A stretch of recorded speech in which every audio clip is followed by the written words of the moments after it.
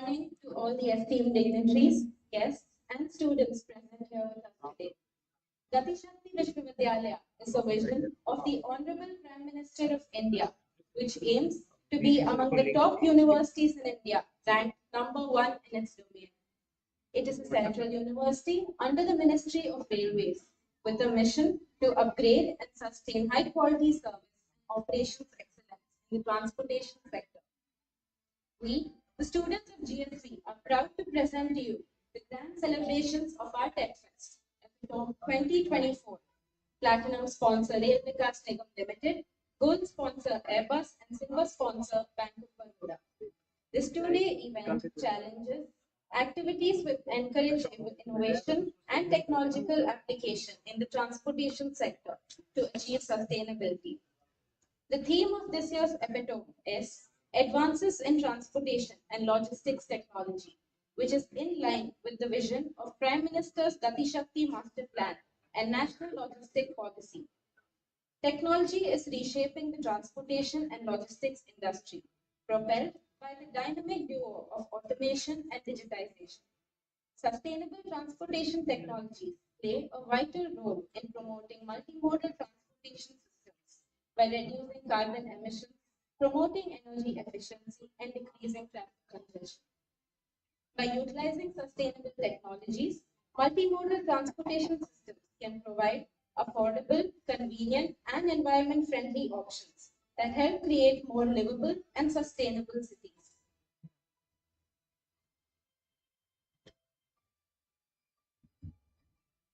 Esteemed guests and dear friends, as we pass in the moment of this gathering, we extend a heartfelt gratitude to each one of you present here. Let us initiate the festivity by felicitating our honored guests as a gesture to recognize their unwavering support and guidance. I would like to call upon our Vice Chancellor, Professor Dr. Manoj Chaudhary, to do the honors.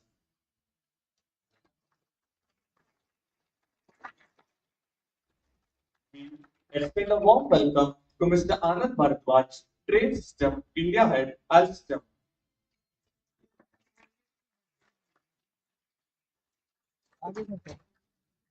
We are privileged to have with us Dr. Mr. Mohit Sinha, former DG HR, Railway Board.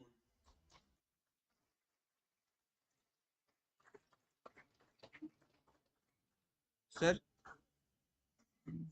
link.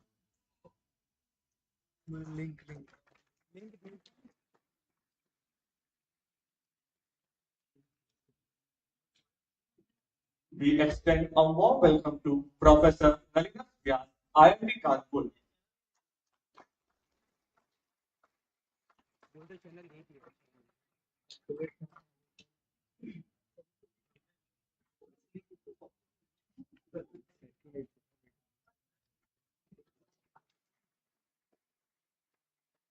We are privileged to have with us Sri H.R. Sundar, PED, Track and Design, NHRCL.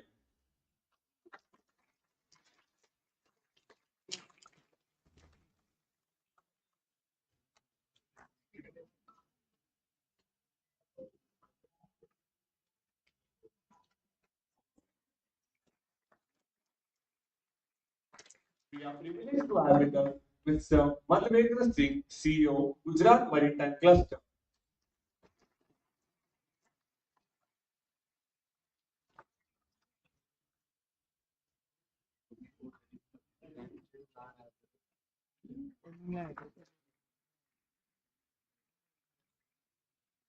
We extend a warm welcome to Sri E. Srinivas, Joint Secretary, DPIIT, Government of India.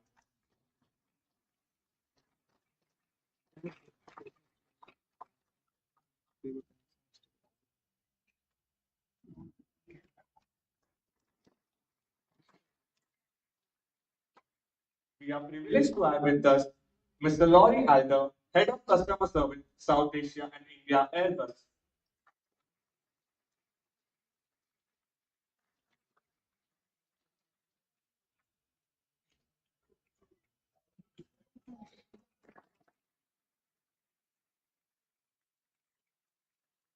We extend a warm welcome To Sri Avdesh Singh, Executive Director, Leah Associates, South Asia Private Limited.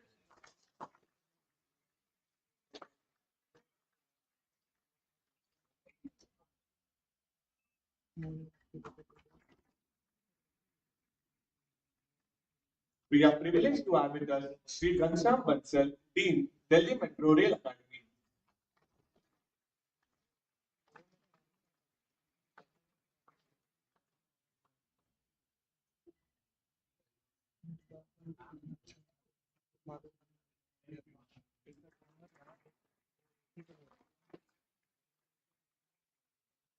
We are privileged to have with us Professor Chetan Vaidya, ex-director, School of Planning and Architecture. We extend a warm welcome to Professor G.R. Sinha, GSFC, Vadodara.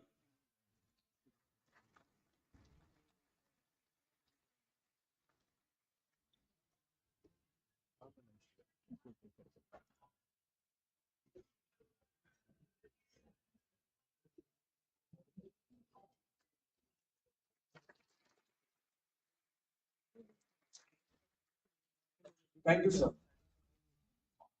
Lamp lighting, or lamp lighting, also known as deep ritual, in Indian culture is a significant ritual that symbolizes the victory of light over darkness, knowledge over ignorance, and good over evil. It represents the eternal presence of the divine and is believed to ward off evil spirits and bring prosperity and happiness. In addition to religious significance, lamp lighting also holds cultural and social importance. It is a gesture of welcoming and hospitality, and it is common to light lamps during auspicious occasions like wedding, engagement, and housewarming ceremonies.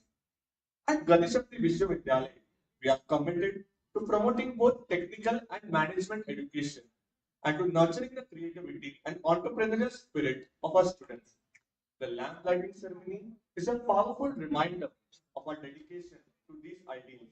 Hence, I would like to call upon our Vice Chancellor and our esteemed guests to come forward to light the lamp and inaugurate Epitome, the annual Tech-Fest of GS3. Platinum sponsor Rail Vikas Nigam Limited, Gold sponsor Airbus, and Silver sponsor Bank of Baroda.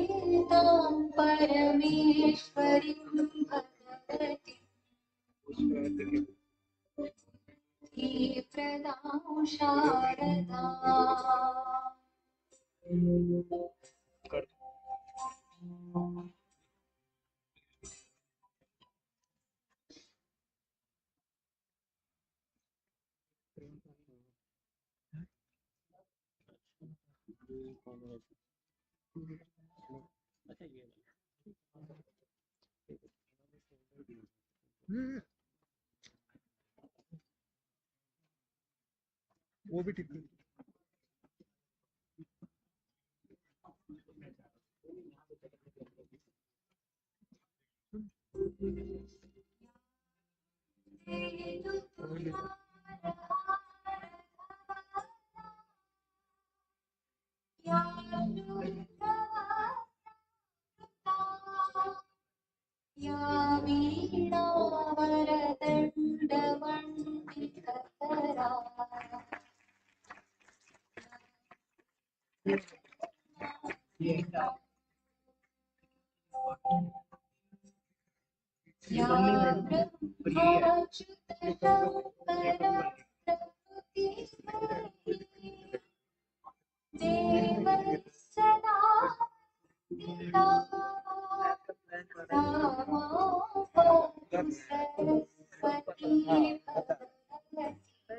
हाँ पता है।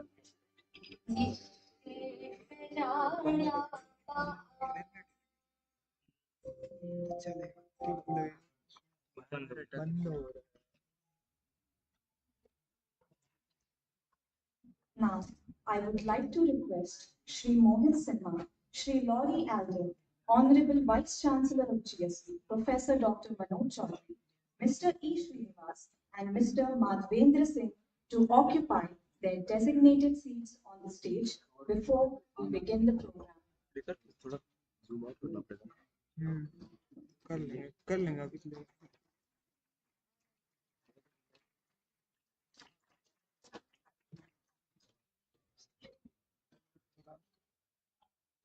हाँ आओ।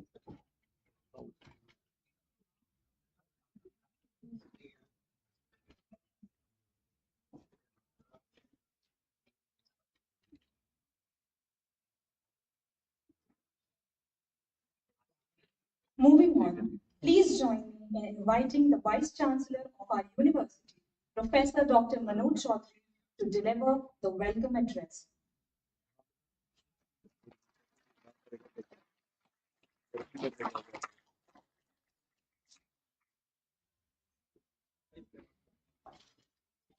Good morning. It is such a wonderful occasion to be here this morning with such esteemed guests that we have. I'm so thankful that all of these distinguished guests accepted our invitation to be with us. And I'm extremely happy, Sri Mohit Sinha. He is the guiding force behind setting up this university as the DGHR of the Railway Board.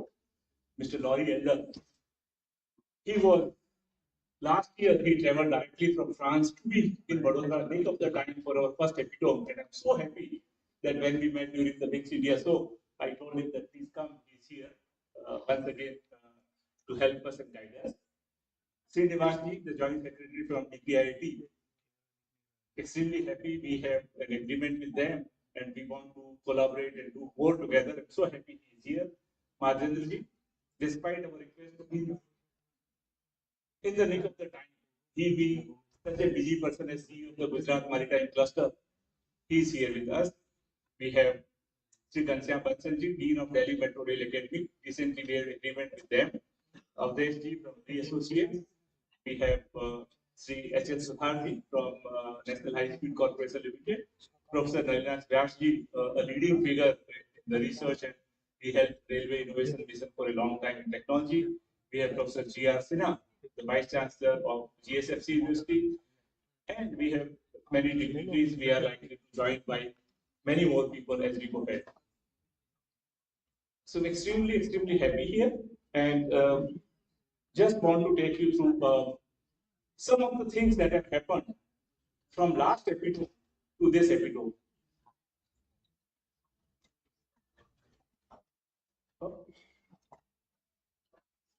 Can you go to the first slide, please? Okay.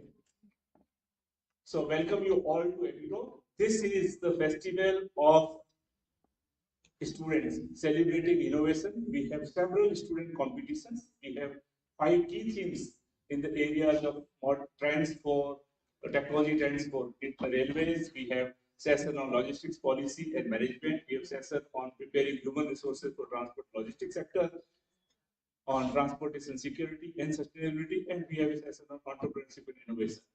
We have prepared 5 sessions, and besides this, around 10 student competitions on hackathons, design competitions. So it is a celebration of the innovative spirit of young India. The young India that our Honorable Prime Minister always talks is the foundation for Viksit Bharat. And so ये युवा भारत का एक नजारा. Last year we had epitome on 27th, 25th and 26th of March. So we are almost 11 months down the line, and we are having our second epitome.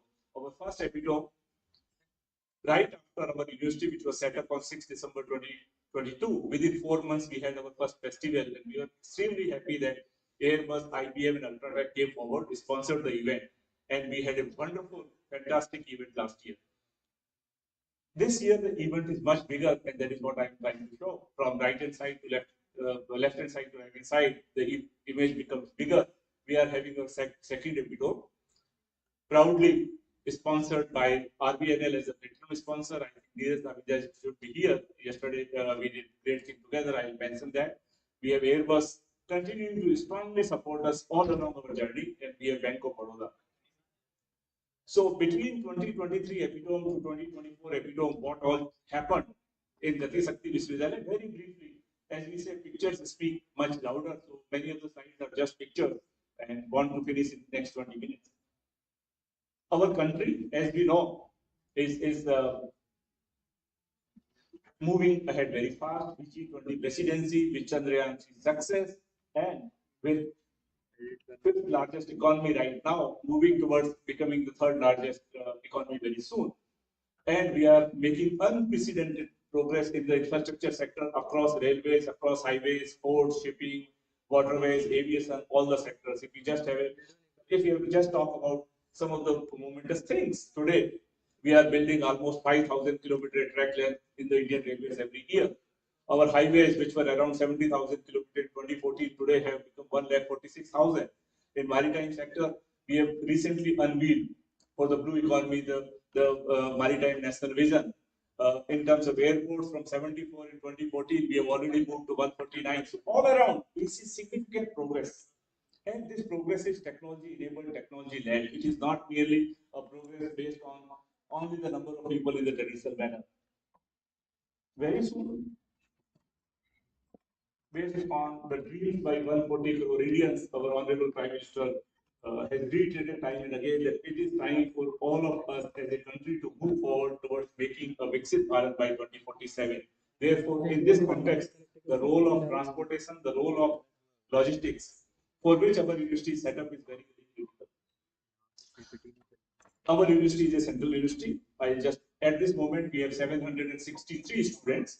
We have 27 regular faculty members. We are supported by around 50 visiting faculty members. We have several BTech programs. Going ahead, we will also introduce master's program and PhD programs. We are enabled by superior infrastructure available of all the centralized training institutes of Indian Railways. And we prepare a curriculum that is industry-driven and industry-driven.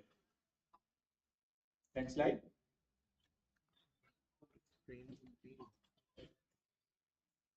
What happened?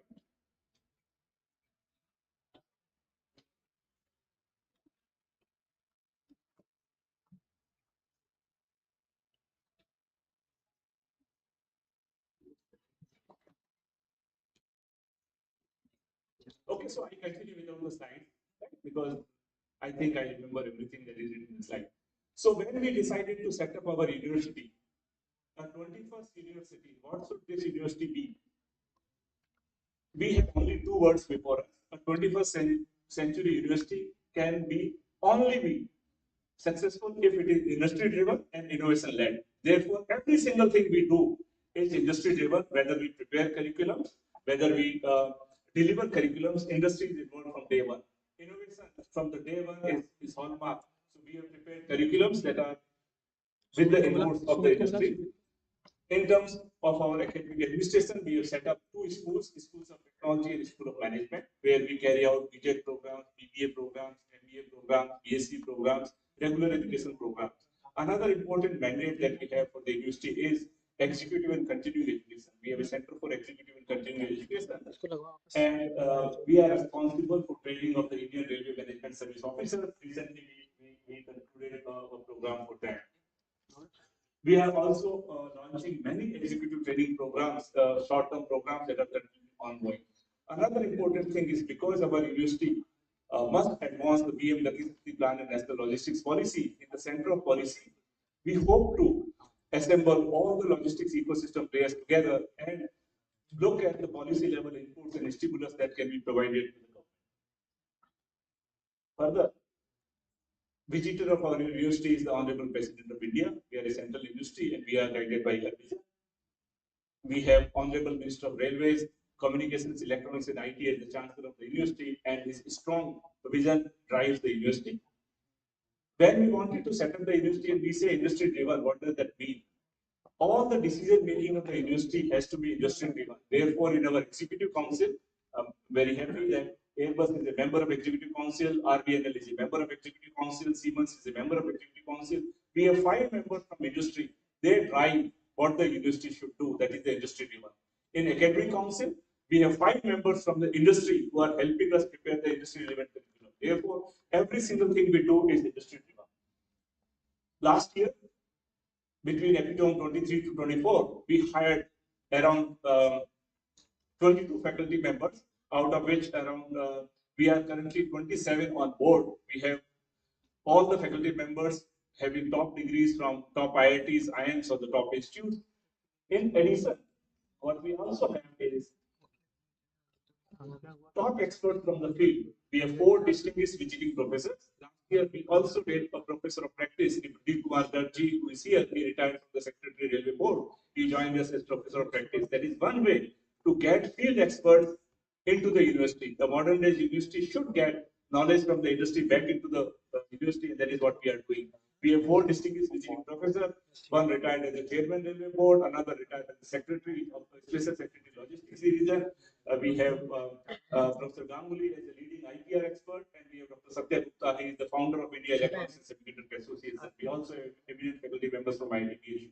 Summary: we have people who have strong fundamental knowledge and leading with the PhD from the leading institutes. We have people from the field, and we have roughly around 50 visiting faculty members, mostly officers from Indian Railways, that of IITs, IIMs, nearby institutes who are coming here and engaged in teaching various disciplines here.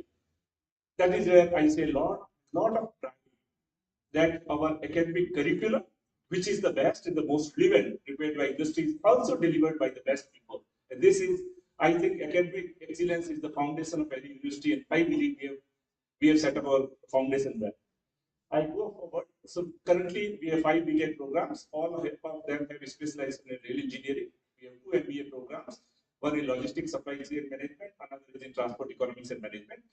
Based on this new curriculum, last year we gave admission to 238 students in the first year in the BTech curriculums. We gave admissions to around 38 students in the MBA curriculum. As of now, we have 763 students. As we go ahead, we will introduce programs related to aviation sector, related to shipping sector, and defense sector. So I'm skipping some of the slides in the interest of time. All I want to mention is in order to become industry driven, we have made sure that there is an internship after every year of study. So we take person after first year, after second year, after third year, a total of 13 weeks internship. Last year project, last semester project of 26 weeks, he or she can do in the industry. So theoretically, a student during a 4-year BTech program can spend up to 39 weeks in the industry. I do not think there is any other university in India that allows such kind of industry immersion, and that is the hallmark of this industry-driven university. A large number of industry members visiting us for placement. Last year, we had 77 companies that visited us. This year, we have 83 companies already with us. Many of them completed their process, remaining are in process. And we believe as we go ahead, we continue to get a large support from the industry.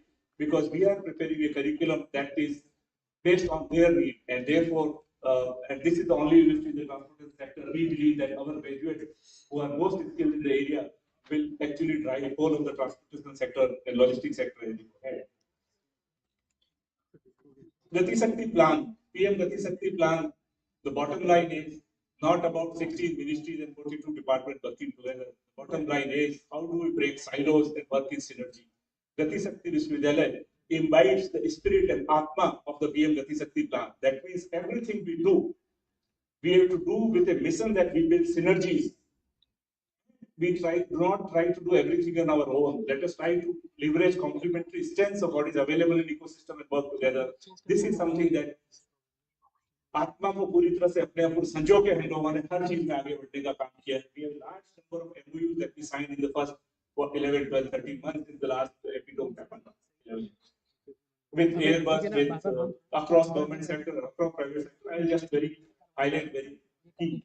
First and the biggest, with the Airbus, to start with, on 7th of September, we signed an agreement with Airbus, as Mr. Laurie Elder will also highlight. Airbus, apart from being the leading aircraft manufacturer in the world, is also setting up India's first aircraft manufacturing facility right here in Gujarat. In order to prepare human resources for the sector and to strengthen aviation and aerospace sector, Gati Shakti Vishwavidyalaya and Airbus are working together. We have identified few short-term programs, and we are also planning to introduce a BTech program in aviation engineering.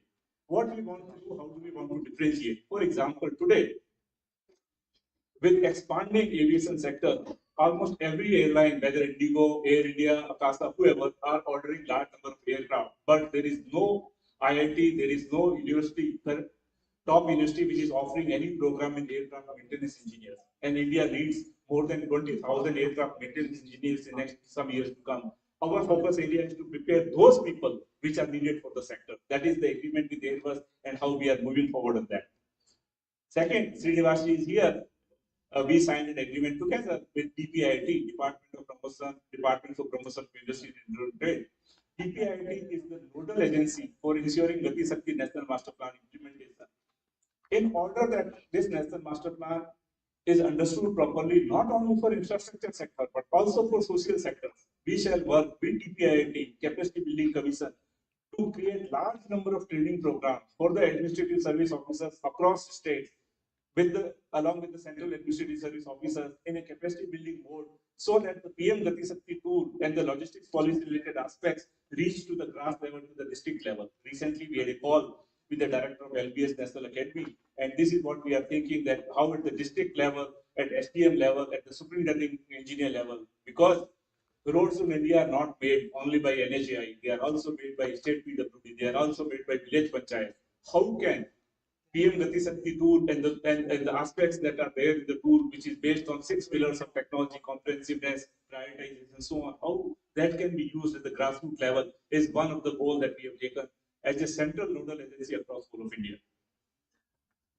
Next, very recently, we signed an agreement with Karmyogi Bharat on iGOT platform along with DPIT Capacity Building Commission. How do we train civil servants by having many of the online courses available on the iGOT platform? Nippon Koi is a Japanese company in the engineering construction and engineering consultancy space. We have an agreement. They have already hired few people from our university. Hiring is just one aspect. We want to have faculty exchange from our side to their side and their side to our side to have a strong technology organization working with Nippon Koi. On 15th of February, we signed a big agreement with Delhi Metro Rail Corporation. As we all know, metro is the primary form of urban transportation system in whole of India. Almost 20 cities in India are likely to have metro rail operations and ever expanding demand. We have around 50,000 people working in the metro, along with Delhi Metro Rail Academy. We shall prepare those training programs in Gati Shakti Vishwavidyalaya which are related to metro rail technology and metro rail management. So we shall introduce some joint programs with them. We shall have leverage of strengths of each other. And I'm very happy that Ghanshyamji, the dean of the Delhi Metro Rail Academy, is here with us, and we can discuss more and we can actually launch. One thing that I want to assert here, we are not signing MOU for the sake of signing. We are very, very serious. If it cannot be implemented, I don't want to be signatory to an MOU. And every single MOU After its signing, we have made significant progress in moving forward its implementation. With Indian Maritime University, which is under Ministry of Port, Shipping and Logistics, we signed an agreement during Global Maritime India Summit on 17th of October. And today we are discussing with them. We are going to launch a joint MBA program in Port and Shipping Logistics. We have a 3-member team from GSV, 3-member team from Indian Maritime University working on the curriculum. So first year of the program may be in GSV. The second year of the program may be in the maritime sector because IMU has many campuses in Visakhapatnam, Goa, in Chennai, in Bombay, and so on. And therefore, we want to leverage the strength. Gujarat Maritime Cluster CEO Madhendra is here, and we look forward to strongly collaborate along with Gujarat Maritime University, Gujarat Maritime Cluster to really make big progress in this sector. In terms of academic, we have taken a lot of responsibility and expectations of being a nodal agency trained civil servants. We want to work with like-minded, strong institutions. NITI, which has now become IIM Mumbai, we have an agreement with them, with the nearby IITs that of Gandhinagar and Jodhpur. We have also signed an MOU with BITS Pilani. We really want to make sure that we do not try to do everything on our own and falter, rather than build synergy across the institutions, across corporates, across government to take this whole vision forward. In our first year of operation last year, we had 5 patents granted. On 15th of September, Engineers Day, it is perhaps the first instance of any university in first year having 5 patents. We launched Incubation and Innovation Center, and we are receiving tremendous interest from startup people on how can they set up something along with the Shakti Vishwavidyalaya. Tomorrow we have 3 startups that talk in the entrepreneurship and innovation center. And we try to really make sure that our students are not job seekers. They should also be job creators. Today in India, with the Startup India mission, we have more than 1 lakh startups. The railway particularly has a lot of requests and demand, whether in terms of the condition monitoring of the tracks or in terms of broken rail detection systems or predictive asset maintenance. There is a tremendous opportunity available for the startup ecosystem to contribute to the whole transportation sector. Railways is just an example I mentioned. Similarly, logistics sector is all about technology enablement, using AI, machine learning, quantum technologies, robotics. So there is an opportunity. That is what we are beginning to do, and we have already started solving problems. Our students celebrated our cultural festival, and we had a very good sponsorship from State Bank of India. I want to thank them for this. This campus is academically very vibrant and culturally very alive, and that is made possible by a very proactive students. And I'm very, very happy that we have 763 of them, the young India that is currently here. We also had our first convocation last year, because when we were set up as a central university, a 4-year-old deemed to be university, National Rail and Transport Institution, was merged into us, and we conducted our first convocation with Chairman Railway Board as the chief guest. We had Missile Woman of India, Dr. Tess Thomas, as guest of honor, and Professor Bharta Chaturthi, former director IIT Kharagpur, is guest of honor. So 380 students were awarded degree in the convocation. As an inclusive university, we have 20% of our students covered by the financial assistance scheme. Based, it is merit cum means scholarship. That means there is emphasis on the merit in terms of the marks they have, and means is if the income level is below a certain threshold, around 20% of our student population be covered through this scheme. Perhaps the only university which by its own funds is covering such a large portion of the students through financial assistance. We are looking forward for more and more cooperation across corporate sector, and I'm very happy to tell that on 15th of February, Siemens, one of the large corporate houses in India, in order to encourage more and more female in the transportation sector, particularly railways, signed and announced that all female students henceforth getting admitted into Gati Shakti Vishwavidyalaya below a certain income level will get this scholarship.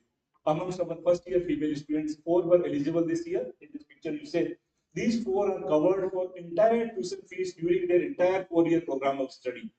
That is the university's way of making sure that we have diversity and we focus a lot more on the female participation in the sector. Further, our executive council took a decision that this academic year 2024 onwards, we have 20% of seats in all our programs reserved for the female students. This is another way of moving forward, that with Nari Shakti, the whole transportation logistics sector will move forward, and GSV shall be a pioneer again.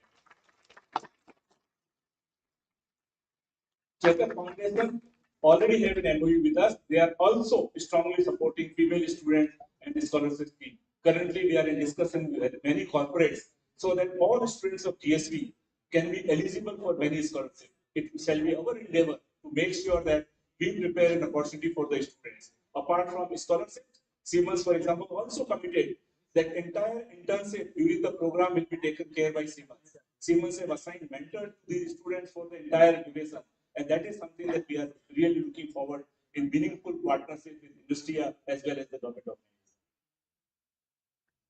In the ecosystem, it was our first year. However, we showed very strongly in Indian Mobile Congress, in Vibrant Gujarat Summit, and recently concluded Logimat, that is biggest logistics exposition. Gati Shakti Vishwavidyalaya was a knowledge partner. So we contributed in planning all the sessions. Technical sessions were contributed by Gati. So Gati Shakti Vishwavidyalaya, if it has to be a nodal center for transportation logistics sector, is taking all the steps to really move forward in that direction. This is of yesterday, the 1st March 2024. In the current campus, we did the Bhumi Pujan with 630 crore approved by the government of India. Rail Vikas Nigam Limited is constructing modern infrastructure in the campus. Yesterday, the Bhumi Pujan was done by the Honorable MP of Vadodara in this campus. We are constructing new classrooms, we are constructing laboratory blocks, we are constructing hostels for 1,250 students, a large auditorium of 524 capacity. Today we are only 200, 300, we can see that. Parking space and so on. So this modern campus, 4 of the pictures are shown here in terms of how the classroom can look. Very modern academic block, laboratory block, hostel. We believe if Gati Shakti Vishwavidyalaya is the epitome of infrastructure sector, its campus must truly reflect that. And that is the direction in which we are moving. In addition to the current campus, which is only 55 acres, we are in the process to acquire land of 109 acres. And we hope that in April of 2024, currently some SDM level processing is ongoing, we will have 109-acre land in Vadodara area, 16 kilometers from here, where we can construct additional campus of modern infrastructure, which can house 8 to 10,000 students as we go ahead, including faculty housing. Last slide. We are all in Vadodara. Vadodara not only is a cultural city, Vadodara is also home to many industries, whether it's agrochemicals, whether it's automotive component manufacturing, now the aviation sector, in electrical sector. So what we are trying to do, Gati Shakti Vishwavidyalaya, by talking to the like-minded universities like MSc University, the VC will be here soon, GSFC University, and industry players here, we shall create together a Vadodara City Knowledge and Innovation Cluster, so that companies, MSMEs, governments, industries, universities can work together to leverage knowledge from each other and create a synergy for the holistic development of the whole of the city. At the next academic, this is the last slide. So we are launching aviation program with Airbus. We are launching metro program with Delhi Metro. We are launching shipping programs with the Ministry of Ports, Shipping, Waterways, and the Maritime University. We are already doing with the capacity building for Indian Railway officers, for DPIT, and capacity building officers for government servants. We shall launch this year MBA programs in multimodal transportation systems and intelligent transportation systems tech program. We shall also do a PhD program this year. To start with, we shall do for the working professionals and then for the regular students. Literally speaking, though it is used in the literary word that we have miles to go, but we are in the transportation sector. We actually word by word also should mean that we have miles to go, both in the transportation and logistics sector. So it is not merely a synonym; it is actually something that we have to do. Thank you so much for your attention, and we believe. Together with the participation of all the students, faculty members, staff, industry stakeholders, government, we believe कि विकसित भारत के निर्माण में गति शक्ति विश्वविद्यालय गति भी देगा और शक्ति भी देगा. Thank you so much.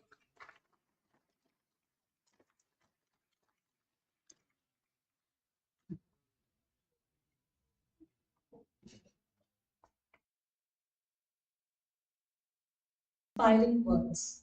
Moving on with the program, we are thrilled to welcome back Sri Laurie Alder for another year of Epitome. He is the head of customer services for Airbus commercial aircraft in Southern Asia. His team delivers services such as flight crew and maintenance engineer training, fleet technical management, spare supply chain solutions, maintenance engineering support, and services including retrofit solutions, technical support, digital solutions, flight operations support, and technical data authoring. He is also responsible for developing new and innovative service solutions benefiting Airbus customers in the region and contributing to aviation infrastructure developments for the South Asia region by leveraging Airbus expertise. Sri Lori holds an engineering degree from Manchester University, is a member of the Royal Aeronautical Society, and is a dual British-French national. Before taking on his current role with Airbus, he led customer support teams in the Asia Pacific, Africa, Middle East regions, amongst multiple other positions in Airbus customer service spanning 30 years. Ladies and gentlemen, please join me in welcoming our esteemed guest to the stage, whose insights and expertise will undoubtedly enrich the gathering.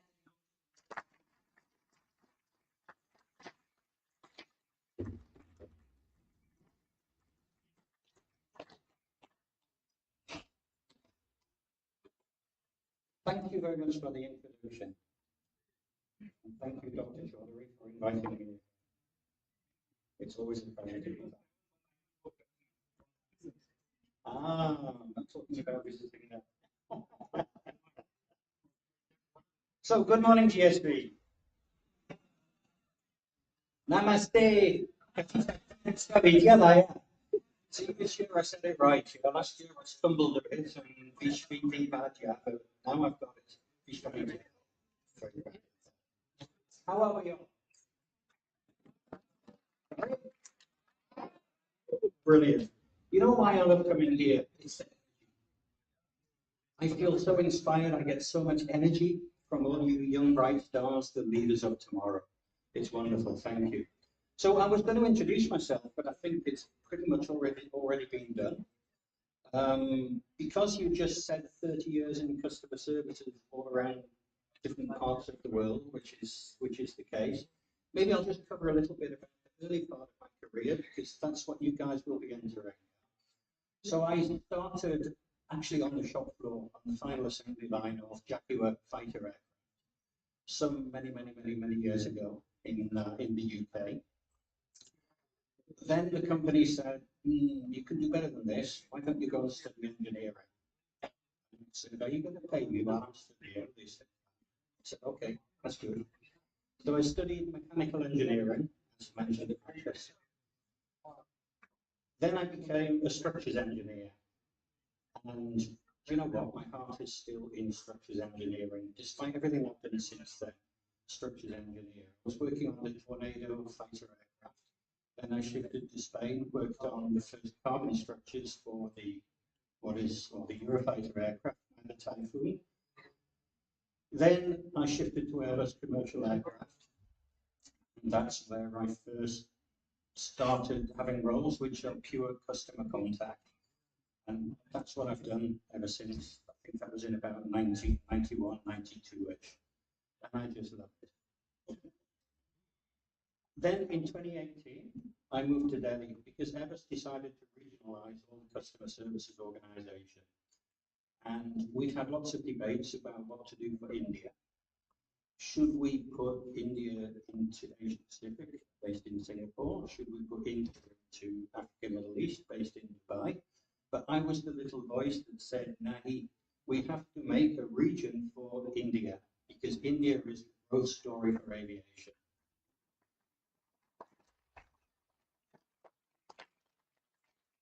And I said, okay, if you believe so strongly in that, get yourself out to Delhi and set it all up. And that's what I've been doing since 2018. We're now at about 500 people strong. It's just fantastic. But what I'm going to talk about principally is about the aviation growth in India, because it is so stunning. You know, for some time we've been predicting a revolution, a new dawn in the Indian aviation industry. Well, guess what? That new dawn has now started. With the growth in traffic, both domestic and international, you know, that India's domestic passenger traffic levels, it was at an all-time high in 2023 with 153 million passengers. Can I have a show of hands, please? How many of you took a flight in 2023?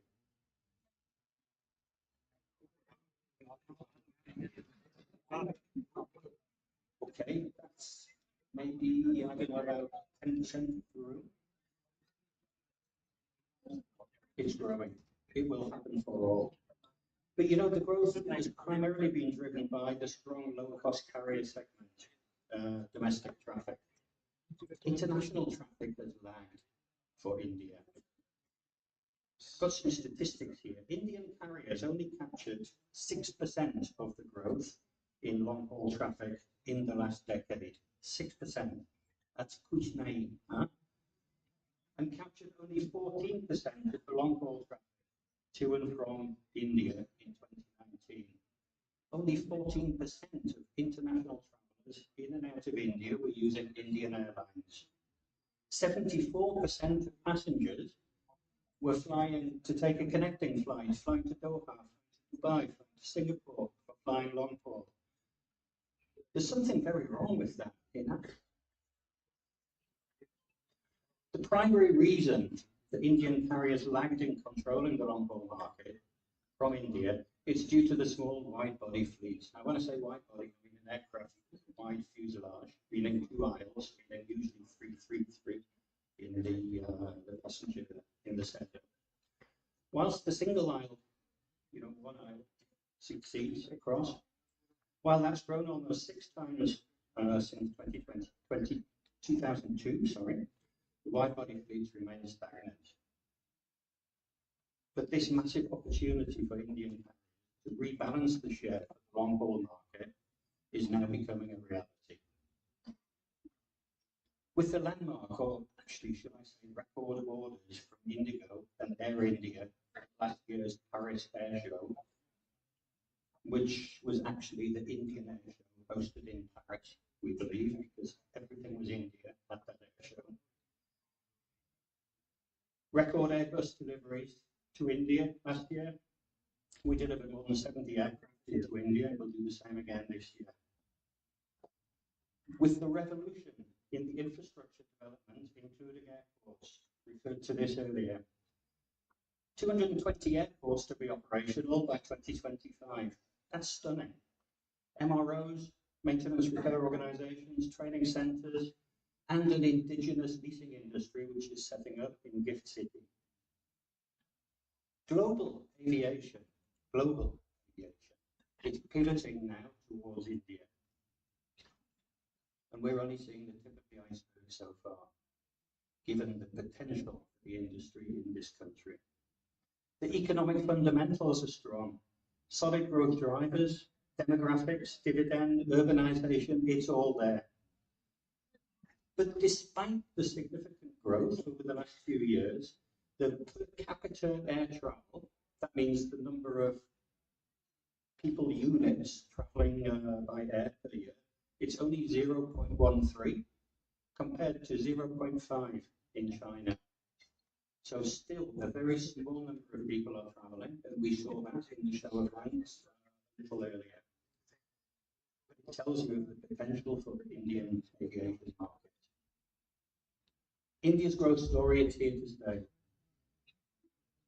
I've already mentioned the fastest growing aviation market, pivoting towards India, global aviation. All of this means that India will need more than 2,200 new generation aircraft up to 2040. Indian aviation is a force that will power global aviation in the coming decades. So what's Airbus doing about this? Well, you know, when we talk of India, we talk of growth, as I was doing. We talk of resilience. But we're very proud in Airbus to say that we've been a long-standing partner to India in the whole part of this growth story. For more than 60 years, technology and know-how from Airbus. It's not only catalyzed the growth of the civil aviation, but also supported the modernization of the armed forces. Today, Airbus is India's aircraft of choice. We have more than 75% of the market share in domestic commercial aviation market, as well as the order book following the Indian Air Show based in Paris last year. And we're very, very keen on developing the ecosystem in India, focusing on aerospace and defense. For Airbus, I've mentioned India as a key focus, but it's not only as a market. More important than that, it's also a strategic resource hub for us. And we recognize, we leverage, we develop the remarkable local talent here, people like yourselves, through our fast-growing engineering, digital and innovation center in Bangalore. We design in India there, we innovate in India there. But there's more to the Indian growth story. The Indian aviation supply chain. Atmanirbharat in the aviation industry is not just wishful thinking. It's becoming reality, and it's at the heart of Airbus's strategy. Did you know today every single Airbus aircraft, every single Airbus helicopter, it's got critical technologies designed, made, and maintained in India? That's really quite something special. And we're developing the supply chain holistically. And the manufacturing is not just simple brackets and pieces like that, it's complex parts. And developing complex parts is a real major step forward. Advanced systems, flight warning computers, apart from training local manpower to be able to support this growing part of the manufacturing ecosystem. The complex components that are being manufactured in Hyderabad and Bangalore. And for doing this, we're working with some of the most well-known Indian companies like Tata, like Mahindra, like Infosys, like Aquus, like Dynamatic. And with Dynamatic, that was the company with which we signed the contract just some weeks ago to manufacture every single door. That means passenger doors, emergency exit doors, cargo hold doors, APU access doors, emergency exit doors. Every single door on the A220 aircraft is now manufactured in India. This is wonderful.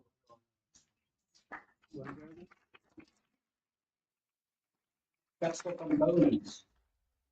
But as Dr. Chaudhary mentioned earlier, we're also building a final assembly line for military transport C295 aircraft right here in Vadodara. But that's not all. We're now going to open also a helicopter H125 final assembly line in India. Today, the supply chain in India generates $750 million per year for the Indian economy and more than 7,000 jobs. Is this significant? Yes. Can we do more? Yes, and we will do more. We make it in India. What does this amazing growth mean for the maintenance, repair, and overhaul sector? As a manufacturer of civil aircraft, what we want is the aircraft to be flying. We don't want them on the ground. We don't want them in the air, because for an airline, they're only making money from their aircraft whilst they're flying and carrying passengers and cargo. However, all aircraft have to be maintained. So what's absolutely required is a very, very efficient, cost-effective, fast, world-leading MRO facilities in the country. This is a real key potential area for the Indian aviation ecosystem. And what can Airbus do to help that maintenance repair organizations? Well, we support the MROs. We provide knowledge base, we provide parts, tools, expertise, digital services, innovative solutions, such as drone inspections. It takes ages to inspect the external part of an aircraft. Do it with a drone and it's done in half an hour. All of this can bring the Indian MRO ecosystem up to world-class status. This is what we've done in supporting Hindustan Aeronautics, who have a military maintenance center in Nashik. They want to introduce civil aircraft maintenance there as well. So we signed a partnership with HAL to do this some months back. and we're helping them build the fifth big MRO in India in Nashik. So we support in India. But we realise our responsibility to help in the skill development as well in the local workforce. So we're also supporting airlines by participating in the skills development pipeline for the next generation of aircraft maintenance engineers, again, as we mentioned earlier. In addition to the maintenance type training centre that we've had open since 2007 in Bangalore, we've already started working with several institutions, more to come, by providing state-of-the-art basic maintenance courseware. And this is the same courseware that's used in-house for the Airbus people and the Airbus certified training courses, and assisting with the instruction to the highest ever standards. That's for maintenance engineers, but planes have to be flown as well, so pilots. We've come up with a greenfield training centre in India again, in Delhi. It will be open in about 2 months from now. This will house flight simulators for A320, brand new centre. And on top of that, just happened in India, in Hyderabad back in January, we announced a joint venture with Air India, or with Tata Air India, to launch a world-class pilot training centre in Gurgaon as well. So we have 2 training centres, one in partnership with Tata Air India and one which is our own facility. And through all of this, we're going to be training up to 5,000 pilots in the next 10 years. So we skill in India and we make in India. The next revolution is decarbonisation. And here too, India should, will, can, will take a leading role. You know, India has got all that it takes to become a sustainable aviation industry, not just for India, but for the world.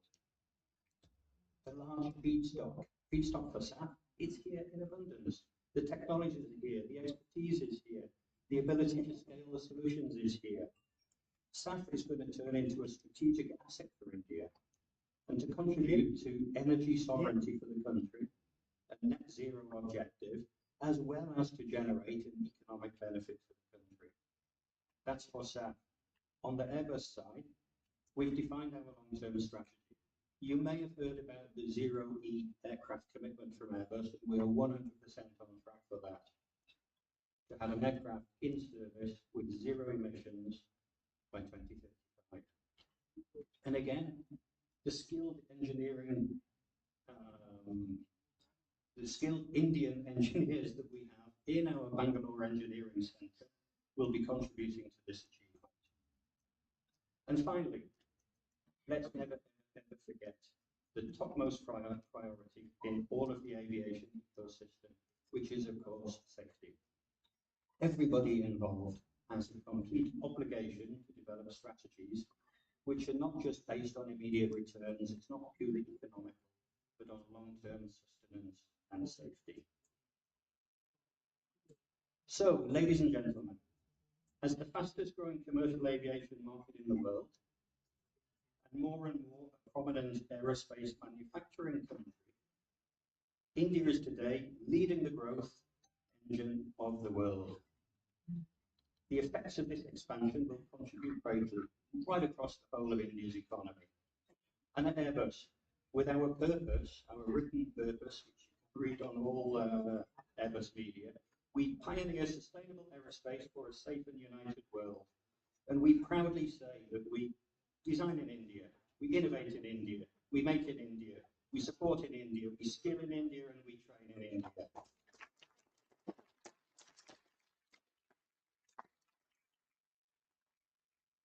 We're paving the way, and it's up to you guys. You are the next generation of Indian talent to make all of this happen. Can you do it? Yeah. Fantastic. Thank you very much.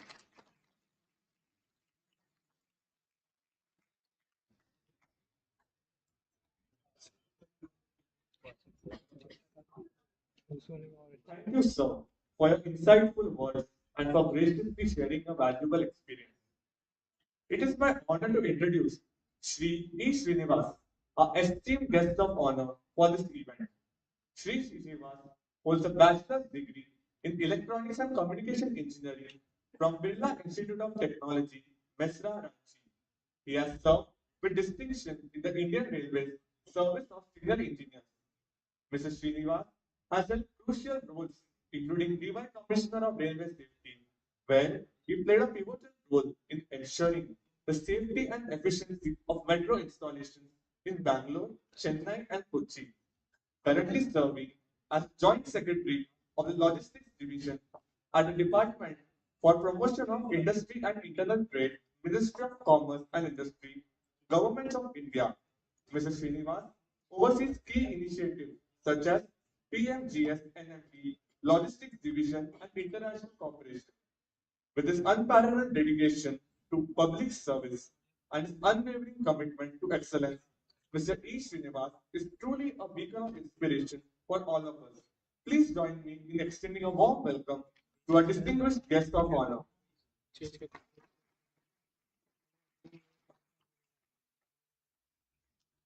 Good morning to all of you.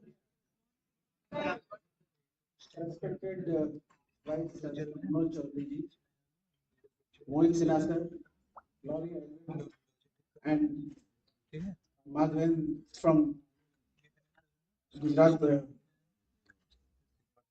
First of all, when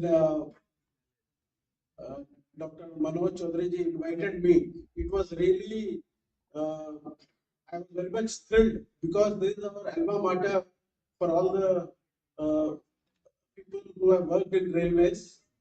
So we have seen this institute changing its name from RSC, Railway Staff College, to National Academy of Indian Railways, to National Rail Training Institute, to finally Gati Shakti Vishwavidyalaya.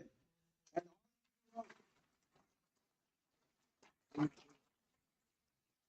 all throughout, this institute has maintained its dignity and sent one of the best, all the best officers, and I hope in the future also it will send out the best students from this institute will pass.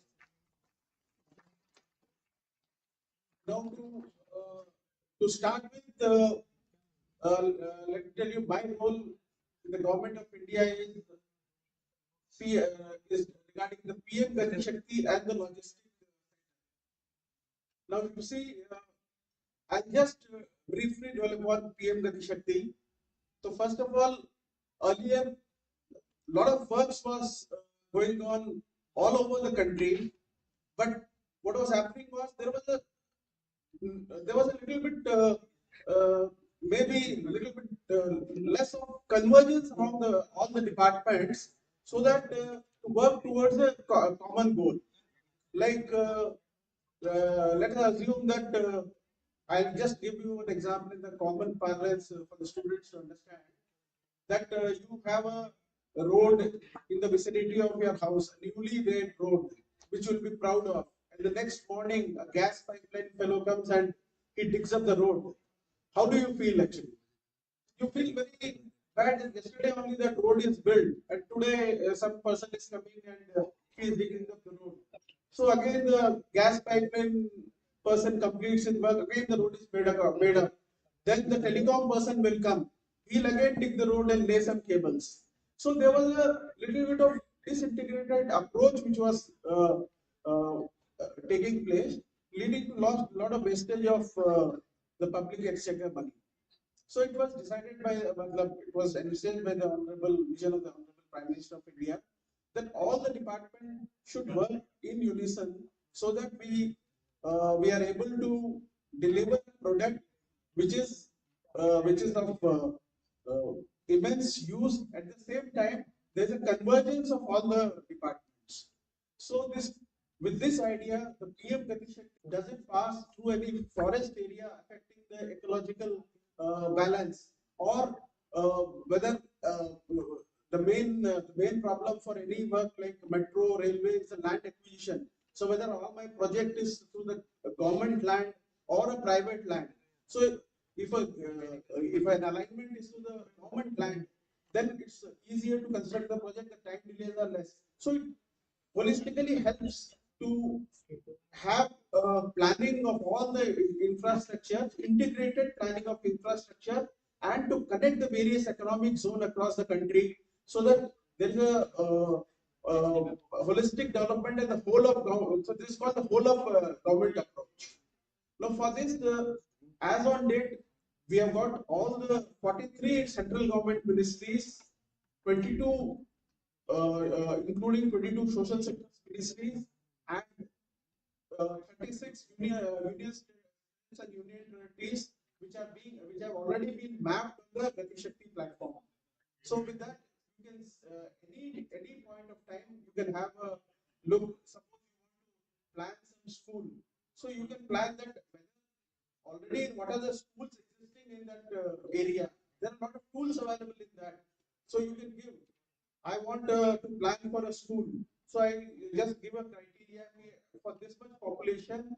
I need a school, and they should not be in a nearby school in any 5 kilometer vicinity. So with the use of tools, you can find out what are my gaps in the country total, how many schools are required. So based on your budget, you can prioritize. These are the schools will be providing. So all the decisions, what I mean to say in my limited point is, all the decisions that you take are all data-driven decision, objective decision, instead of any subjectivity in our decision that, okay, let us open one school here, let us open one school here, or let us make one road here. So whatever the money we are spending, public money, there should be a value for money, because these are all public exchequer money. So when you plan such things, so all the infrastructure, they are all planned across the country, taking into account uh, what is the potential of the development and how you are going to take it further.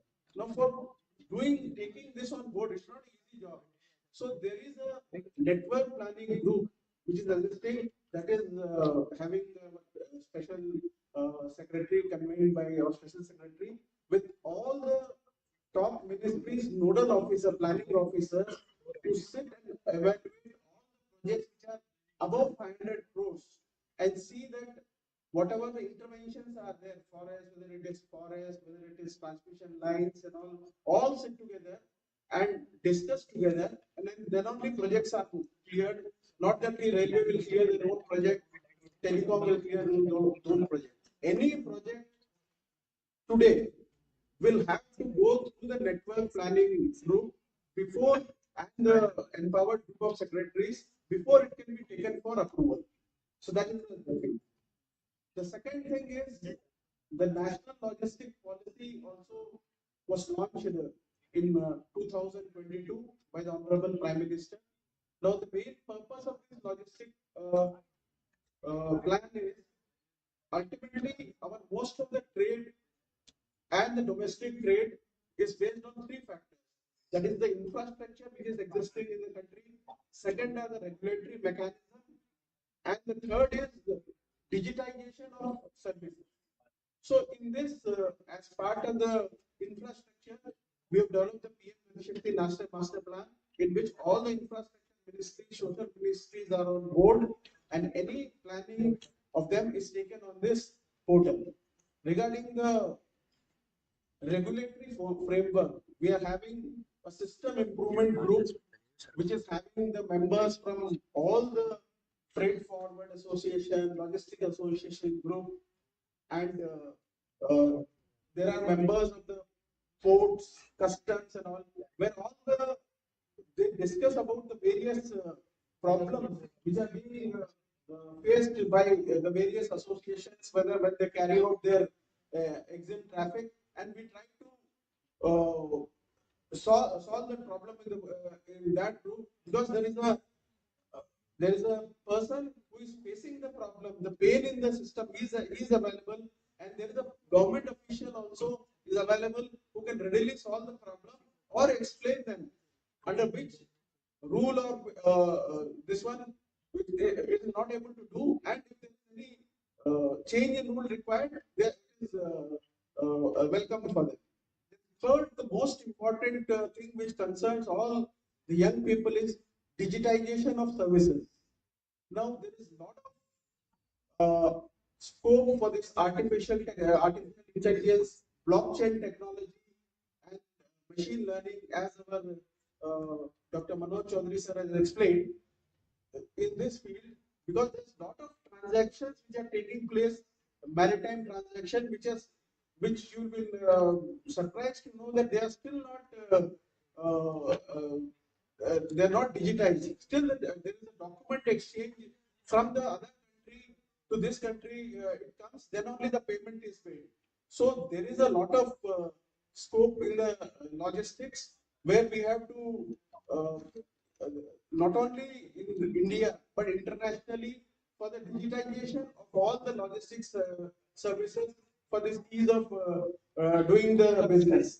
So ultimately, whatever department is there, the main thrust of the government is to make it faceless, contactless, and paperless. So for this, I think a lot of support and innovativeness is required from the young generation, and I think it's a great opportunity which lies ahead of us. Then I was thinking, what was this epitome mean for? I think the Gati Shakti Vidyalaya epitome may be engineering, professional innovation tomorrow for a beautiful ecosystem. So next thing I want to tell you about our partnership with Gati Shakti Vidyalaya. In the last October 2023, we have signed a MOU with Gati Shakti Vishwavidyalaya, and the sole purpose of it was to have a pool of resources which should be developed for from Gati Shakti Vishwavidyalaya. At the same time, DVIIT will support Gati Shakti Vishwavidyalaya in uh, in making the syllabus tune with the whatever the industry need. So we have been working together with Gati Shakti Vishwavidyalaya how to tune their syllabus, which are to incorporate whatever the changes, technological and the changes which are taking place across the industry. So we are collaborating with them. So it's, I will agree that it's little bit on a slower track, but I think in the coming days it will gain traction, and we'll be able to collaborate in a more meaningful way, and there'll be a lot of other deliberations across it. I also uh, request Dr. Manoj Chaudhary ji to maybe plan a visit of certain students to our Vanijya Bhavan where they can interact with the various policy making initiatives also in a particular batch wise. That will facilitate. So I can only, in the end, I just want to tell that there is a India is basically the Indian economy is growing at a fast pace, and then all of you should be a part of this great growth story, and we should see that whatever the vision of the Prime Minister that to have a Viksit Bharat and developed nation by 2047. Thank you all.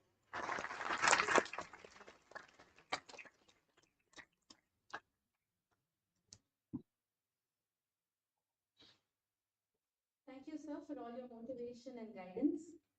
It is my privilege to introduce to you Mr. Madhavendra Singh, the Chief Executive Officer of the Gujarat Maritime Center, the only such cluster in India and the global hub for shipping activities.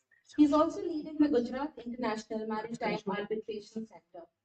Previously, Sir served at the Ministry of External Affairs, International Diplomacy, External Relations, and Public Policy.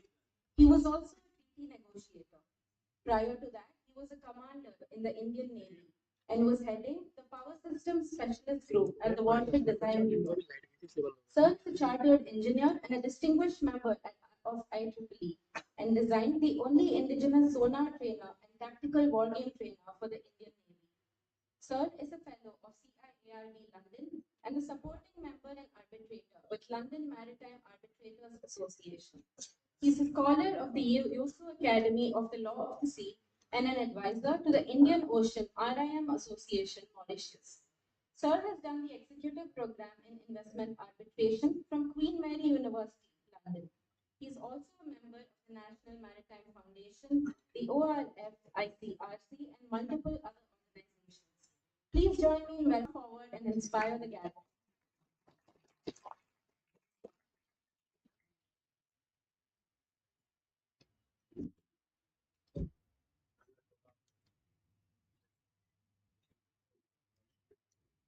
Good morning. Good morning. Good morning. Just left. Thank you very much. Professor Bharadwaj, thank you for inviting me. And dignitaries on dice, distinguished guests. I was to come here and I decided to take the mode of transportation is road. You know why? Because I just wanted to experience how it feels to be on the roads when you're traveling on big highways. And the only lesson I learned, what's the lesson I learned today? I mean, all the time. And today, the lesson I learned is infrastructure is good, but infrastructure is not enough. You need to bring in efficiency. That's where I think the most of the bottlenecks are lying. The infrastructure is, we have enough infrastructure, it's just the efficiency that's lacking. Let me ask all the students, are you okay with the PowerPoint presentation? Well, I think I'll put a structure to what I'm thinking rather than just speak out of my mind.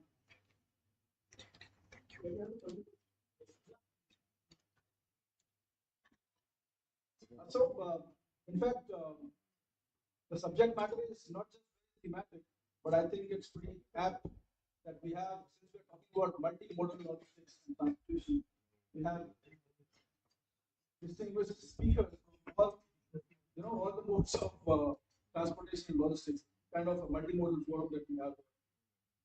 Let me give you a very bright story. In fact, India has just published the third quarter reports, and we have indicated 8% growth in our GDP, which is something to be very proud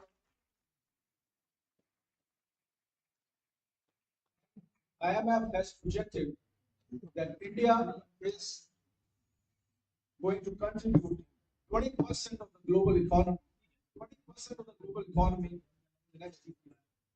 And India is going to surpass Japan and Germany, become the world's third largest economy. I think it's pretty progressive. We think of emphasize, since we are in the university, we have all worked very hard. Now is the time to keep taking forward. Isn't it? So, since we are talking about PM Gati Shakti, the programs which are around it, though I am representing the maritime sector, I thought I will bring in kind of a summary what infrastructure projects and development. PM Gati Shakti, in fact, has led to a very, very rewarding transformation in the development of infrastructure, bringing in efficiency to the 6 pillars that we are working on. So when it comes to the implementation programs of the state governments and even in the state of Gujarat,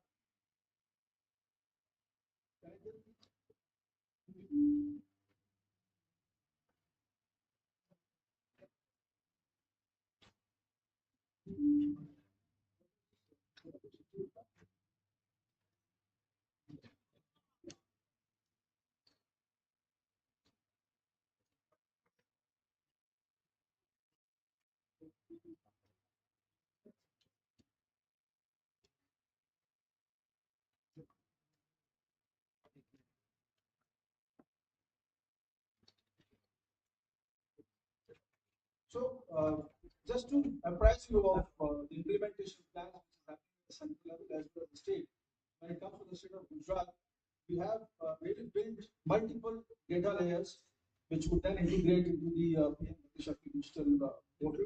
In fact, the idea is to basically connect all the departments, all the ministries together, and to also collect data from all the states. In fact, let me tell you one, if at all I was to identify one major issue with the maritime sector, is the visibility.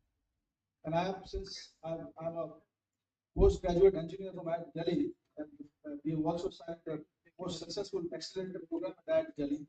The one thing that I found is what's lacking is the visibility. That's where the data analytics comes into play. Now we're talking about big data, structured data, and how to do make our machines learn and then to bring in intelligence into that. So that is where the maritime industry is lacking. And why is that so? That's because the industry is very, very competitive. People in this industry like to keep their cards very close to their chest because of the competition, not just domestically but also internationally. Because you've seen the indexes, the trade indexes, the bulk indexes. It's changing by the hours. Today you fix a frame, tomorrow the index is completely dipped to almost 50%. So that's kind of volatility which lies. That is why they call it a very cyclic industry where there is no visibility into what's actually happening. Unless you have the visibility into the processes, you really don't know where the bottlenecks are. And if I tell you that, in fact, the import-oriented cargo to India is pretty less. And that is why there is a large amount of idle blast on the high seas.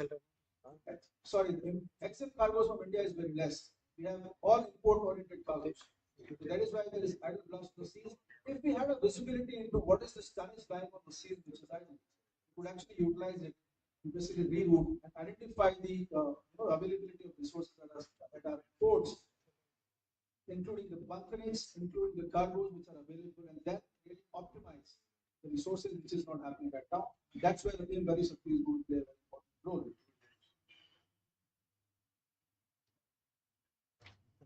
Just to give you a little insight into the maritime sector.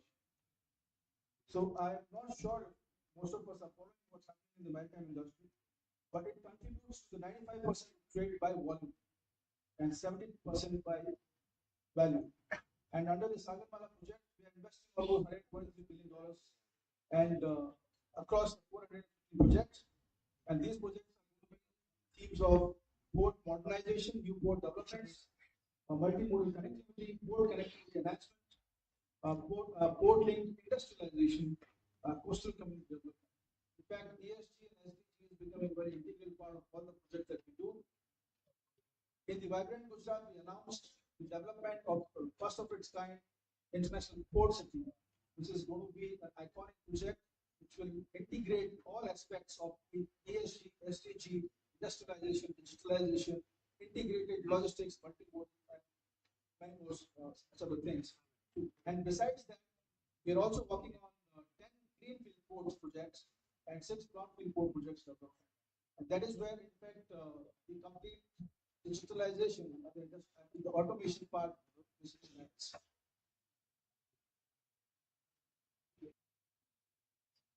Srinivasi also talked about, talking about the supply chain. It is the resilience that we have, even we spoke of efficiency. But I would now want to say that efficiency itself is also not enough. It is resilience that we require in our supply chain. And when we talk about resilience, the important pillars to it, which form part of the good governance, which are supported by organizational structures, the talent that is available, the systemic processes, the data that is available, the kind of technology you can bring into the system.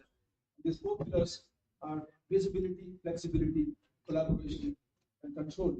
And when I talk about collaboration, it's very important because mediocres think competition, legends think collaboration, of course.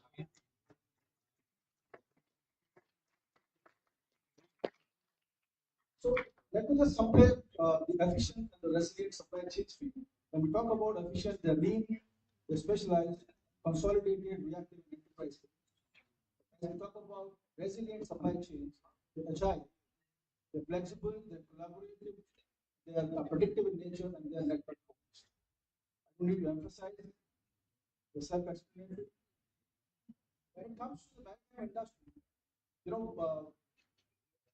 basically we are located in the big city. I don't know how many of us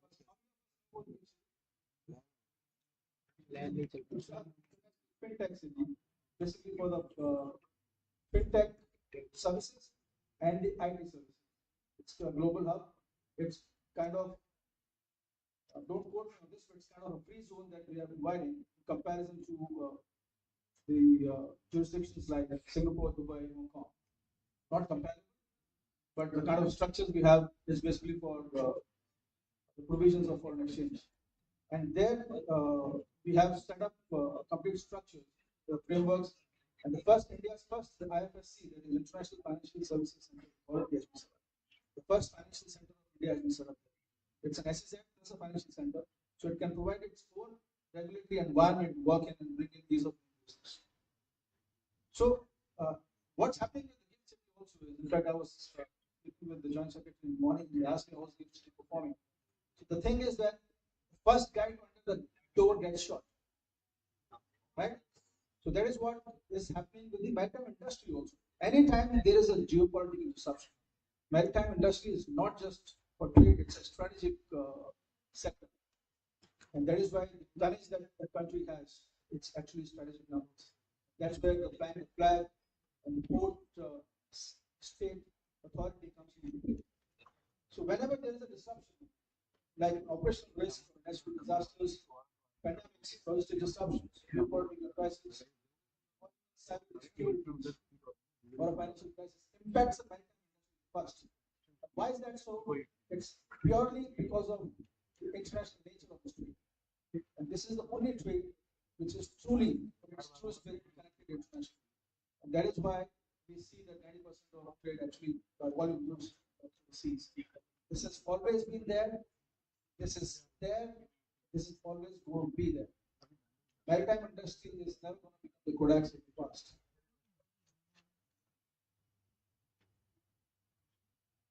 The four major disruptions that we see, the risks that we have to always be prepared for, is the geopolitical crisis, the technological disruptions. We have seen events.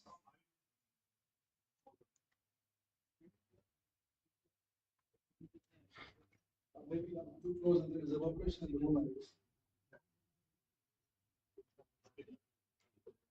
So, and then of course, there will be economic disruptions. Okay.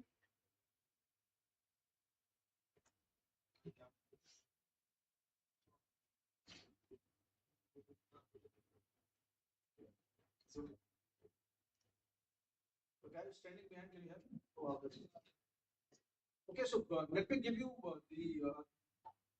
the glimpse of the logistics sector in India. If you talk about the projected trade activities and GDP's growth in India, GDP has grown and grown. We have seen the predictions of $30+ trillion economy by 2047. And similarly, the freights also grown. You see the graph on the right, the freight volumes, the activity is going to grow almost parallelly with the GDP's growth. Talk about the logistic industry growth. We have seen a remarkable growth, expanding from 15 billion in 2000 to 100 billion in 2020, and anticipated growth of 380 billion by 2025. The lost cost of logistics has been talked about pretty much. There have been indices, multiple indices applied for measurement of logistics performance index. But recently also there have been studies done. Leeds under the DPIIT is also doing a program to check logistics performance of the states. Gujarat has always stood on top. And in this logistics, cost of logistics is basically in India, it's almost 30 to 14% of GDP as compared to the international best standards of 8% in global economies. Talk about the IT and the export opportunities. 75% of supply chain vendors will embed AI and analytics that we have been speaking about a lot. We had the Maritime Vision 2030, which provided us multiple frameworks that we need to work on parallelly. Now we also have AK-47, that is Amrit Kal 2047 vision.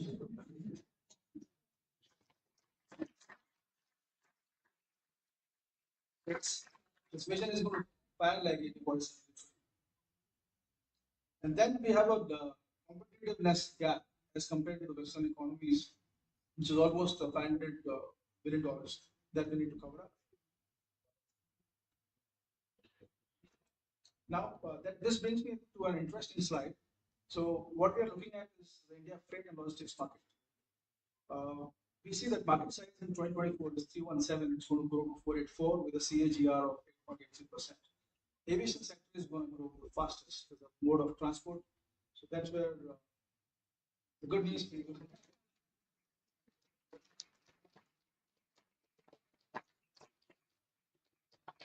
and the Maritime is right behind you. Yeah, we'll wait for that. Just a few other indications, like within the CEP segment, the domestic sector is doing pretty well. That is 66%. That is important. Like I said, export-oriented cargoes are pretty less. So that is why we see that international segment is missing out here. It's a domestic one which is doing pretty well. And also there have been collaborations which are doing pretty well for the B2B and you see last mile and the first mile connectivities. By the end user industry, I think wholesale and retail is doing pretty well as compared to oil and gas, construction, transportation, and agriculture and all that. With respect to warehousing and storage, the temperature control goods are doing pretty well, like whatever you are ordering on Amazon, Flipkart, and all that. It's doing pretty good. But the temperature control goods are going to do well because of the new policies that government has brought into that sector. That's also good for the projections for the temperature control carpet. That brings me to the next logistics policy. It's a very forward-looking policy that the government has brought in. In fact, gives us an integrated space to work in. Focuses on key areas as process engineering, digitalization, and multimodal transport, and digitalization of logistics, looking at three sectors: integrated digital systems, unified logistics port. The components that we're looking at is reduced cost of logistics, logistic performance index, improve decision support mechanism for governments and the stakeholders in the industry, and comprehensive logistic action plan. Recent developments in the NLP, most of us are aware. Central themes being digital transformation and integration. We have the ease of logistics service platform, e-logs, we have e-way bills. Just talked about in the morning that, in fact, let me tell you one figure. I was speaking with the CEO of DP World a few days back, and they have indicated that even if we just digitalize our customs processes and the port authority clearances, even we digitalize that and put it on a phone of our people, it can bring in an efficiency of 63%. I mean, this is amazing. 63% efficiency just because we digitalize just the customs and the port clearances. I mean, what's stopping us from doing that really? We have the URIP. We also spoke about the Vice Chancellor in the morning spoke about IGOD platform, which is working on the FRAX framework, which is like framework for roles, activities, and competencies and skills. That's where the universities will play a very important role. That's what also we are trying to do. As a cluster, we have the Gujarat Maritime University, and we are also doing MOUs with best international institutions, universities, academies for skilling, reskilling, for training programs. Because education is enough. We have enough institutions which are giving education. What's lacking is training, skilling, and reskilling. So that's where the requirement is. Because and then we are doing a very unique internship program for the industry and the academia. Because we are identifying, we are creating special programs with institutions like IIMs and ISPs into the management for sectors like we are also focusing on the finance and insurance sector. And that's really working pretty well. So with what I've, in fact, I think I have the slide later. So the roadmap for an integrated logistics would consist of integrated infrastructure platforms, integrated service platform, digital platform, and endpoint logistics. I will rush through these because these are more literature. And then strategies for boosting business resilience, talk about. And in the port and shipping sector, the road logistics, rail transport, and air cargo. This is where the multimodal really lies. And we have to adopt advanced technology and new business models. We have to fast track our infrastructure development because if we want to talk of some comparative figures, let's not even get there. Because though we are doing a lot of modular constructions now, but if we compare with the competitive markets in China and otherwise, we see that our modular constructions are still taking 3 years to build a building, whereas China is building them in 12 weeks. In 12 weeks, they're putting up buildings of 30 floors in 12 weeks. So that's the kind of modular construction that people are looking at. I have not visited China ever. I was in the military and then in the ME. But I've seen pictures. And I've seen my shipyard and I've seen their shipyards. When I looked at their shipyard, I really thought it's coming from some sci-fi movies. You know, very unrealistic, unbelievable. But when you zoom out of it, you realize the kind of immense scale that they're working on. Can we get to that? Certainly we can. We require a singular mindset to combine all the resources and work with a single focus to bring in efficiencies. And I think our future generations will certainly look at that aspect as well. ये अभी ठीक है ना ये देख कब कहीं जा फ्री है We did not probably cover the 6 pillars in brief. Let me just, for the information of all the participants, let me tell you the six pillars of the Gati Shakti: comprehensiveness, prioritization, optimization, synchronization, analytical, and dynamic. These are the 6 pillars. The concept is working on the development of an integrated system, reducing cost of logistics, and pushing economic growth and infrastructure.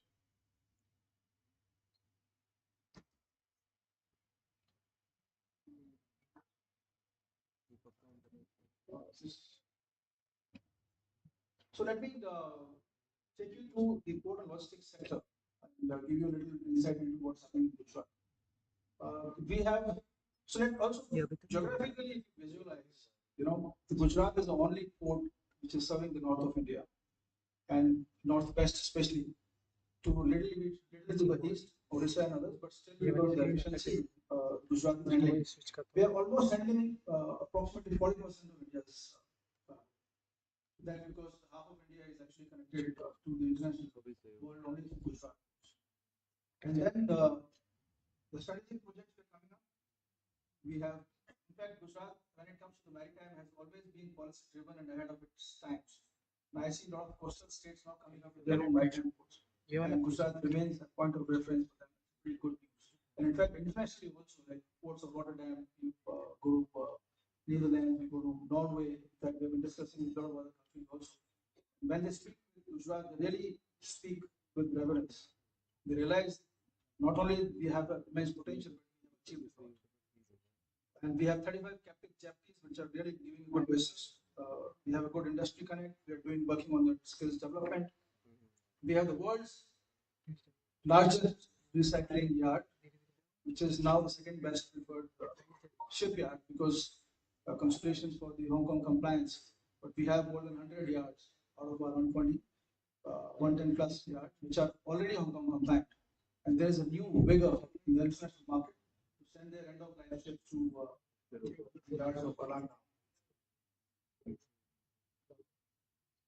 Okay, now last I have 3 minutes. I'll just wrap up.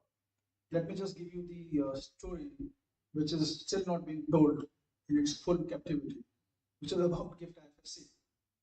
We've seen the IFSC came in 2019.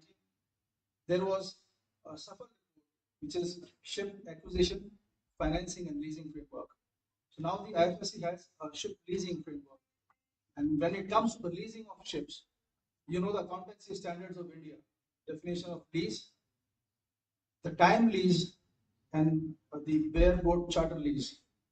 They are still described as leases. But when it comes to voyage charter is not a lease. It's not a financial lease. But 90% of chartering happens through voyage charter. And this is remarkable that when we reached out to the DG Shipping and the Ministry of Commerce, Ministry of Finance, DPIH, they have been so forthcoming. We got a memorandum within 6 months of application to bring in voyage charter within the framework of leasing, and then everybody is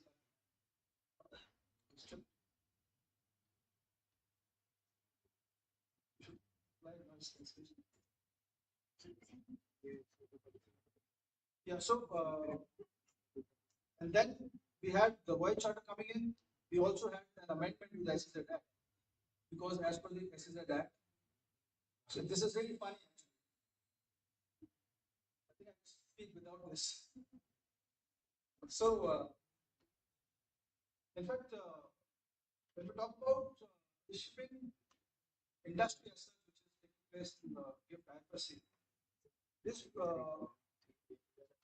whole kind of ecosystem that we are trying to create actually. And the two important projects that we are doing is we are creating a cluster complex, which is kind of a infrastructure we are providing to all these stakeholders who can work out of gift city at the reasonable rates. And then we are also, yeah, I was telling you this 5 point of SEZ. So the SEZ implies that if you have to bring in any asset to the SEZ, it has to be brought into the SEZ. So when we went to the SEZ authorities, we told them that we want to bring in ships to Gift City. So he said, yeah, but bring your ships to Gift City. I said, but we can't bring them to Gift City. We'll have to bring them to any of the ports in India, but call them as gift only. They said, no, sorry. SEZ says you have to bring the asset to the Gift City. I said, but you tell me how I can bring a ship to the Gift City. I'll bring my ship and I'll sail into this Gift City. So it actually took some time to understand that aircrafts can come into Gift City. Aircraft leasing is taking up. The ship leasing cannot happen. But very, remarkably, they have also come up with an amendment to 9 Bravo, where the ships can be brought into any of the ports in India, but still be called an IFSC asset.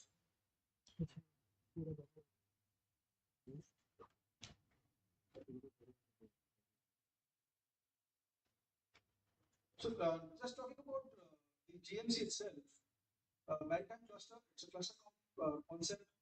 We have the Gujarat Maritime University, we have India's first dedicated International Maritime Arbitration Center. Let me just dwell 30 seconds on the arbitration. This is still a very niche field in India, but I'm telling you, the arbitration or the maritime industry of London or UK provides 24% to the GDP. In India, it's 8 to 10%. 24% to the GDP, and 40% of that comes from dispute resolutions. And just one organization, which is London Maritime Arbitrators Association, which I'm also part of, giving you that kind of revenues. 80% of case loads of Singapore International Arbitration Center are from India. 65% of case loads of ICC France, is from India. So we realize, why is India going outside to resolve the disputes? The biggest challenge for investors in India is enforcement. Enforcement of contractual rights. You are fighting in perpetuity. At an average, to resolve disputes in India takes more than 1,500 days. At an average. And 40% of your claim value. If I have asked for a crore of compensation to be paid, I will only be getting like 50, 60 lakhs at the end of 10 years. Then you can do your mathematics. So that is why nobody really wants to bring their money here. But that is what we're working on. I mean, at the central level, we have the India International Arbitration Center coming up now. We have one in Mumbai, we have in Hyderabad districts. A lot of good international standard arbitration centers are coming. Arbitration is an alternate dispute resolution mechanism where you don't have to go to courts for resolving disputes. It's not litigative in nature, but it has the force of the court. It's quasi judicial. The award passed by the arbitrator has the force of the court, which you can enforce like a decree of the court. So you basically resolve your disputes as quickly as in less than a year at a cost and efficient mechanism. Move on with your businesses. Cash flows are still not stopped. You can maintain your business relationships.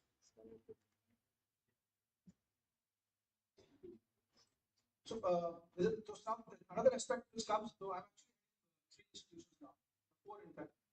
GMC, but within GMC, we also have another company we have that is for the port logistics company. We also have port infrastructure development company. The two working together now. That's where we felt the need. Infrastructure as well as logistics need to move together. Whether it is building of ICDs, whether it's building of multimodal parks, whether it's building of inland waterway transportation, coastal cargos, whether feeder ships or movement on your hinterland or the eastern corridor, the west corridor, everything needs to be looked at in a holistic manner. So that's why the state of Gujarat is working with those concepts all in one. And I think we are doing pretty well that way.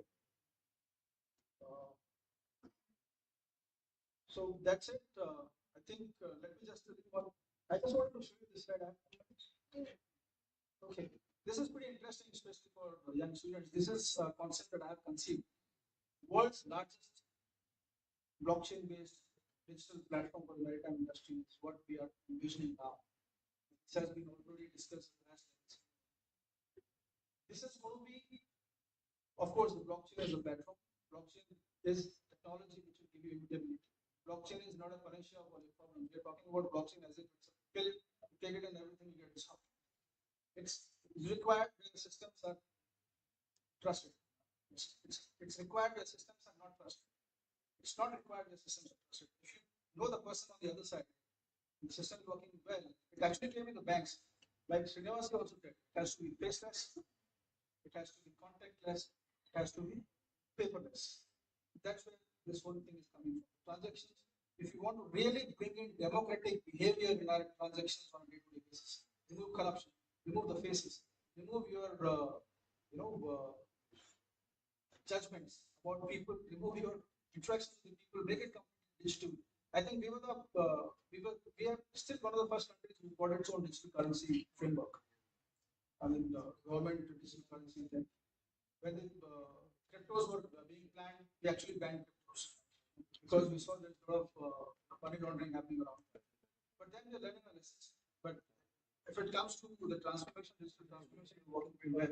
If, as you see in this is a complete integrated platform which will have first time in India, we are getting our own network of maritime satellites which can track our own assets at sea and also provide their services through APIs. We will have trade financing platforms, we will have financing platforms, e-financing platforms. Now, the complete migration to electronic bills would happen. Now, what happens is all your contracts are basically standard form contracts, right? Nobody is going to draft their contracts right now, unless it's a new kind of a business. All businesses have been there for a very long time. We have templates, isn't it? You all want templates. You're drafting a contract, you just want a template, you want to work on it. In fact, that's where the problem with the government also lies. But we are working on our templates. And in fact, it has taken me so much time to work on all our RFPs. In the last 1 year, whatever RFPs that I have come out with, please read them thoroughly. You'll understand where the difference lies. All the covenants are set in stone there. And when we are doing it an RFP, it's a completion of a contract and agreement when you can get an award. There is no further agreement with that. There's a lot of understanding regarding contracts also. We are also working very strongly on the shipping finance and the insurance part because shipping is a very capex heavy industry. We need a lot of capital expenditures in itself, but there is nobody internationally willing to give or fund ships in India. And then even when the banks fund shipping companies, they fund against the balance sheets or corporate guarantees or personal guarantees, or they want mortgages. And mortgage, cannot be enforced. It's a right and grant, cannot be enforced through the ADRs. So you can't do arbitration. People are very wary. Internationally, aircraft leasing happens in Dublin, but now it is shifting to give ship a little bit. Similarly, we are trying to create an ecosystem and creating programs for capacity building and educating our banks itself. How the asset-backed financing happens for ships. Ships got a life of 45 to 30 years. They've got a good cash flows. Only the cyclic nature, mortgage enforcements are a problem. Registrations, deregistrations are a problem. People are wary of giving the money. But at a smaller scale, at a feeder level, this financing is happening for the ships. Similarly, for P&I insurance, for basically covering the indemnities, we have the hull and the equipment, but we don't have the machinery, but we don't have the insurance for the indemnities. We are trying hard to basically bring in that also. And then we are creating an integrated maritime exchange, which will bring in all your maritime related services on a single digital platform internationally. You can do it just like that. So thank you very much for listening out.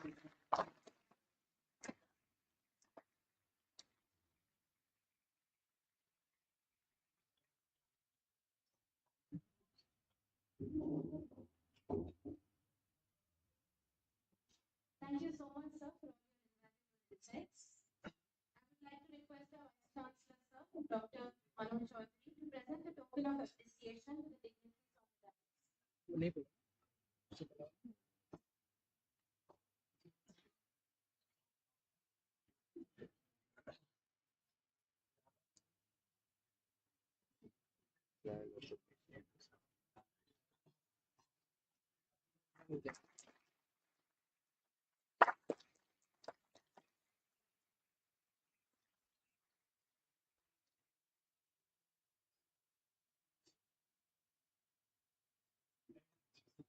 Lori Alpha, sir.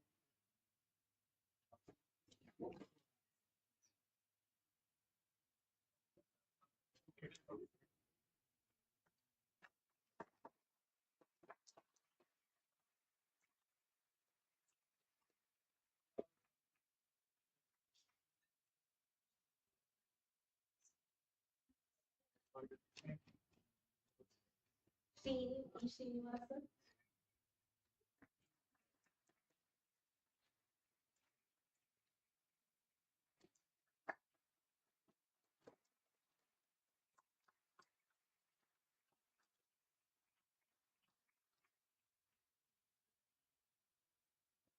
And Shri Madhavendra Singh.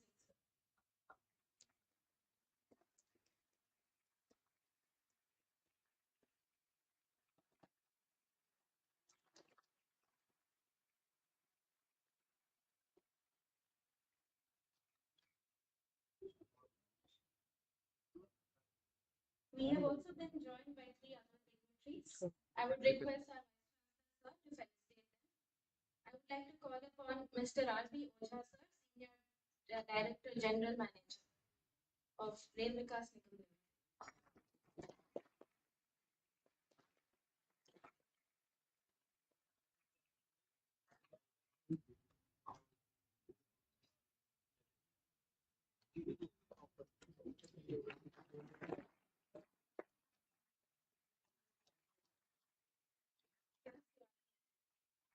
I would like to call upon Mr. Anurag Singh, sir, Senior Manager Marketing, Bank of Baroda, Vadodara.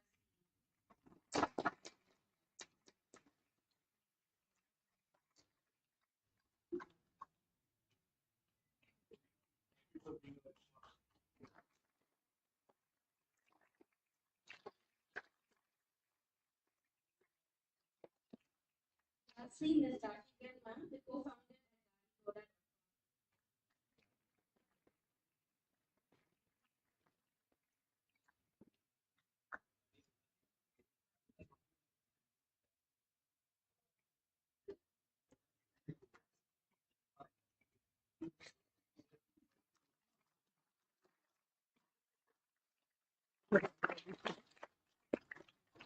As we draw towards the end of session 1, I would once again thank our esteemed guests for their invaluable contributions and gracing us with their presence.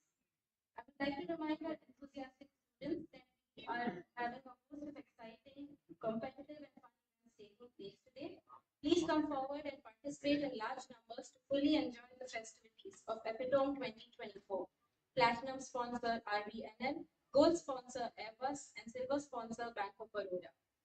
The next session will be commencing at 12:30. I request you all to attend it after the refreshment break. Thank you.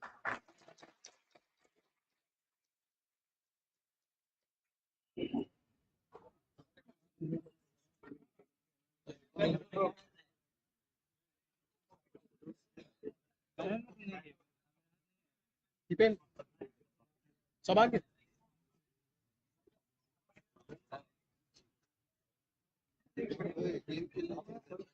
Are being served in the acad block. Please maintain a single file. अरे ये In setting one खत्म हो row, गया सिर्फ work please करना walk one. तो फिर वो सब है नहीं इसमें आके देख ले एक बार जल्दी वर्क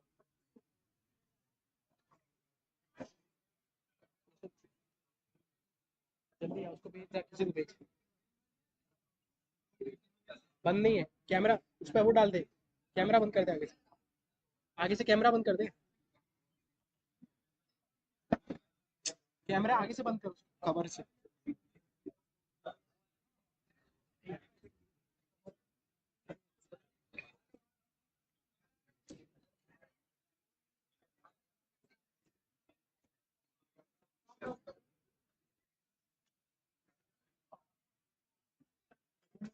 वो है सब कुछ है उसको छोड़ वो कैमरा आगे से बंद हो जाए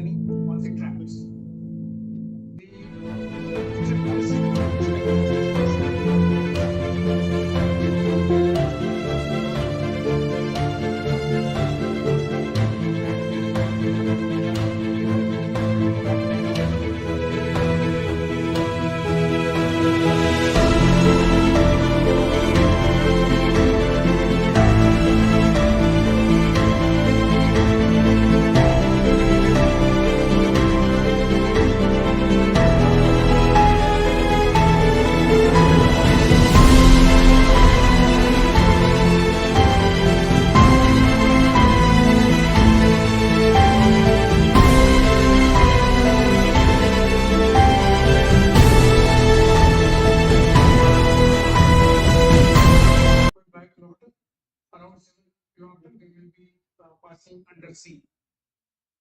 Then 3.9 kilometer is only in the earth structure that we call, that is the bank, but we are not adopting any embankment type of structure like 1:2 shore.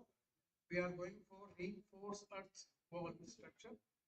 So in India, we are using RE structures mostly for the highway. It is not being used in railways, but here we will be using this based on the Japanese experience, because in Japan, Shinkansen, they are using RE. It again reduces the land requirement. So we can manage the same land width by the RE wall construction, and it is also cheaper.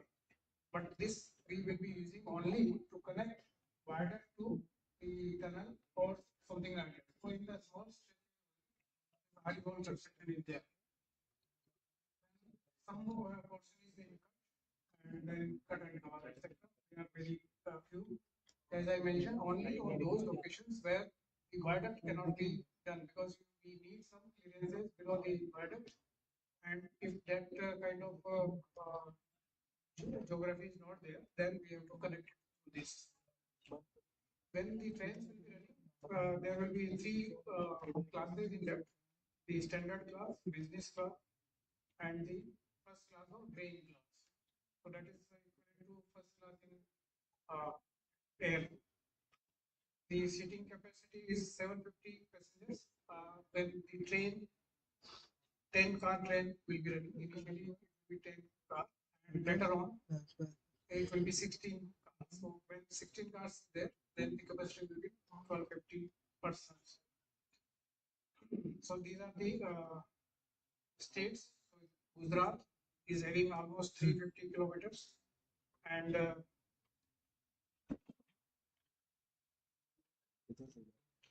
about 155 kilometer in Maharashtra, and small portion is rather in Nagara Valley, 4.3 kilometer. All the civil package has been awarded in all the 508 kilometers. And the track work has been awarded for 2 packages, that is pertaining to Gujarat section. Because in Maharashtra section, the land acquisition is delayed because of some reasons. So in Maharashtra section, now the civil works has been awarded and work will commence. But works are going on in a very fast pace in the Gujarat section. And in the morning session, the modular construction was being discussed. So I can tell you that we have adopted full span launching system, which is not even used in Japan, who is giving the technology for this high speed. And we suggested them that we should go for full span launching, because the progress we can achieve is much higher than in the segmental construction which is being adopted in metro system. In segmental, it takes minimum 7 days for one span to erect. But here, we can done 3 spans in 1 day also. That is the maximum. But you can see that every month, almost 10 kilometer viaduct is being constructed, which if we see in terms of the metro, the 20 kilometer metro is there. In 2 months, we are almost completing 1 metro. So this is the pace of work by which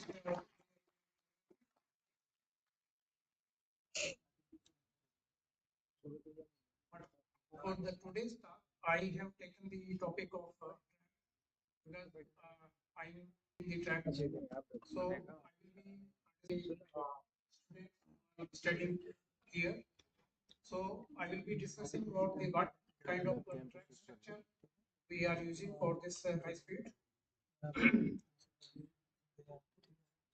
And I can say that there are major 2 type of track structure. One is ballasted, which struck, but it is the other type of thing. But here we will be using that, but that is a poor type of system, the Japanese J-slab system. Why we have adopted the Shinkansen technology? In the world, the high-speed operation started first in Japan, they are which is coming from Japan. They are calling it a rail transformation device. But this is now this is the rails manufacturing transportation of tracks which I mentioned. So that then kind of start. So you can see that the slab is loaded. Then it so this red color is the portal, we can say, the track slab laying car. So there is a common gauge up to that point, 1.435 as well as 3 meter. So on 3 meter, this car will lift all these slabs and then it will move to the place where this slab is to be laid. So this is how this activity will be done. Below you can see the real pictures and above the elevation. Now after the tracker just plays, then it is to be laid, and this T type of equipment is used. And I mentioned that on the reference sheet there is a values are mentioned. So by this instrument they can adjust that part the required level. On the left hand side they are putting the rail back to the place. Now here you can see the slab is lifted on a jack because the top level of rail is maintained. Whatever is gap between the RC bed and the slab. So here the cam is to be. What is the cam? So it has these components that asphalt emulsion, polymer emulsion, water, cement, then AE agent. These are 9 components. So from this mix is made, it has the properties of flowing so that it can be. And after 24 hours, it hardens. So it takes the load. So when we are filling it, it is like a liquid. So that whatever space available below the track slab above the RC bed, in that this will take.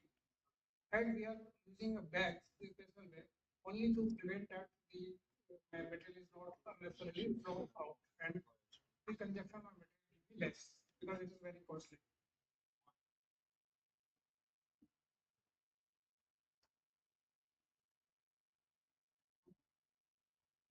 Now here you can see this is a special cabling car.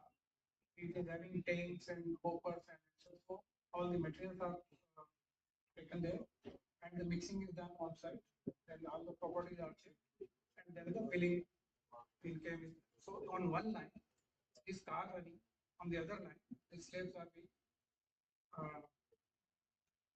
laid and below that came is filled. So both the lines are required simultaneously.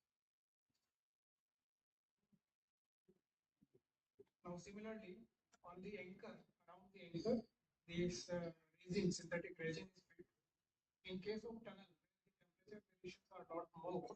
There we are using cane for filling and other sections we are using the resin to fill this gap between the tracks.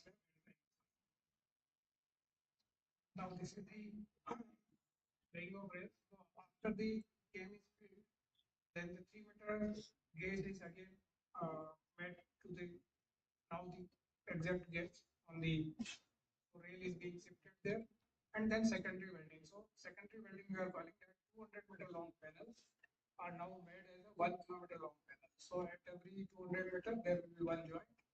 That is also to be done by the mobile flatbed welding. So the primary welding and secondary welding are done by mobile flatbed welding. Then after this, the track adjustment is to be done, as the perfect level etc. is to be maintained, and whatever adjustable page thickness is required, that is to be filled. So this operation is here. And thereafter, the de-stressing and tertiary welding. So in the tertiary welding, as I mentioned, that we be using enclosed arc welding. This EA welding we will be using first time. So there is about 125 days training. 60 days in Japan. The person will go in Japan and they will get the training how to do the weld. And 65 days they will take training in India. So this is a very long training because This is a very sensitive thing. The weld quality is very important. EML, about 30 minutes. And this is the track tolerances which are to be achieved. So that's all. Thank you.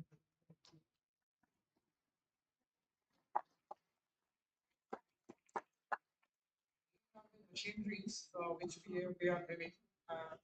So the first car, it's a rail feeder car. It is manufactured in India. So you can see that whatever specification we are given, and the company has visited Japan, and then they manufactured here itself. When the Japanese company who has the experience, they were asking 14 to 15 months to manufacture. They have manufactured here in 6 months. So that is your capability.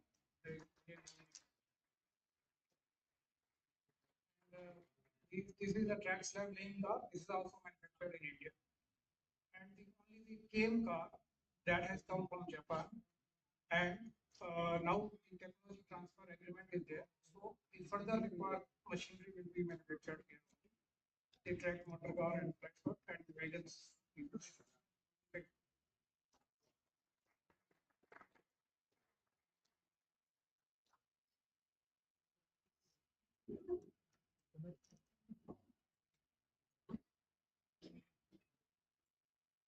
Thank you, sir, for your informative words. We are delighted to have Sri Abdesh, Executive Director of LE Associates, South Asian Private Limited, gracing us with his presence today. Sir is not only a distinguished professional, but also a beacon of excellence in the field of civil engineering and transportation system, holding a Bachelor of Technology in Civil Engineering from IIT Delhi and a Master of Technology in Transportation System Engineering from IIT Bombay, bringing a wealth of knowledge and expertise to the table. Throughout his illustrious career, Sir has exemplified a commitment to innovation, a passion for excellence, and a dedication to advancing transportation infrastructure. As Executive Director of LEA Associates, he has been shaping the landscape of transportation engineering. ISO certified. So we've been around for a while. We are a multinational infrastructure and planning consultancy service. This is a global presence that we have. All the dots all over the world where the projects are taking place. In India, we have our corporate office in New Delhi. Again, I don't know. We can see that we have a number of regional offices in Gati, Kolkata, Hyderabad, Mumbai, and Gati. And obviously, wherever we have projects, we have only project offices, which here when we get the project and there is here when the project is. This is the entire spectrum of services that we render, including roads and highways, traffic management and administration is there in all sectors, urban smart city projects, regional master plans, city master plans, railways and transit projects, bridges and structures, transportation engineering and planning, water resources and buildings. So entire gamut of planning and engineering services in terms of consultancy, not the construction, but consultancy. List of the various clients that we work for, including government and private in all these various sectors. I'd like to highlight this, this has been in the news. The master plan for the Ayodhya city has been prepared by us. It was presented to the Honorable CM and thereafter plan basically was which are the roads to be widened, which are the arterial roads, what is the plan, should be the plan for the expansion of the airport there, the redevelopment of the station, the parks, what is going to be the footfall of the religious tourists who are going to come, how many hotels and hospitality centers we require.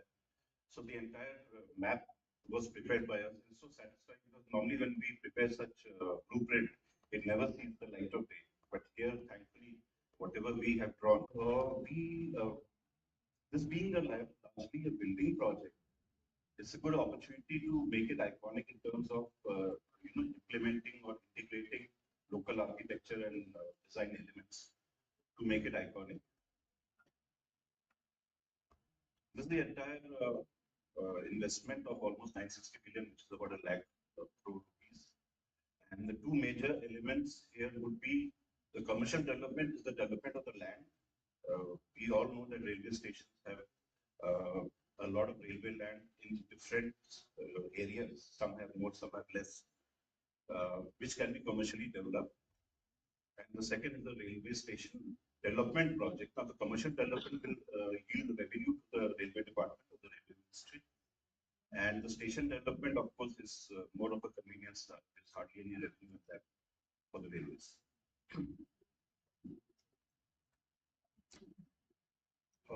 We are doing 4 projects. 3 of them are shown here. We recently got the Kashi railway station, Heritage railway station in Varanasi. We had just started that weeks back. And we are already doing the Bangalore cantonment, the Kollam station in Kerala, and the Gazipur in Delhi NCR. These are EPC projects, which again is new for the railways, engineering, procurement, and construction. The engineering part is actually the design part. So the contractor is expected to design it, submit it to us for review and approval, and thereafter construction.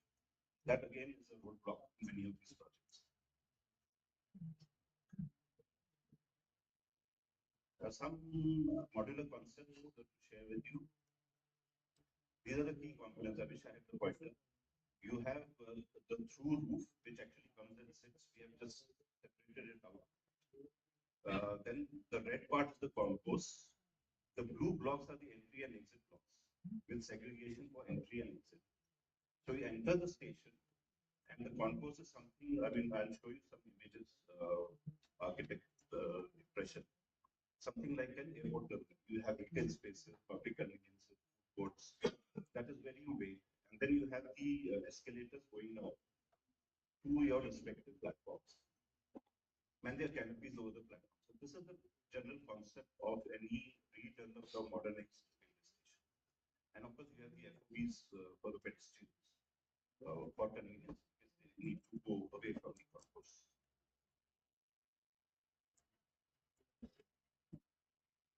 So this was disaggregated, and then this is the actual.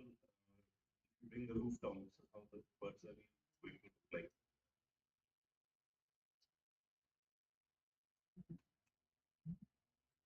Like I mentioned, the building itself affords opportunity to render the architecture in various different manners. And our experience has been that we try to adopt the local architecture to try and incorporate that so that it blends the general architecture. The various treatments, Dravidian, Mughal, Hindustani, Kalinga, Temple, Vistara, we all use this.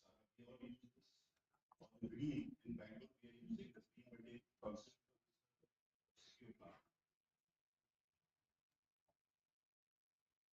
The very first is very detailed. The idea is not to show you the details. The very first document which is prepared in the master plan after carrying out the topographic survey of the entire station area. There is already a master plan in the DPR which is shared with the bidders at the time of bidding, the contractors. And the idea here is that we kind of validate this master plan so that we know exactly which building or which block lies where. Oftentimes, like in Kollam, we found that there is some fouling when we try to superimpose the topographic data on the existing master plan. So this is a very important document. Don't know if you can see this. This is also a very important plan that we prepare in terms of how the traffic is going to flow through the entry, exit blocks, the FOB, and the entire railway station. So the red would be people who are pedestrians who are exiting, departing, who have arrived and are departing, and the green lines, broken lines are the passengers who are boarding trains, who have arrived at the station, board trains. So the idea here is to ensure that there is no conflict between the two movements, and free, unhindered flow is ensured for both lines.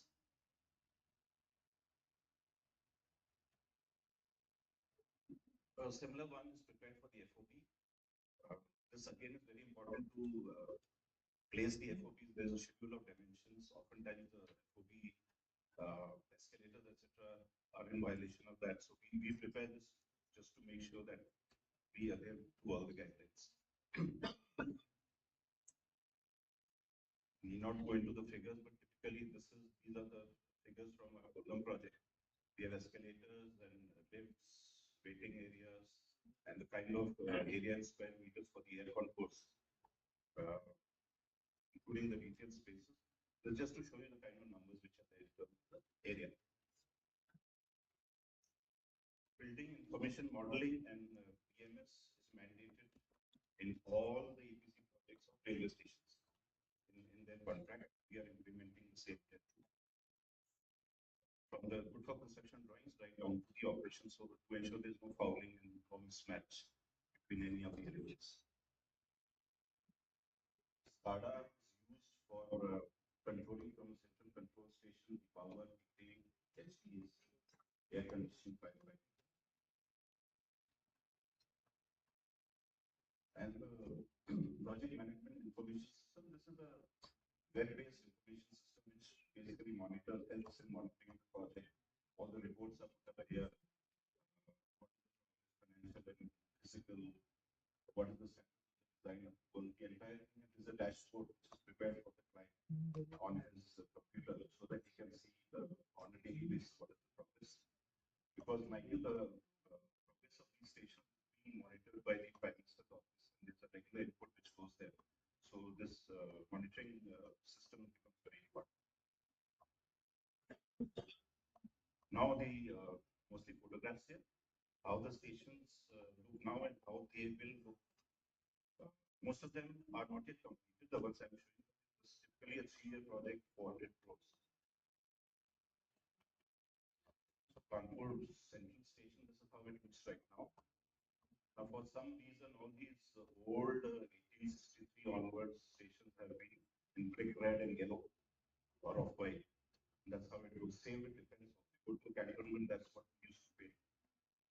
So that's how the Kanpur Central looks right now. And this is a grand view, bird's-eye view of how it's going to look subsequently. The tendering for the consultancy is right now on. The contractor has been selected. So this is going to take 3 years to actually happen. And that roof plaza is the one that you see, which is above the concourse. That's the concourse with the platforms. Chennai Egmore Station. This is how it looks again, mesh of big red and green. And this is how it's going to look. Again, you'll now appreciate that there is some temple imagery and architecture in the center. There's some motifs there.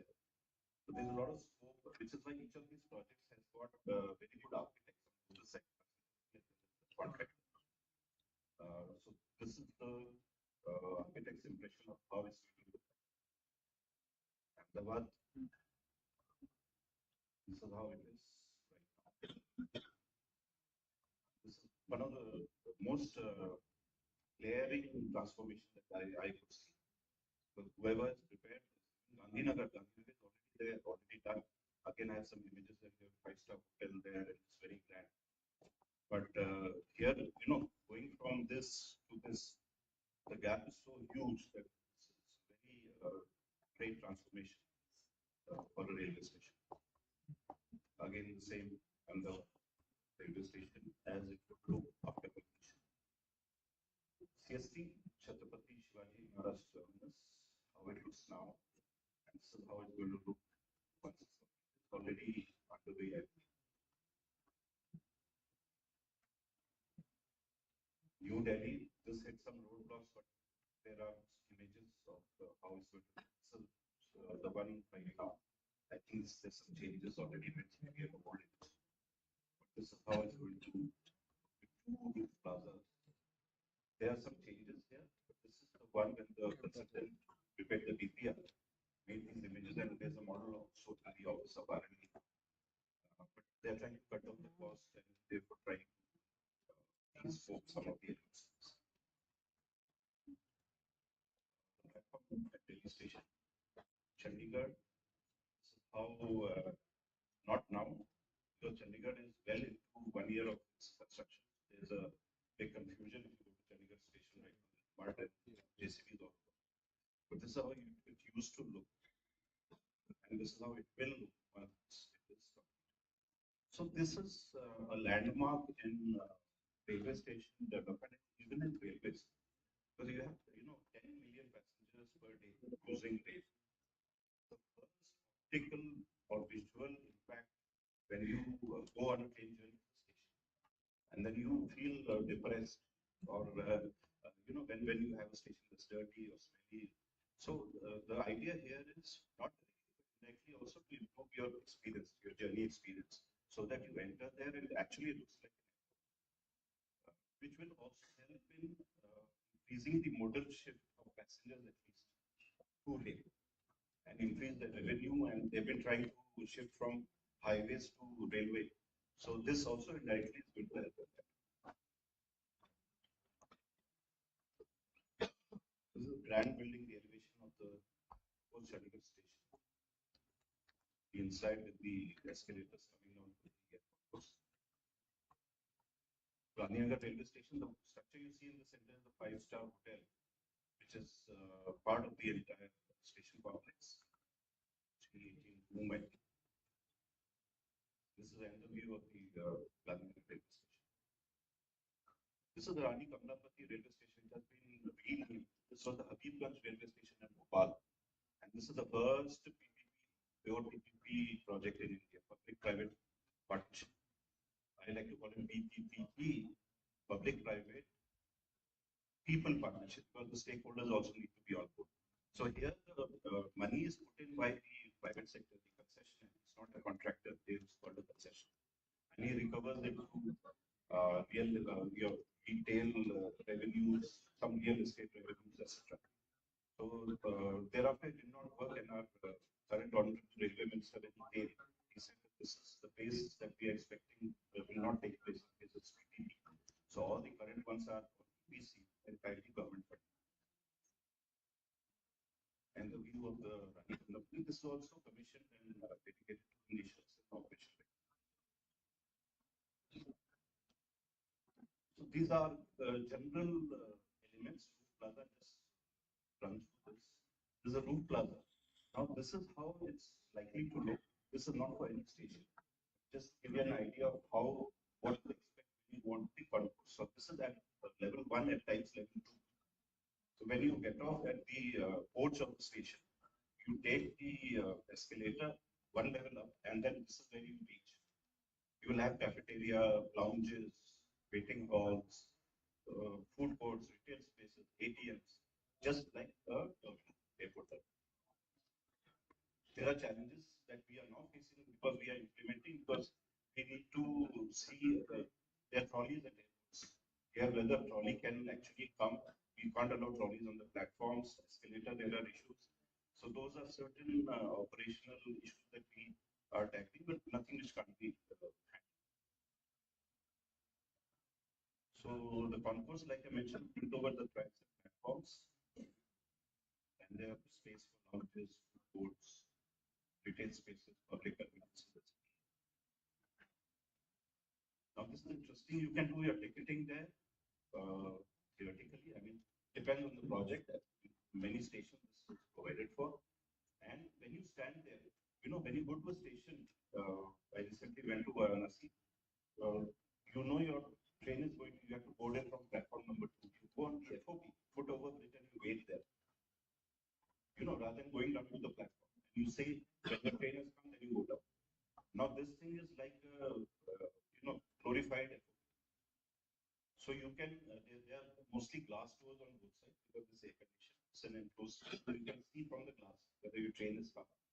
There will be announcements like an airport that this train number so and so has come on platform number 3, whatever. And there's also an information.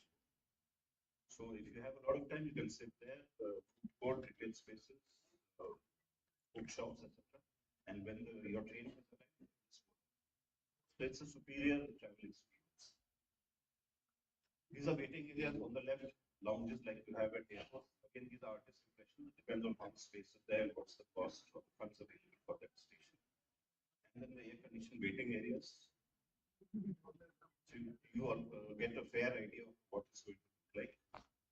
There can be restaurants and food plazas, shopping plazas. This again is based on the study of in Vadodara station. It will be very different from CST, Chhatrapati Shivaji railway station, because the clientele and the footfalls will determine how much of retail space you can actually sell through a market demand assessment. Local art and craft can obviously be incorporated in the interior decoration, interior decor as well. The overall look of the lastly, I have a 2 minute 48 seconds walkthrough simulation. Video which was for the media, it was prepared by the Indian for the Maritime station. I am getting on that.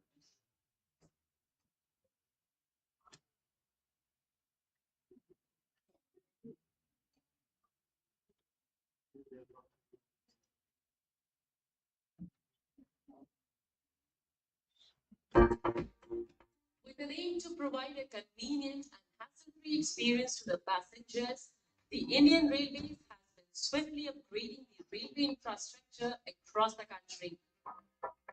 Kerala's Kollam Junction railway station is being redeveloped under these efforts. The station will receive near complete overhaul at a cost of rupees 361.18 crore. The southern and the northern sides of the station building will be redeveloped. The existing building of the southern side will be demolished in 3 stages.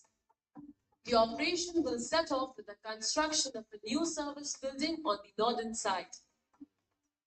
A revamped 3-story southern terminal with a built-up area of 22,655 square meters will not just have adequate space for the passenger movement, but will also have additional amenities, including waiting halls, restaurants, information center, and more. The North Terminal will accommodate key operations like a ticket counter, booking office, retail kiosk, and an arrival and departure lobby for passengers. A total of 14 escalators will also be constructed. The station will also have 18 new lifts. A multi-level car parking will also be made in the total built-up area of 11,445 square meters. Currently, the construction of ancillary building is in full swing. Foundation for service building, substation, and SSD or works office and footover bridge is in progress, while the construction of gang restroom is nearing completion. The construction of site office for project management consultancy has been completed and occupied by the agency. After completion, the Kollam Junction railway station will be included in the list of world-class railway stations with improved services and amenities for trouble-free movement of the passengers.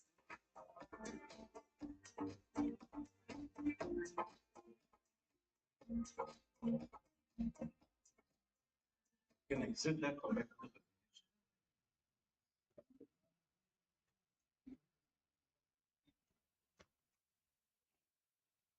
So that's the end of the presentation. There are any questions?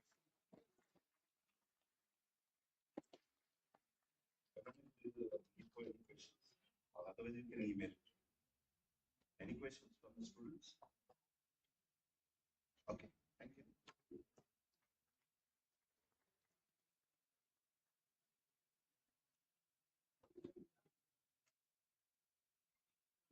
Thank you, sir. Those informative words have shed light on today's session theme and left us with a valuable takeaway to ponder upon. Now, we extend a warm welcome to Professor Nalinash Vyas.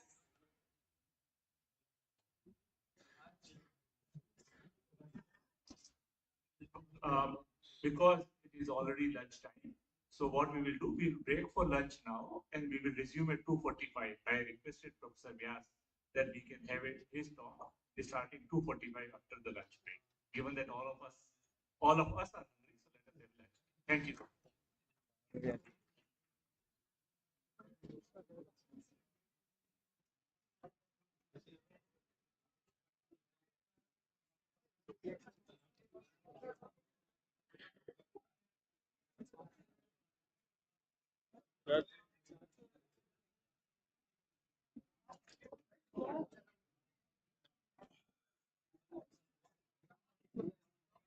बंद कर मैं केवल एक simple poster है। Image होगी कोई देखो इस बैटरी चार्ज है फुल है देखो। हाँ आ रहा है ना रुकना अभी तो फुल हो जाएगी 10 मिनट बाद चलता है सब गया है। हाँ, चार्ज फुल है अबे ज्यादा खाना भी बस चेक करो डाल के पता है। अरे क्या जाते हैं अक्ल नहीं है क्या तुम अभी इतना सारा लोग ये तुम कहाँ खाएगा बैठ के? चलो क्या वहाँ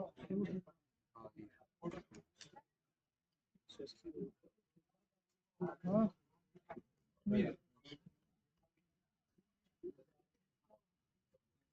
अभी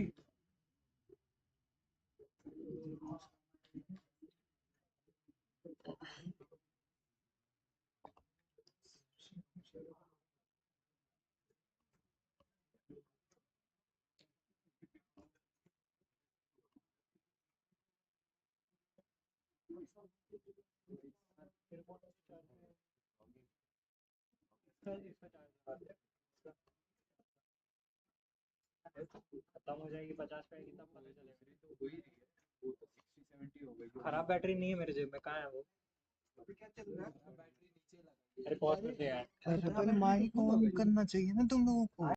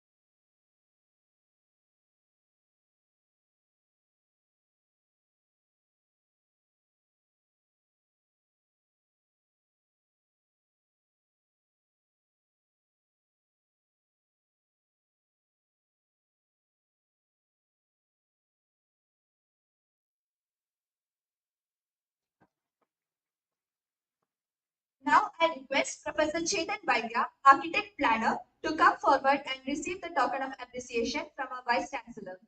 Sir, please.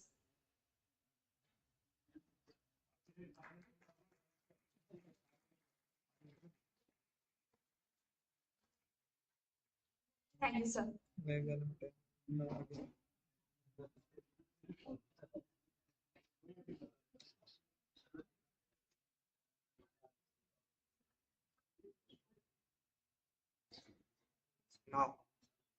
Now, for our first guest, we are honored to have Mr. Manoj Yadav to share his knowledge and experience with our students and faculty.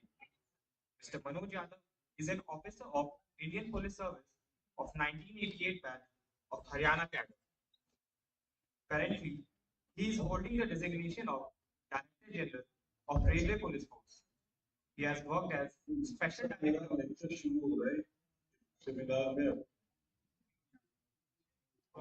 He has worked as Special Director in the Intelligence Bureau and led Haryana Police as its DGP. He had previously held the position of Joint Director of the Intelligence Bureau at the Union Home Ministry. Before going to Central Deputation, he also served as SP Fatehabad, Panipat, Panchkula, and Ambar. Apart from this, he has also served as Contingent Commander of Indian Civil Police to UN Mission to Kosovo. He has also been decorated with Indian Police Medal for Meritorious Service, President's Police Medal for Distinguished Service, Police Hard Duty Medal with BAR, and 7 commendation certificates from the Intelligence Bureau. He was gold medalist during his Masters in Economics and his MBA from Aligarh Muslim University. Mr. Yadav has also authored a book titled History of Haryana, which was released by former Deputy Prime Minister and Home Minister, Mr. Lal Krishna Advani, in the year 2000. So I welcome Mr. Yadav to join us.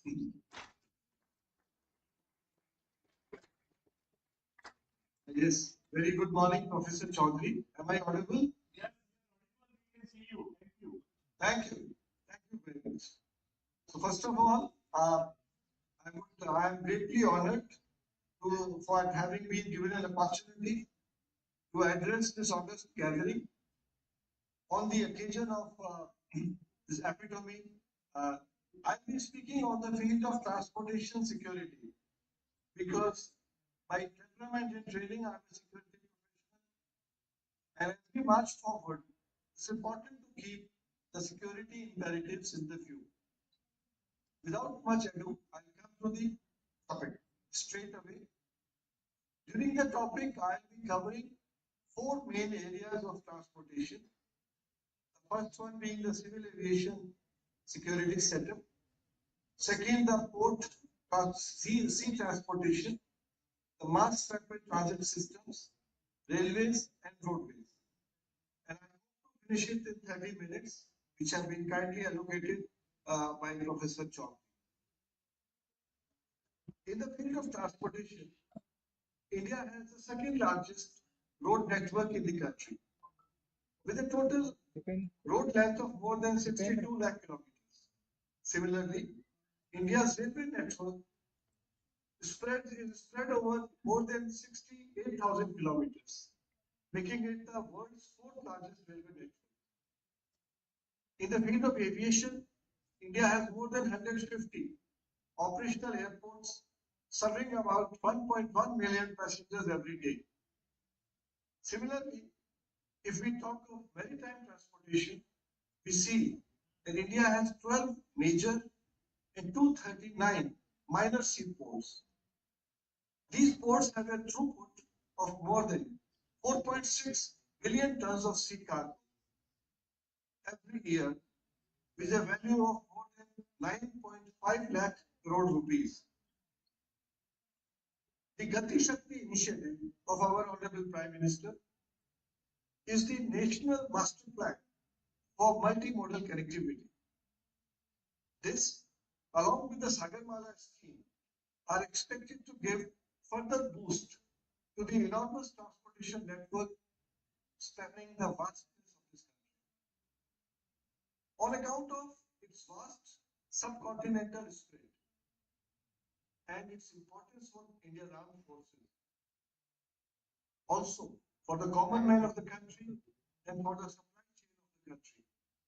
India's transport network is very sensitive and vulnerable, particularly to threats emanating from militants based in the Union Territory of Jammu and Kashmir, insurgent groups based in India's northeastern states, left-wing extremists based in central India, and also in those states which are vulnerable to cross-border terrorism. Following the withdrawal of American army from Afghanistan and the consolidation of Taliban rule in that country, coupled with ongoing clashes in neighboring Myanmar between the Myanmar army and the People's Democratic Alliance rebels, the overall security environment facing the country has become very challenging. If you look at the traditional threats to India's transportation sector, we find that these threats include threat of terror attack and hijacking in the aviation sector. On the railway sector, it includes the threat to security of railway assets and railway passengers, and the ever-present vulnerability to sabotage. Similarly, in the maritime sector, the misuse of Indian ports for inward smuggling of narcotics and weapons and for human trafficking are also ever-present threats. In the field of road transportation, the threat include, most importantly, the safety factor, because we have more than 1.5 lakh fatalities and with consequent economic and human damage in road accidents. Roadside dacoities, robberies, and other highway crimes are also a common threat. Side by side, these traditional threats, the evolving threats include the cyber threat, the ransomware threat, CBRN threats, and threats due to operation of rogue drones. I'm very thankful to Professor Chaudhary for including this topic in the deliberations today, because the relevance of transportation security arises from the fact that if we have to meet the goal laid down by our Prime Minister of making India a developed country by 2047, or for achieving the dream of a 1 trillion economy, we need a safe and secure transportation system, because the logistics, that is the lifeblood of any economy. With these opening remarks, I would like to take up now the challenges in India's civil aviation sector. I would start by saying that the security system for civil aviation has to be based on a zero error and zero tolerance doctrine. Even the smallest lapse in this area can prove very costly for the country. This is borne out from the history of civil aviation security in our nation. You are aware that we have had many high-profile hijackings, beginning with the 30th January 1971 hijack of an Indian Airlines plane which was taken to Lahore and was burned down, right up to the Gandhar hijacking which took place on 24th of December 1999. Just look at the consequences. India had to release Masood Azhar from an Indian prison.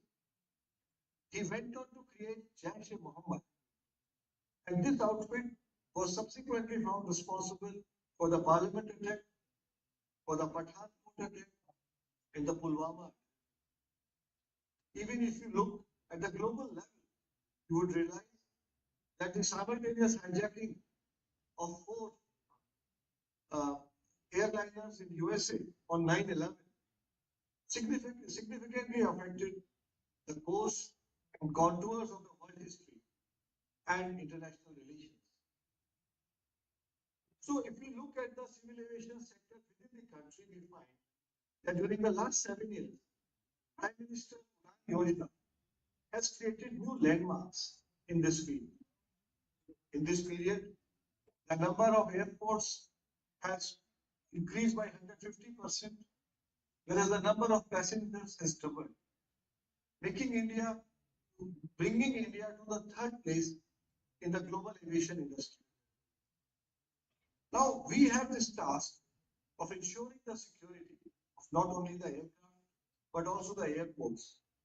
And for this we need to make certain changes in our security system.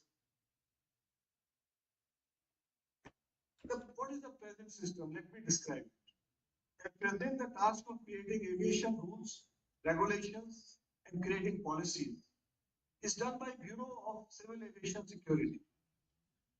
The responsibility for purchasing the required security equipment falls on the concerned airport authority.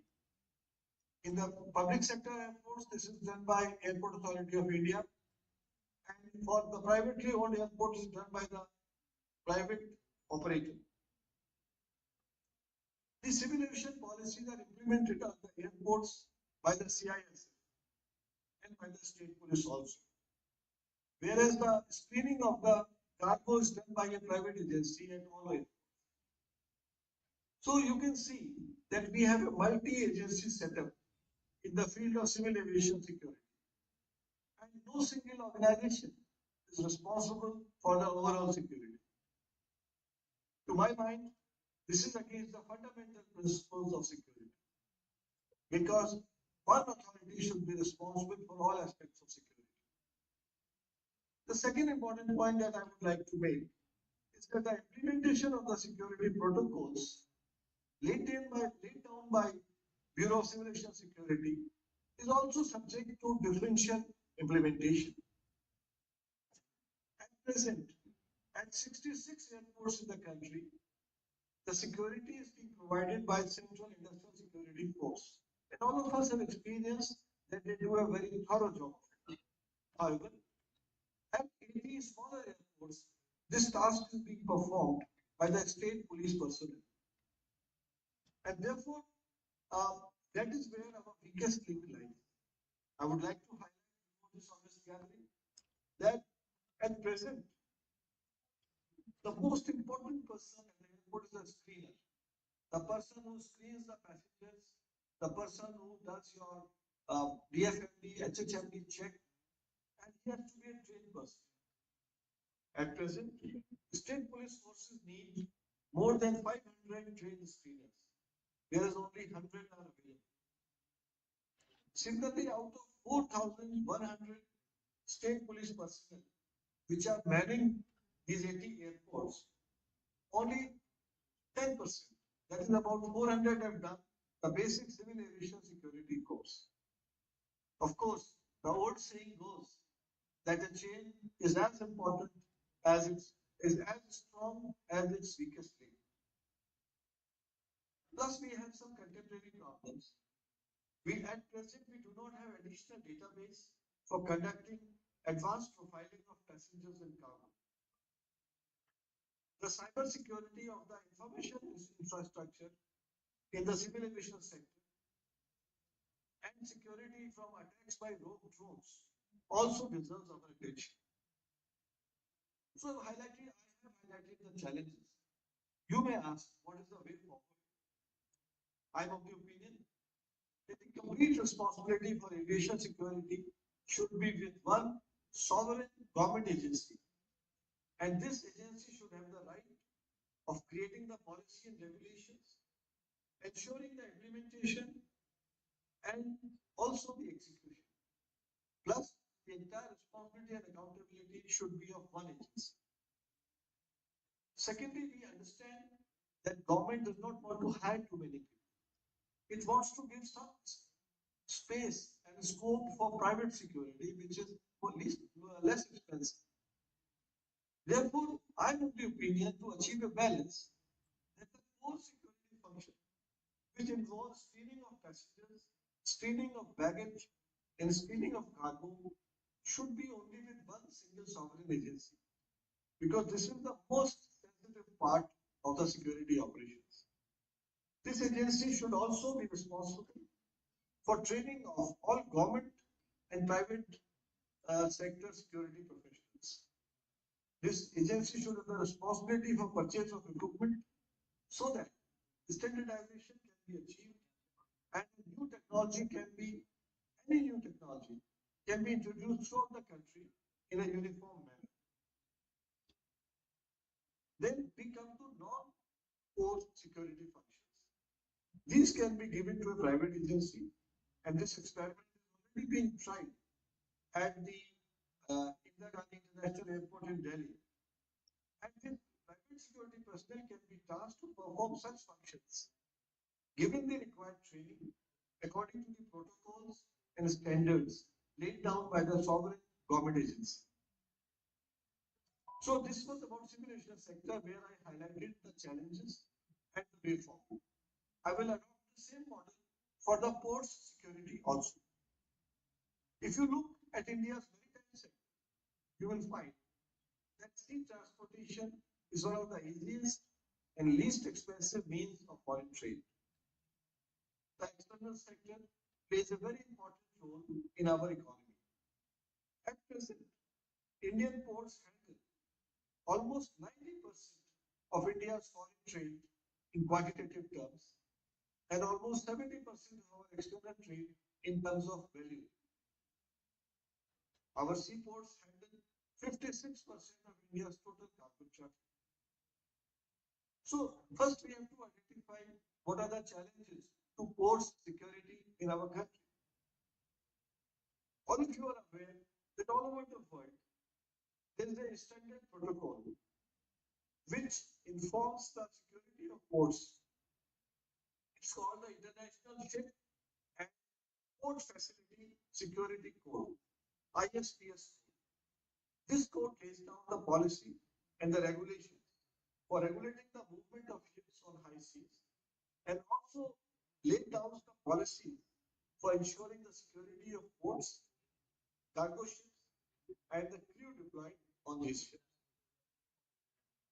This gathering might be surprised to know an important piece of data that in India, out of 12 major and 239 minor ports, only 56 ports are compliant with the ISPS code at present. Secondly, there is no sovereign authority which is responsible for security checking of cargo at our major seaports.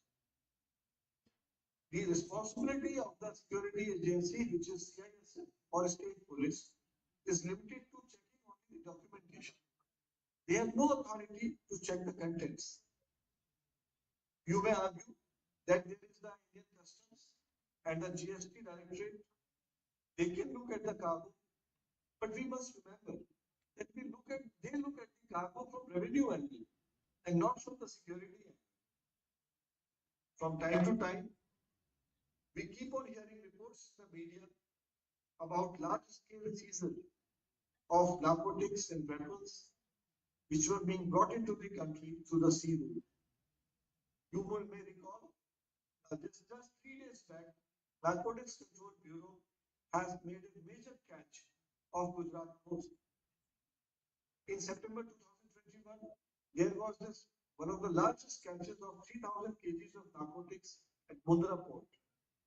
We must remember that this came to the notice because of suspected under-invoicing and not because of action of any security agency. The second challenge is that minor ports, which were earlier minor in true sense, now they are catching up with the major seaports in terms of volume of cargo. Unfortunately, they lack the appropriate security systems and therefore are more sensitive. The third issue is that the stuffing and de-stuffing of containers. Today, the bulk of the sea trade is through containers. So the stuffing and the loading and the unloading from the containers takes place outside the port. And therefore, the security agencies at the port are not in a position to monitor this process. We should therefore ensure that the movement of export and import containers on our highways and in our railway network should be secure. Secondly, the inland container depot and the containers freight stations which are located in the hinterland of the country should have better screening machines and stronger electronic surveillance so that our entire supply chain becomes secure. The final point about the challenge of port security is the lack of coordination between the multiple agencies which are currently manning our seaports. So the proper coordination is very important so that the gray areas and overlapping jurisdictions can be resolved. Finally, the increasing digitization and automation of our seaports has also led to enhancement in the cyber vulnerabilities of our maritime domain. Also, our on the water side, the jurisdiction is divided between the state police up to 5 kilometers. Then first 200 kilometers is the Indian Coast Guard and then the Indian Navy. There also there are many overlapping areas which need to be resolved at the policy level. Now, what is the way forward? So I would say that this is more or less on the same lines as we had seen in the civil aviation setup. I would recommend that just like we have a Bureau of Civil Aviation Security in the aviation sector, we should have a designated authority for sea transport. We can call it Bureau of Port Security, and this will take care of all legal issues, policy doctrines, security protocols, make the relevant rules, and make sure that they are implemented on the grounds. And therefore, this body would also be responsible for designing the national maritime transport security strategy for the country. So this was civil aviation and airports. I will now quickly come to the mass transport system.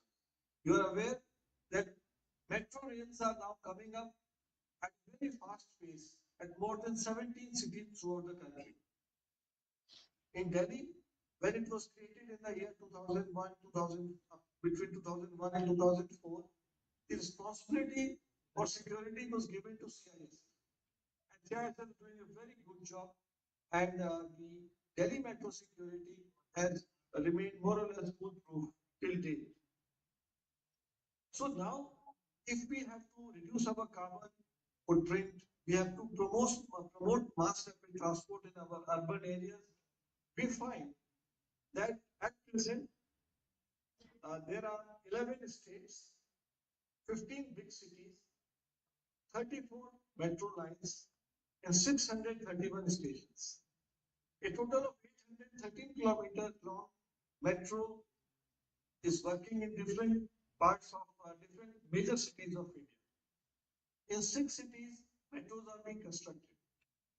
Every day, more than 2.63 crore people are using metro services. It's a very fast, cheap, efficient, and reliable mode of transport. And therefore, what we should do is that we have to create a security protocol throughout the country to keep pace with the rapid expansion of metro transport. From the revenue angle, big shopping complexes, commercial areas, and office space is being created as part of metro stations. And therefore, any attack on metro stations would be an attack on our economic system. And needless to say, it would remain an attractive target also, as we had seen in the recent movie Jawan of Shah Rukh Khan. So right now we see that the metro transportation system lacks standardized security protocols. It has open infrastructure, particularly on overbridges, and overhead metro track remain very challenging to various kind of attacks and sabotage. And during peak hours, the access control also becomes an issue because in order to ensure quick clearance of the passengers, the security takes a backseat.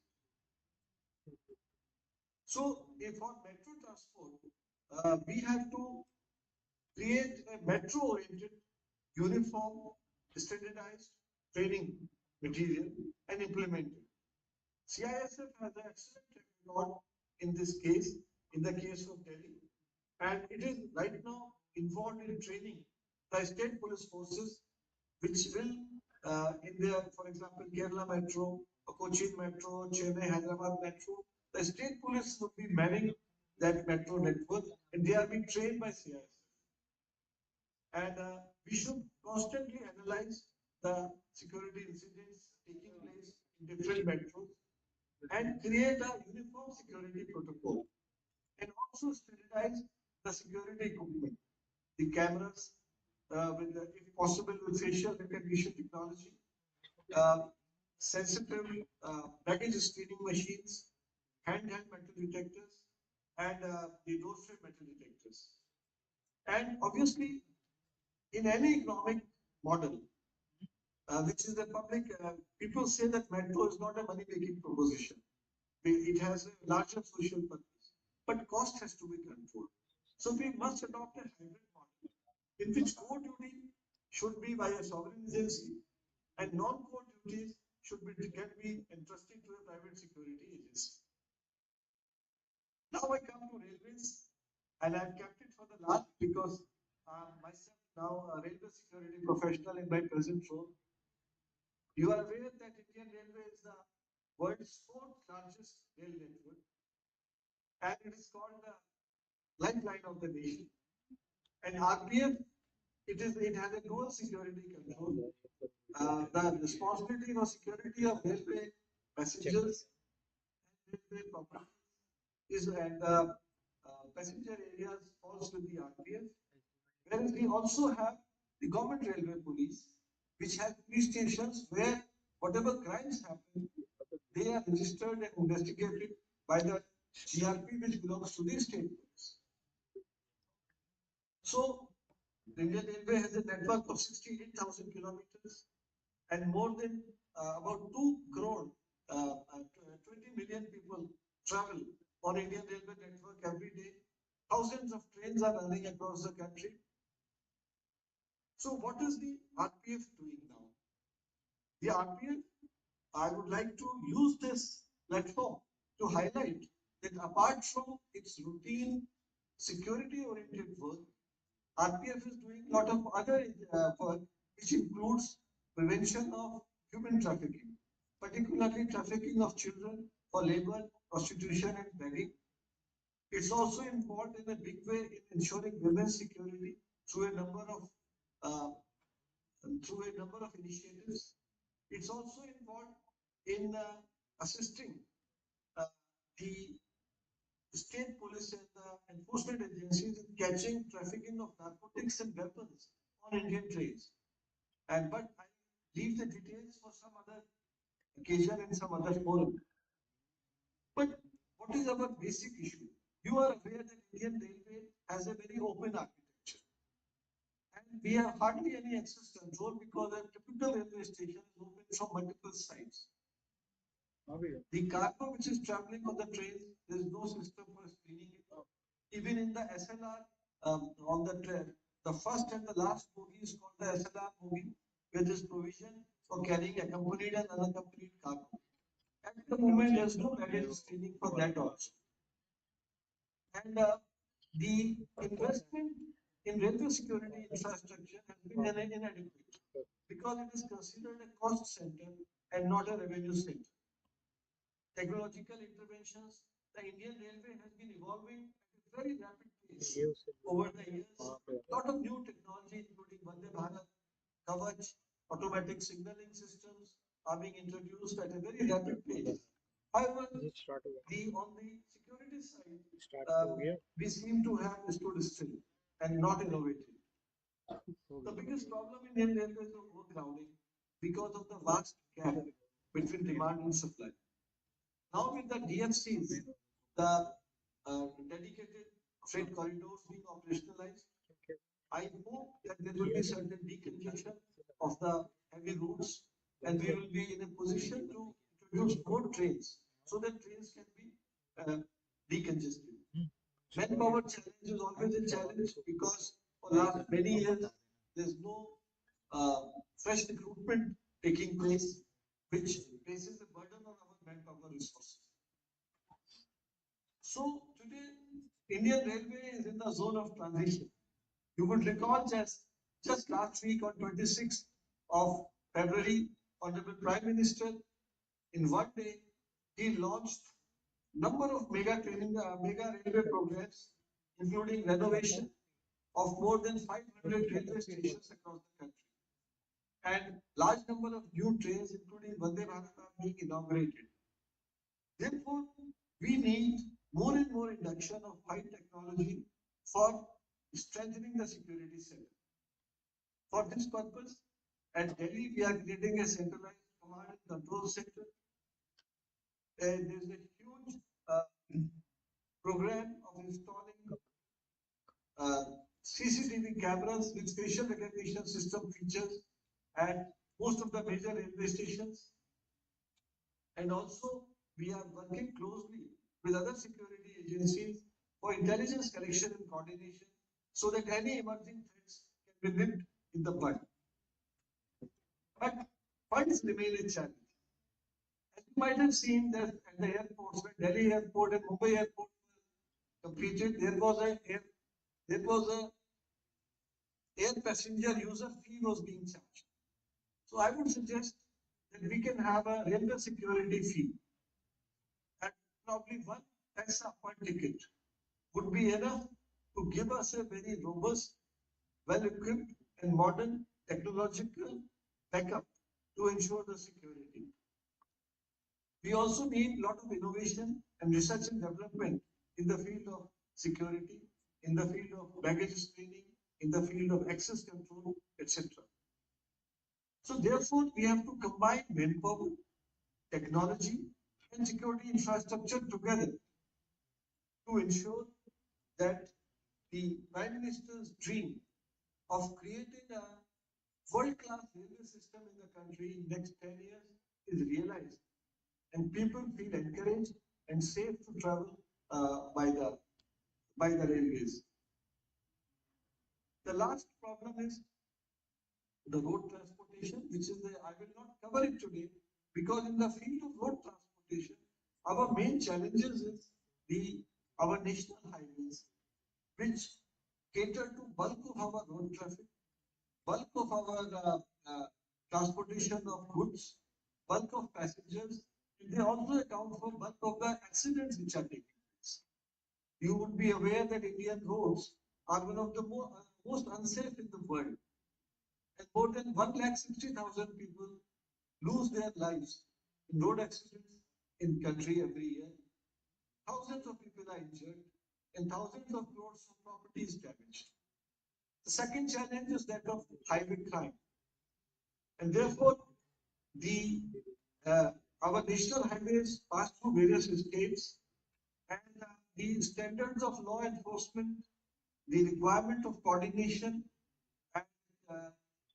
and consultation between stakeholders create some challenges. I think the most important policy issue in the field of road transportation is the establishing a central agency for data integration. We have lots of databases which are disparate and separated, such as the RTO, the Vehicle Registration Database. National Highway Authority of India is having a lot of data because of the FASTag data. There's a toll plaza. They have the automatic number plate recognition system. They have a lot of ANPR data. GST organization has e-way bills data. Police has its own CCTNS crime data, CCTV network, GPS data on movement of vehicles, etc., etc.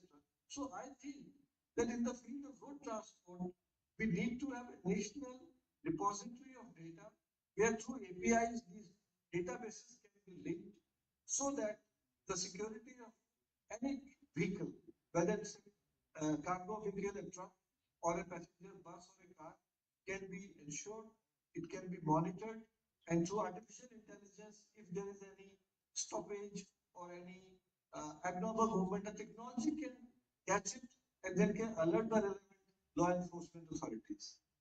So this is the roadmap. So I have talked about 5 different areas of transportation and each has its own challenges. I think this conference can deliberate whether the time has come for creating a centralized national transportation security authority, which can have various verticals for evolving the policies, standards, protocols, and regulations, which can look at emerging technologies and decide that what technologies can be adopted. This authority can look at how to fund the security, because unfortunately in India, security is always an afterthought. First, we create a system. The engineers who design the system, they do not design a system which is compatible or which facilitates easy security. So the security considerations need to come up front, and they need to be part of our planning philosophy. So these were some of the ideas which I had thought about. I would end by saying that India's economic growth in the coming years would depend on the efficiency of our logistic network across multiple domains. Ensuring safety and security of these setups, both in the physical sense and from the cyber perspective, would play a very important role in making our systems robust and resilient, so that we can realize the dream of our Prime Minister to create a completely developed country by 2047. I must thank you for your patient hearing. Thank you very much.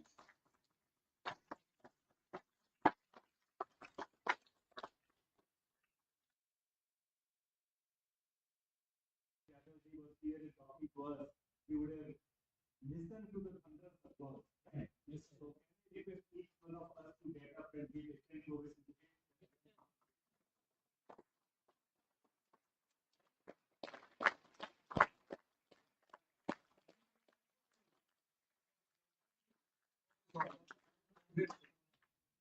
Thank you, sir. Thank you for your time. Thank you. Thank you.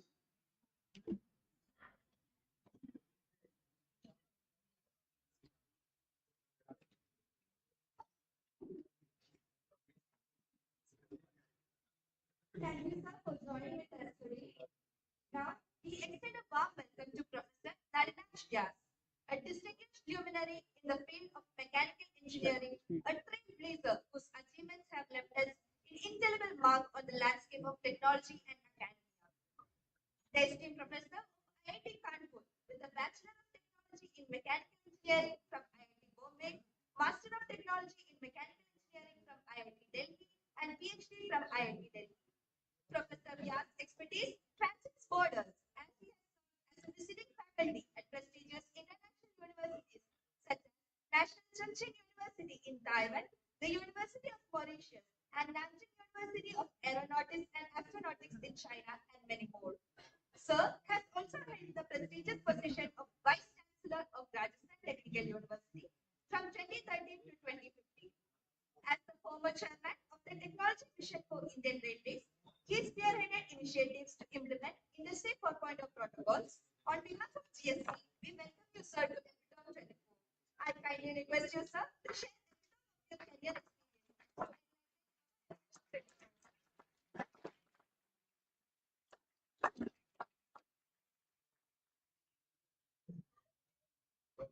Thank you for the warm welcome.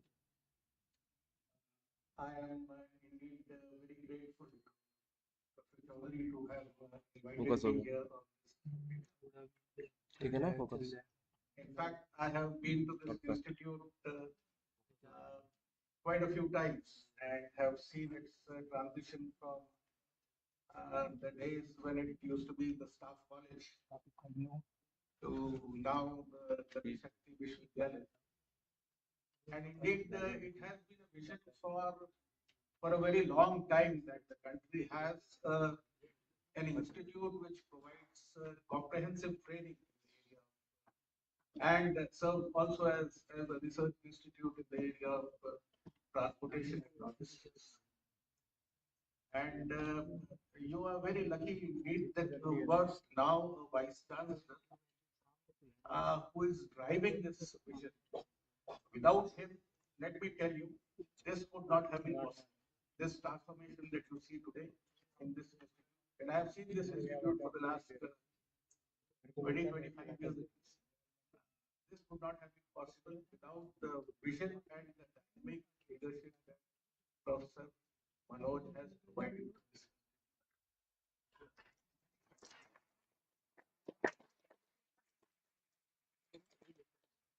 So, but the uh, the responsibility of transformation of this vision into or the dream, realization of the dream can be done only by the not by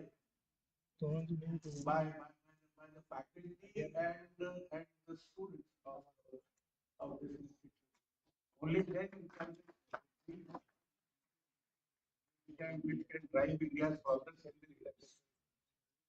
And you guys are also, guys and girls are also very lucky to have been exposed to this entire spectrum of transportation technologies, right from high-speed trains to maritime engineering to now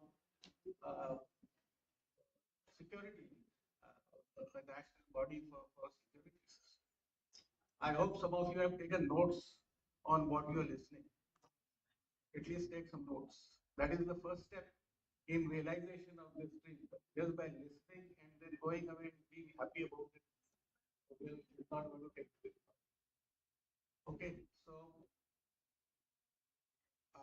I will try to talk about this activity which I have been personally involved with the railways and with aerospace and automation industry for some time now.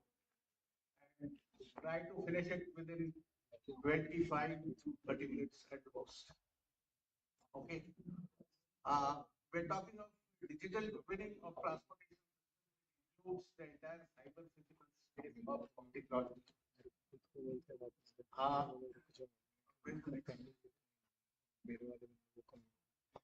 see this? So, digital twinning, most of you have heard what is digital twinning all about. I will also talk a little bit about it later. But in transportation systems, we are essentially talking of large systems. Large meaning very, very large. And they are systems of systems. And they would be in the aviation sector, in the automobile sector, and the most complex of them is the railway sector, with the kind of technology and data that is available in the expanse of the railway. It is a very, very, very complex system of systems. Why we are interested in digital twinning is because we want to perform life cycle analysis in aerospace, railway, automotive, and process industry domains, and condition monitoring at the subsystem level and the systemic level. So subsystems comprise of several subsystems with various individual components. And management and condition monitoring of individual components has been quite a vigorous activity in the country for quite some time. So developing digital twins at individual component level has been done and dusted in the country and also elsewhere for a very long time. The technology already exists. However, and they have model-based and data-driven and hybrid techniques which are available for development of these digital twins. But it is at the subsystem level, at systemic level, that the complexities arise, like what Dr. Manoj Yadav was speaking about, that you have data available, but it is in different silos, and these silos don't talk to each other. Because one of the silos would have been developed by one particular vendor, the other is by another vendor, all of them integrated on the same portal, but they don't talk to each other. You want to take data out of any silo or the number plates itself. And most of the analysis of that is not available. You can see it. That is all that you can do. That is the extent to which you have digitization and silofication. So I'll start with aerosystems because all this digitization and digital activity, aerospace industry has been the pioneer there. It started with that. And if you just look at the aircraft, you have several subsystems. And no, this may not go that far. You have several subsystems like the landing gear, the engine, the environmental control system, the electrical system, the fuel system, the hydraulic engine management system. You have similar systems in the locomotive also. Now you have digital twins which are available at these subsystem levels. But how they talk to each other is a very big question. We will see this in the railway.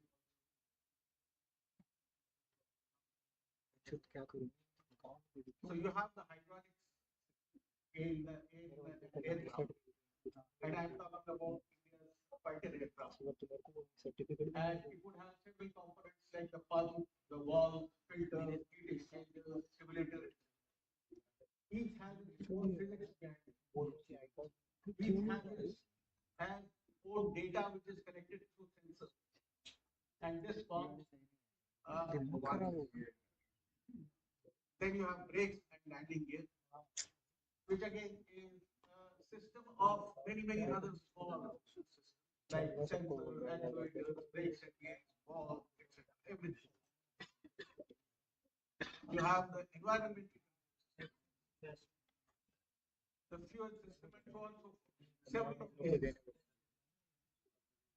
All these isolated subsystems. The biggest problem, this is a system of systems. In our military and also in press in the Indian Railways is how do these subsystems talk to each other? How does the hydraulic system affect the fuel system? How does the airframe affect the electrical system? How does the engine, a problem in the engine would affect the landing gear and vice versa.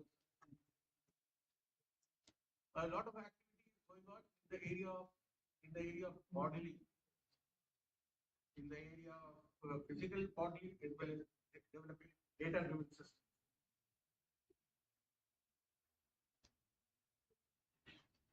Similarly, railway is a system of systems.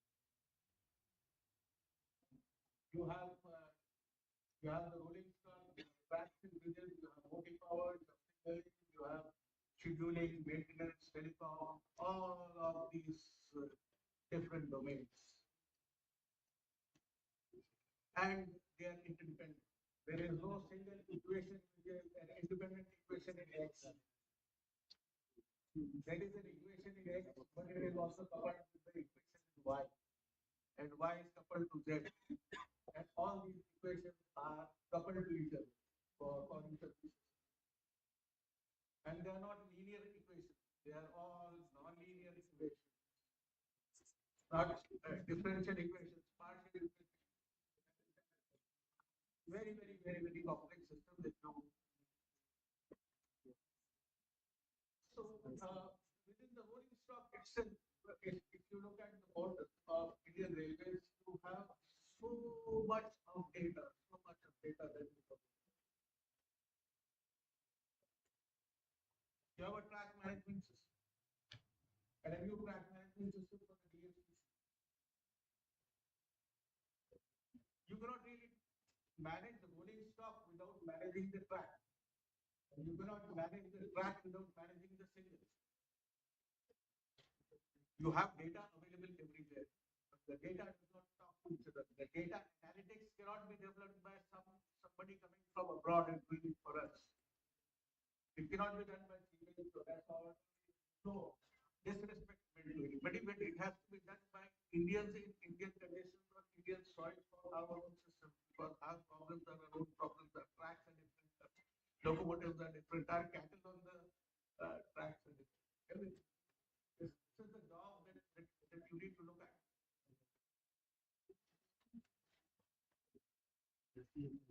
Right.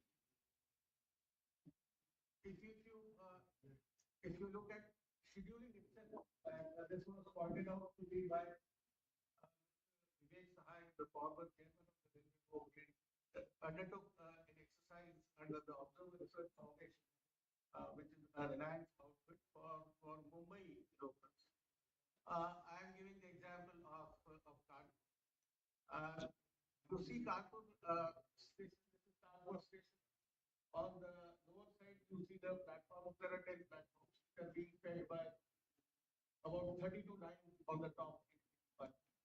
And I have traffic coming from 4 different directions and going out in 4 different directions in Kanpur.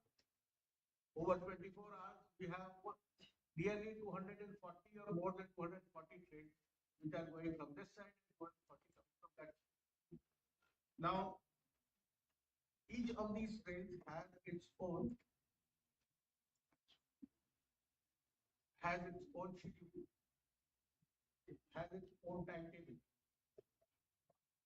And it is not just the timetable of the train coming in and going out. There are 17 different schedulings which have to be done simultaneously. Driver scheduling, platform scheduling, cleaning scheduling, so 17 different schedules to be done simultaneously. Now, sorry, let me not go back. If you often see that there are hundreds of passengers waiting on the platform is empty, and there are 5 different trains which are waiting at the outer. That is because if the timetable, if one train is delayed by 2 minutes or 5 minutes, it throws the entire schedule out of gear. There is automation in signaling and automation in scheduling is still to be undertaken. What Mr. Vivek Sahai and his team have done for Bombay locals is that they have carried out a detailed scheduling analysis, not an artificial intelligence, but an intent-based rule analysis, whereby minor tweaking of the fast slow local train timetable, by the minor tweaking of the platform timetable, which train is going to come in, which platform, minor tweaking, they have shown that the number of local trains on the same very network, on the same assets, can be increased by 163 in 24 hours. 163 trains, more trains can be run on the same network, but just by minor tweaking of the timetable. And the number of kilometers traveled per day can be increased by 6,000, more than 6,000 kilometers. We carried out a similar exercise for just 2 stations in South Korea between Seoul and Busan. Only two railway operators for optimizing the timetable. Indian Railways timetable is not optimized. TCS has taken up this exercise for a very, very small segment of the Indian network, and then not really completed it. In fact, this scheduling is a big issue for Tokyo. Scheduling is a big issue for Hong Kong, where these networks want to reduce the number of hours traveled by a normal passenger from 2 hours per day to 1 hour and 45 minutes. That is the objective from one end to Tokyo, of Tokyo to another end. If you can save 15 minutes of the life of a person per day, this is the kind of aims that. So there is a lot of work to be done in scheduling, and this is all data driven. Data is available. Optimization of the schedule. This cannot be done by us. This can be done only by students. is a digital twin? Digital twin is instead of you can have a digital twin of instead of better to look at the digital twin of a human being instead of a human being here standing in front of you. You have a digital twin. By having a digital twin, you will know how my heart behaves, how my lungs behave, how my kidney behave, what will be my reaction to a particular prescription of medicine. That if you have the digital twin and give it some input, what is the output and what is the response that you can expect out of the human being? Instead of delivering it directly to the human being, you deliver it to the digital twin. How do you develop these digital twins? So there can be a digital twin based on the data collected from sensors of the heart, of the kidney, of the blood, and the body, physical body. How do you prepare a digital twin of a machine or of a system or for that matter human being? There are two approaches which are widely accepted. If you Google how do you go about making a digital twin, it will first show you the PDF from MATLAB. Are you using MATLAB? Yes. Okay. So download that book on digital twinning in MATLAB. So it will tell you how to get started with developing digital twin. Digital twin can be either physics-based or database. For example, you want to make a physics-based model of a brake system. Okay. So for this brake system, there are no shortcuts in fact. You'll have to write down the equation, the governing. For knowing the governing equations, for writing down the governing equations, you have to do your physics properly. You have to do your mechanical engineering properly. You have to do your electrical engineering properly. You have to do your signal processing properly. There are no shortcuts. It is not like developing or making, doing testing on a software which is already made. That's a different job altogether. But if you want to make a digital twin, you need to write down the equations. If it's a physics-based equation, and then have this kind of a model which is translating these equations into block diagrams. This also can be done in MATLAB. Please do that. See whether you can do it or not. You can't inform me again.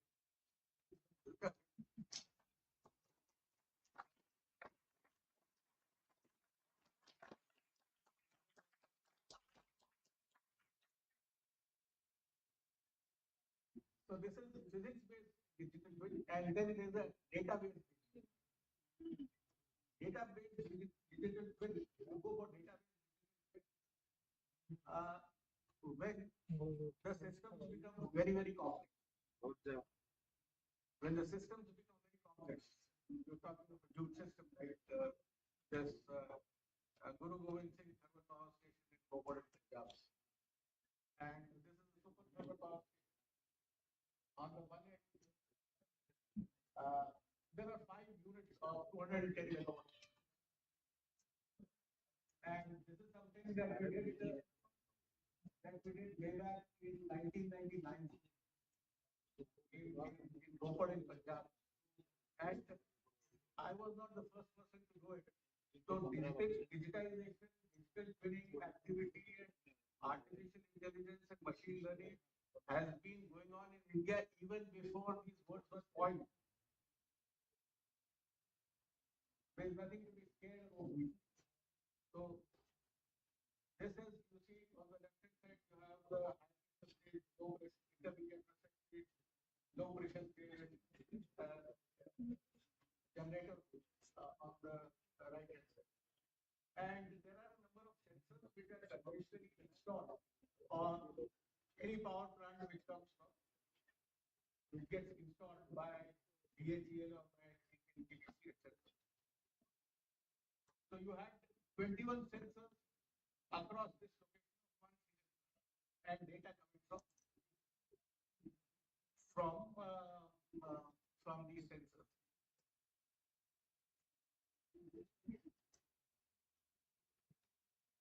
You see what this typical data looks like. The data may be from accelerometers, which is vibration sensors, there is some sort of vibration sensor, and so on. And this data is fed into a network called then neural network, artificial neural network. And then this network effect that you see on the bottom side, this actually represents the digital twin of this entire display. All these neurons and the layers between the way they are between input layer and exit layer. Have you done any work on neural network? Yes, sir. Okay. So these neurons can be arranged in the form of layers, and you build these networks based on the data that you have achieved, so that this network comes to represent the actual start network. It gets automatically detected. It is a black box. It is a large number of nonlinear equations which get automatically trained based on the data which is fed to these networks. It is like a black box. You don't have to understand the physics behind what is happening. You can only rely to that.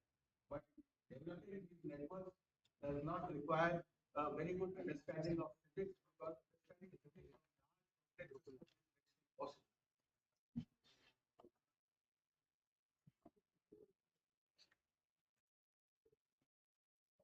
Now this was way back in about 20 years ago. Now these networks have been replaced by deep learning protocols. And by deep learning protocols, we have you done any deep learning? So deep learning also is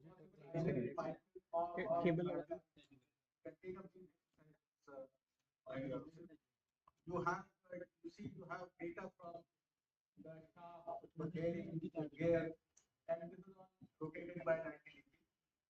You can digitize all of them, 1 point, 2 point, 3 point, all those 5,000 points that you go top around digitize that, and then take it through methodology, deep learning methodology like this. And these are all mathematical expressions. You go from a very large set of data, and then gradually start compressing.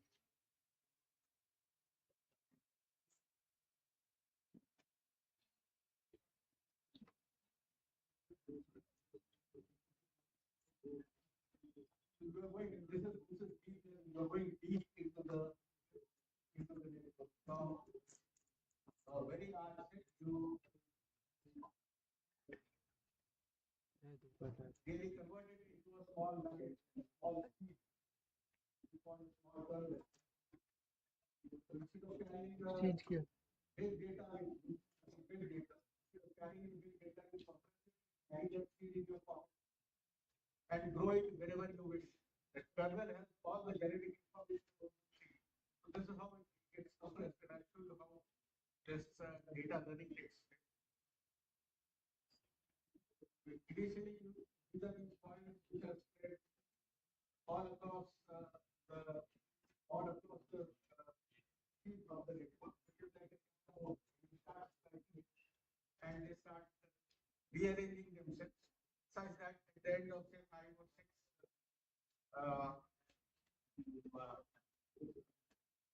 configurations, they all birds of the field.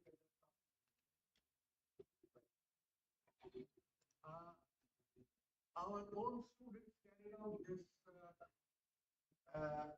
this project. In fact, second year in 32 was a very, very good project for the ordnance factory in Nagpur. Can you recognize what this project is?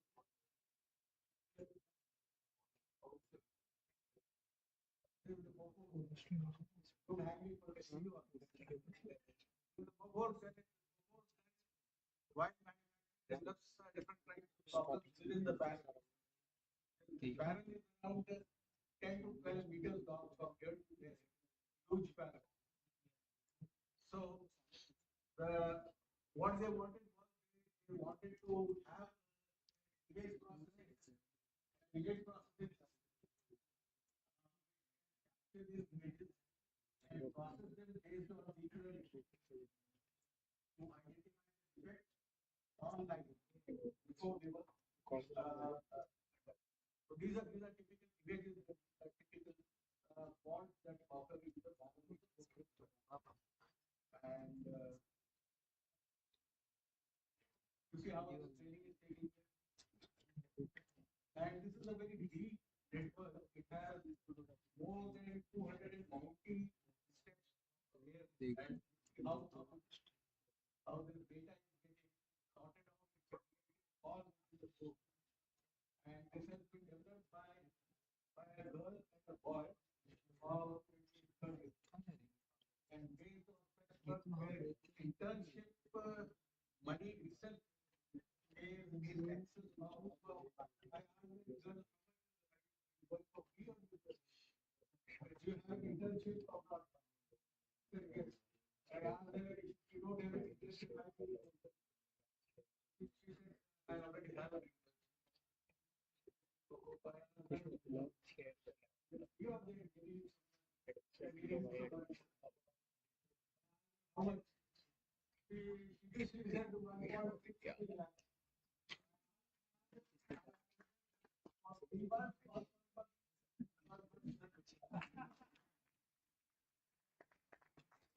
This is the value of students who are doing good at machine learning work. Take this up. The country is there, and you will need the money. Take up the country. So, this is vision-based quality control. Again, this as the vision defense. Now I'm hearing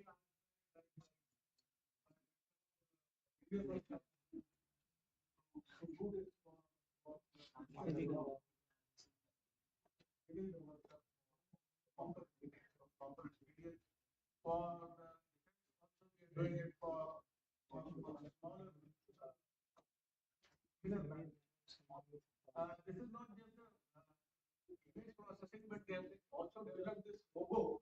You see this robo, this robo is it crawls in the barrel of the gun.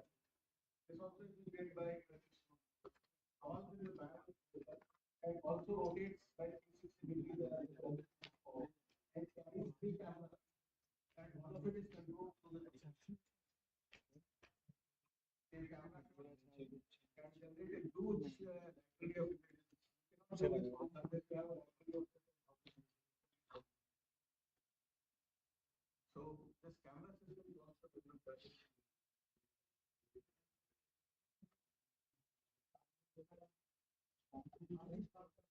Nice. These are actual form. The actual form. Okay. Actual forms cannot be used in the barrel. These are actual forms and you have to recognize what kind of fault is it. There are 1 dozen different types of faults. Recognize what corrective action is taken upon.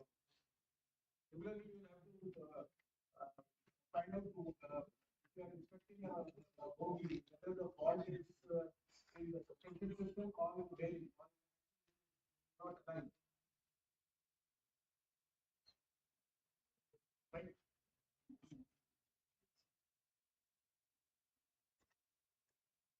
So, this again is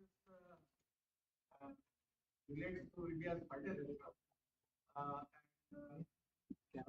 Digital twinning has been again taken up by India. This also has been done by students, interns, and a few startups.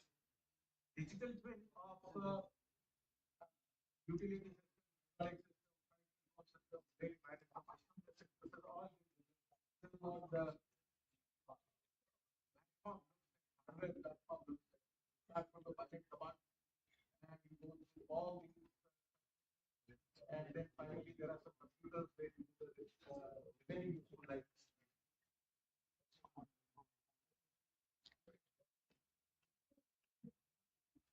So what they do is they develop digital twins for each of these based on the data that is there. And build a complete line of command, the pilot command, a systemic level digital twin, and find out the performance. This is the activity that is going on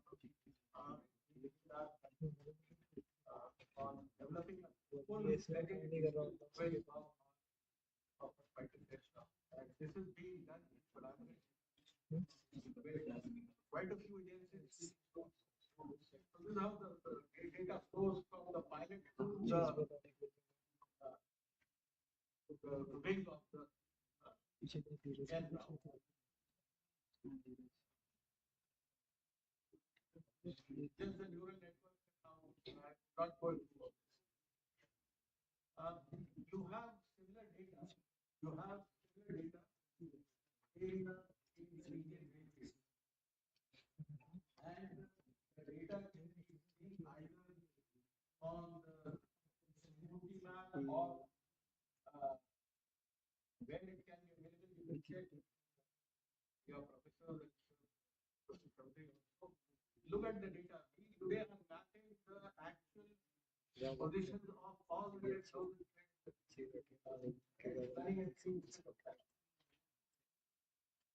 can be zoomed, it can be, it will throw all this information.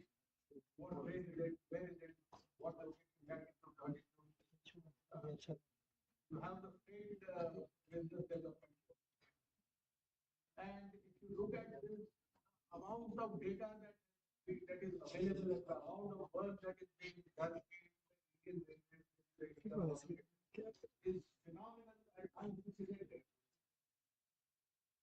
It is phenomenal and unprecedented. Is not available anywhere in the world. What we lack is the analytics. Like for example, here you see this was taken the day before yesterday. That is of time. How many rates are running? How many rates are running in the country? How many of them are empty? I have another one which I have not. How many of them are empty? Empty rates is also linked to the rate goes from Bihar to Bombay can go. By returning from Bombay and all the ports, all the अब तो 8 so the issue is the question that we here the project that we are doing how do you fill the demand of rates from the empty rates that are available on the network. There has to be an automated system that no delay or this is the picture of the voltage division. Voltage division most complex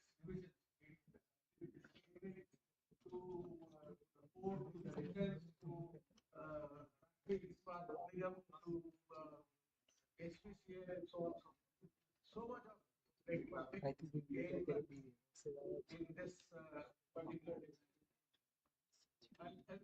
I have similarly for track management system, you have enormous amount of data that and this leads to a lot of analytics and different types of how to optimize it, how to reduce the maintenance time, all that. This is the map what they are using.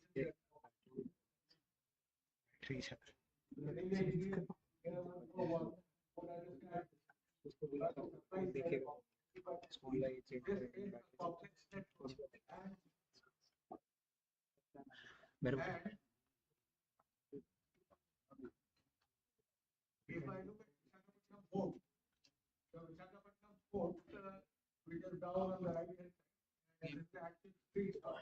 The red lines that you see are the traffic jam of the street. This traffic jam is a very frequent phenomenon. And this traffic jam does not get cleared in 1 hour or 2 hours. Continues for 18 hours, 36 hours, like that. With all the data that is available, because the data is we are not able to analyze. Not able to analyze what is the cause for the traffic jam. What is it? How we optimize the traffic. This is another problem.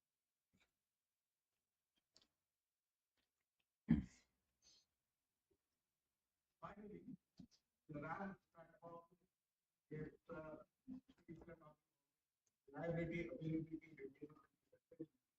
platform for the Indian Railways, and the conception is what we have looked at is what I'm trying to do.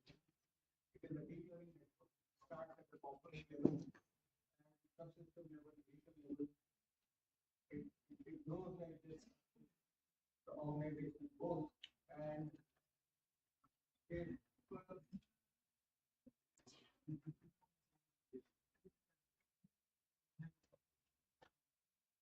this is what humans and networks are also trying to do for the system.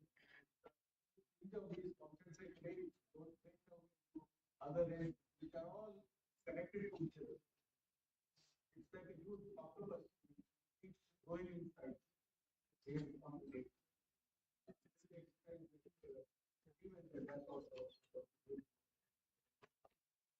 Last thing is this platform that we developed for Shakti 4.0 on the Indian Railways with the model factory.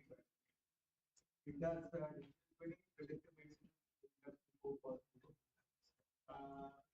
And this is a stack which does digital twinning, database, relation-based implementation, signal processing, predictive maintenance, real-time monitoring, material tracking, human-machine interface, indigenous scheduling, all one system. Data is that we are trying to address all these components. That there are machines of different makes and there are Siemens, there are Faro, there are Hydline. And each machine has its own controller. Siemens will not talk to Hydline, Hydline will not talk to Faro, and sometimes Siemens will not talk to Siemens. The data remains within the machine itself. You do not get the data out of it. The task is to get the data out of it on a single platform, get the material tracking data and from the human machine interface, which the operator carries, also the same platform. I have a few more slides, but I will stop.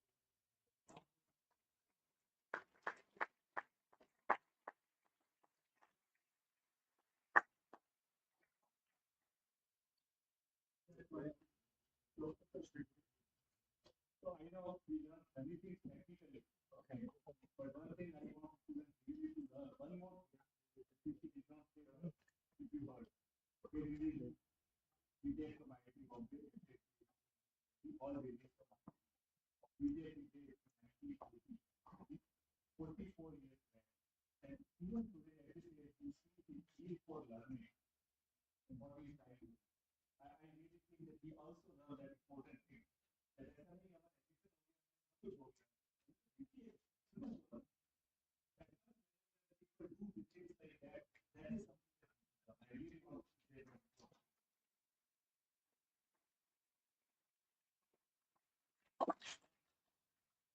Thank you, sir.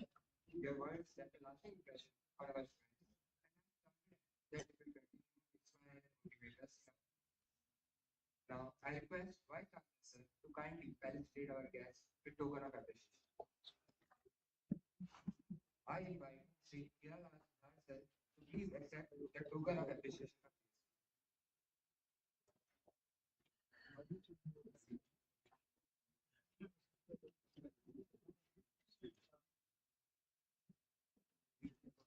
Yeah.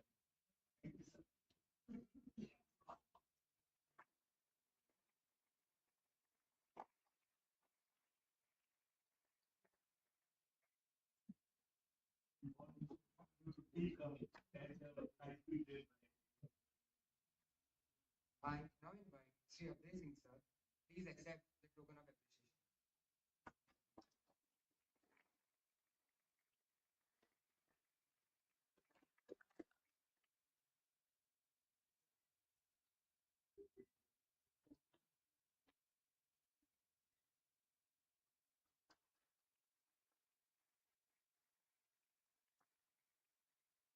As you know, we associate they have hired already 3 of our students. Hopefully, they'll get a chance to work on Ayodhya, Mathura, Mula, all the three projects.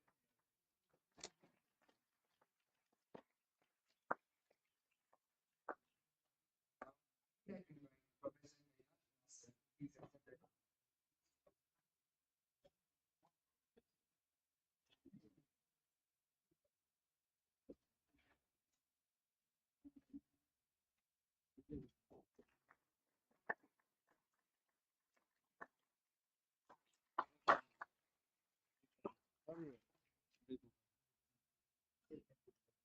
वो photo भी हो गया Now, as we draw toward the end of the technical session first, I would like to remind our enthusiastic students that we have a host of exciting, competitive, and fun events taking place today. Please come forward and participate in large numbers to fully enjoy the festivities of EPITOME. Supported by our technical sponsor, Rail Limited, gold sponsor, Airbus, and silver sponsor, with that said, as we welcome you to technical session by our EPITOME. Oh, let us carry the spirit of excitement and enthusiasm with us, and let's make this session 2 even more spectacular with your business advice.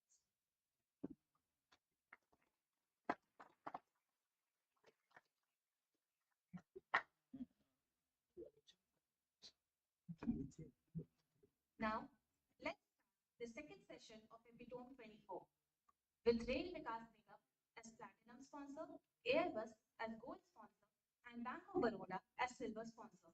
The theme for this session is transport security and sustainability. I would like to express our gratitude to our guest, Shri Ghansam Bansal and Professor Chetan Vaman Vaid for joining us. We are honored to have Shri Ghansam Bansal. He is an IRAC officer of 1990 batch. He is presently Dean in Delhi Metro Rail Academy of DMRC. He graduated in 1987 from Regional College of Engineering, Kurukshetra, and Masters in 1989 from Punjab Engineering College. He has worked on different parts of Indian Railways in Chandigarh, West Bengal, Jharkhand, Maharashtra, and Delhi. Some of his previous designations include Director Vigilance in Railway Board, General Manager in Dedicated Freight Corridor, Chief Engineer in Baroda House, Senior Professor at IISc in Pune, Chief Vigilance Officer in Delhi Metro Rail Corporation. He has been delivering lectures on vigilance aspect in contract management, disciplinary proceedings, and ethical vigilance. He has authored 4 books. For one book, he has been awarded by Honorable President of India, Srimati Pratibha Patil. He has also received Railway Week Award in 2014. So now I welcome Shri Ghansam Bansal for delivering the guest lecture.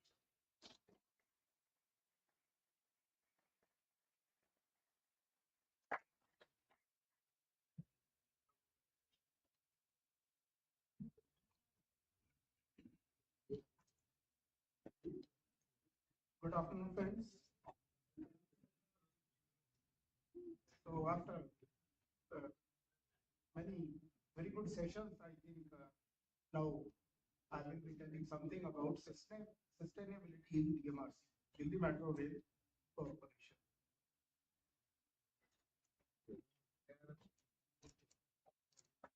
In fact, the sustainability is the topic which was not known before 70s or 80s.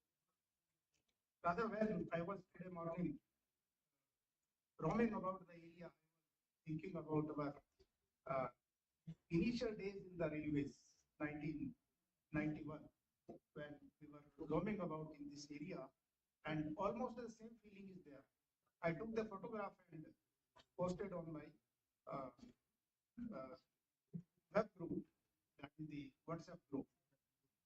And the people reacted that yes, exactly the same feeling is there. On the ground, some numbers have been marked. These were for the PT at that time also.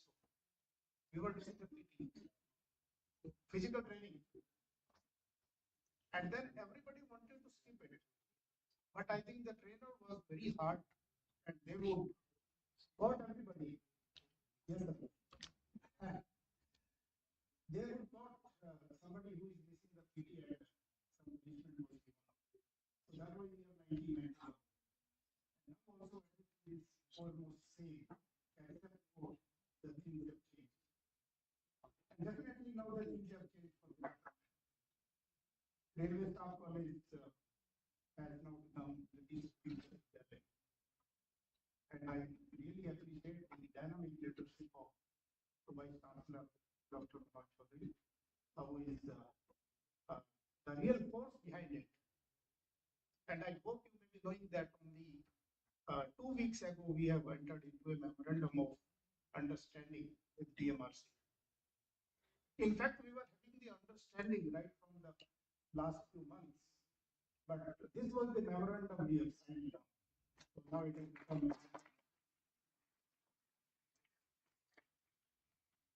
So we are the two partners, I would say, DMRC and GST, and our MD, Dr. Vikas Kumar, is really appreciative of this. When there was the first meeting in August 2023, we were saying that immediately we should do it. This is the real opportunity for the students because their employability will be increasing tremendously if they know about the DMRC, about the rail sector.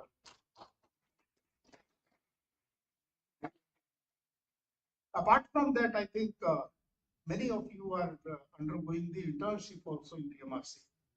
And now also you can come in a big way because DMRC is a platform where you can understand and learn many things which otherwise may not be feasible at one place. Delhi Metro is concentrated at Delhi only. Anybody can come very comfortably. He can learn many things and come out very easily.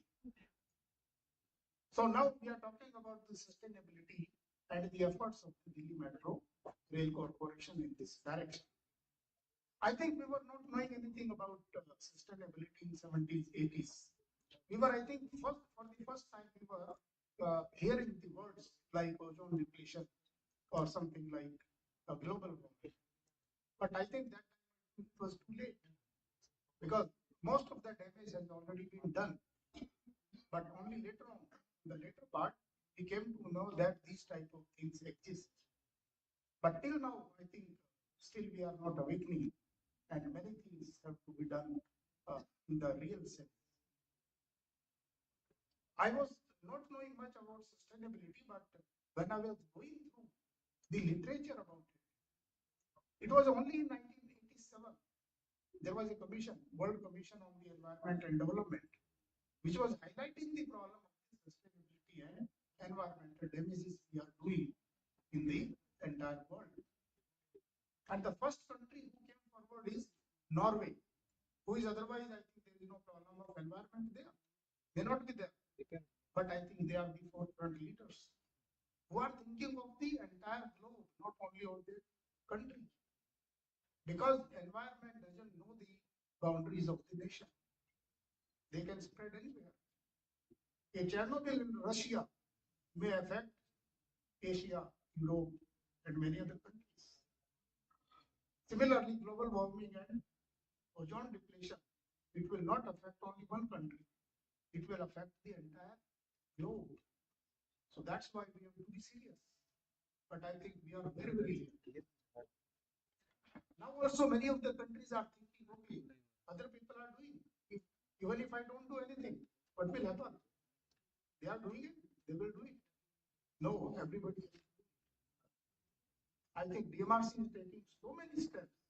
I was wondering that almost on monthly basis, they are entering into new eras where the sustainability or protection of the environment can be done. Whether it is about the renewable energy, use of the renewable energy, or afforestation, or having something like energy saving, we are doing it. So I was talking about the World Commission on the Environment and Development. In 1987, there was a report which was published under the UN leadership. What was this? In this report, it was mentioned what is sustainability. It is nothing but meeting the needs of the present without compromising the ability of future generations to meet their own needs. We cannot be selfish. Today we can do anything. Yes, there is no problem. But are we living anything for the generations to come? No, we are not living. We have to make such efforts that even today you can live comfortably, but in the future also you may have something to be left for the next generation. So the definition is very pertinent.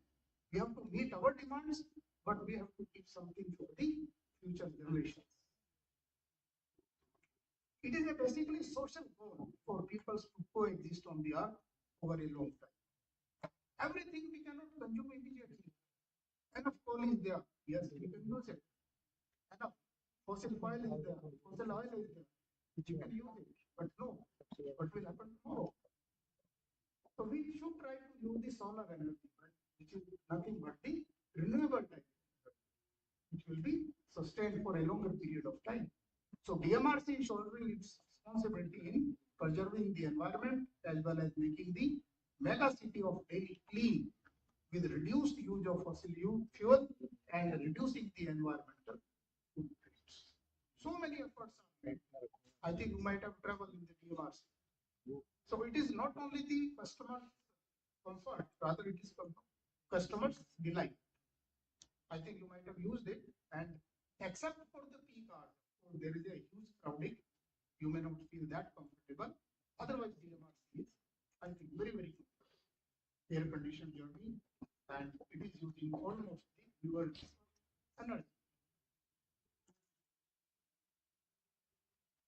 And the journey of the DMRC began when the foundation stone was laid on 1st October 1998 by Dr. E. Sridhar, that is Metro Man.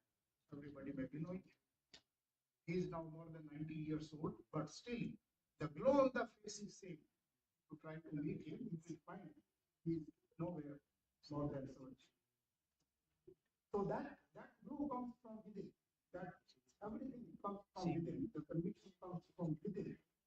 So that if it was a picture taken, if it was a real, you can say Nimka of DMRC was made in 1998. This was the first 5 Nimka on the red line. In 2002, this was the first section. Shahara which is open for the on 25th of summer. These are the historical things, and the journey of the sustainability started immediately. Now, every year we are adding so many kilometers of the metro line. I think you may be knowing that initially in phase 1, it was only 65 kilometers. In phase 2, it became 190 kilometers. And in 2021, phase 3 was completed and we have reached up to 390 kilometers.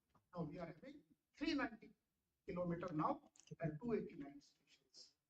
And phase 4 is going on, and it will be completed within the next 2 to 3 years, and we will add another more than 100 kilometers, so it will become more than 500 kilometers of the metro line only in Delhi NCR area. So this will be like this. Almost 90% work has already completed, only the phase 4 is going on. So it is a maze of network of Delhi metro lines. Very comfortable journey for everybody. Whenever I have to come on airport for T3, that airport, I normally take airport. below 120 kilometer per hour. Earlier it was only 80, 100, or before that it was 60. But now it is 120 kilometer per hour. And every line has been given a different color. So almost you can see Eastman color is there. Most of the colors we have already used because 9 lines are there, and including the airport line, it is number of lines are 10. And few more will be, I think, connected. We will be short of the colors because already there are some colors which are confusing to gents, may not be ladies. Ladies can recognize every color. Even every shade they will be knowing. Sometimes my wife says कि रानी colour की साड़ी लाना. अब रानी colour क्या हमें तो आसपास ही नहीं पता. We know only about the red, blue, and primary colors we know. But I think the ladies are better. But friends, why these colors are required? Basically, these are for the steps to guide the passenger. They deboard from one line and they want to go on the other line. So that steps will guide you. You will not ask anybody, "Ki hum yahan jana hai," to go there. So that's why these colors are important. Otherwise, numbering is also there, line number 1, line number 2. But color becomes important. I think problem will be there when number of lines will increase and there will be confusion in the colors. So as far as the operational highlights are concerned, our punctuality is 99.96%. I think it is amazing. Any train which is late more than 59 seconds will be considered.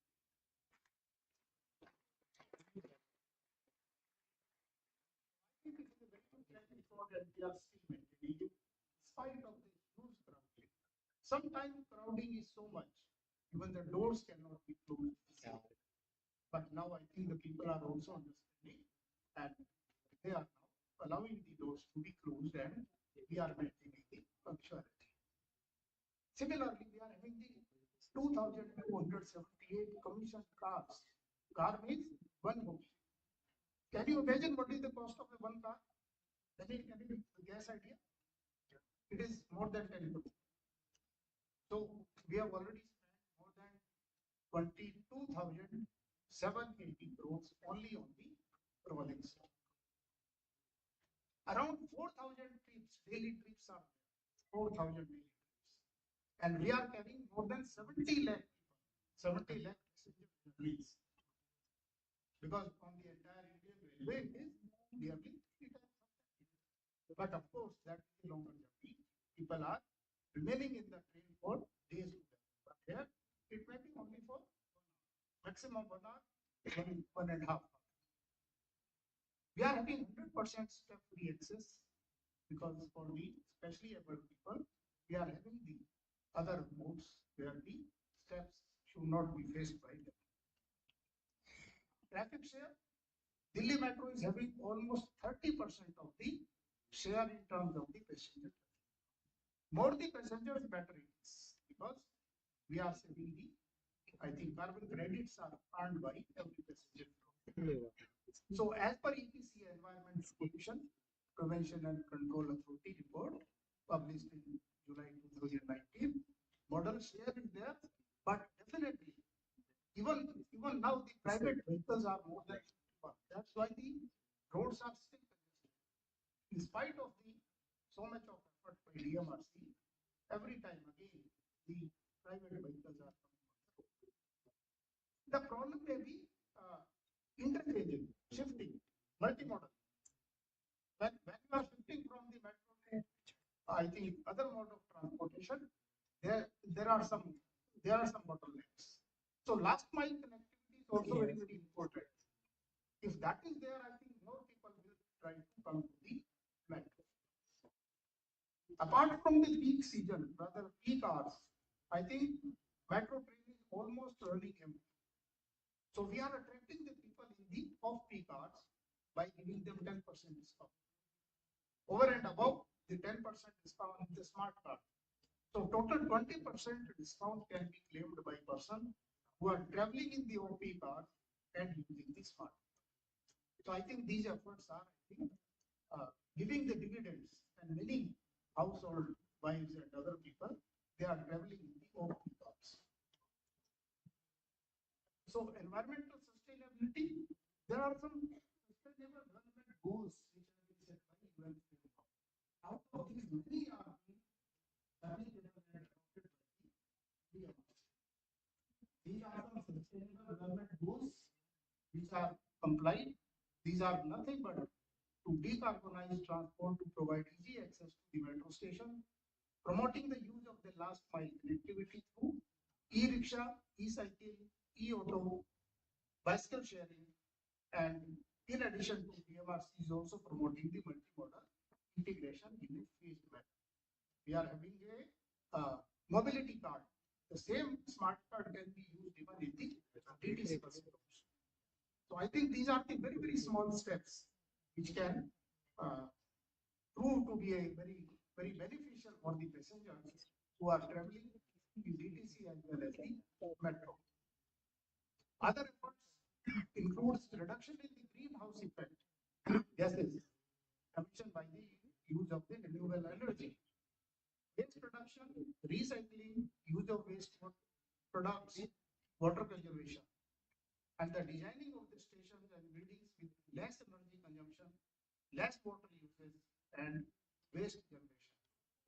Everything should be less, ensuring that policies are adopted by our contractual agencies also.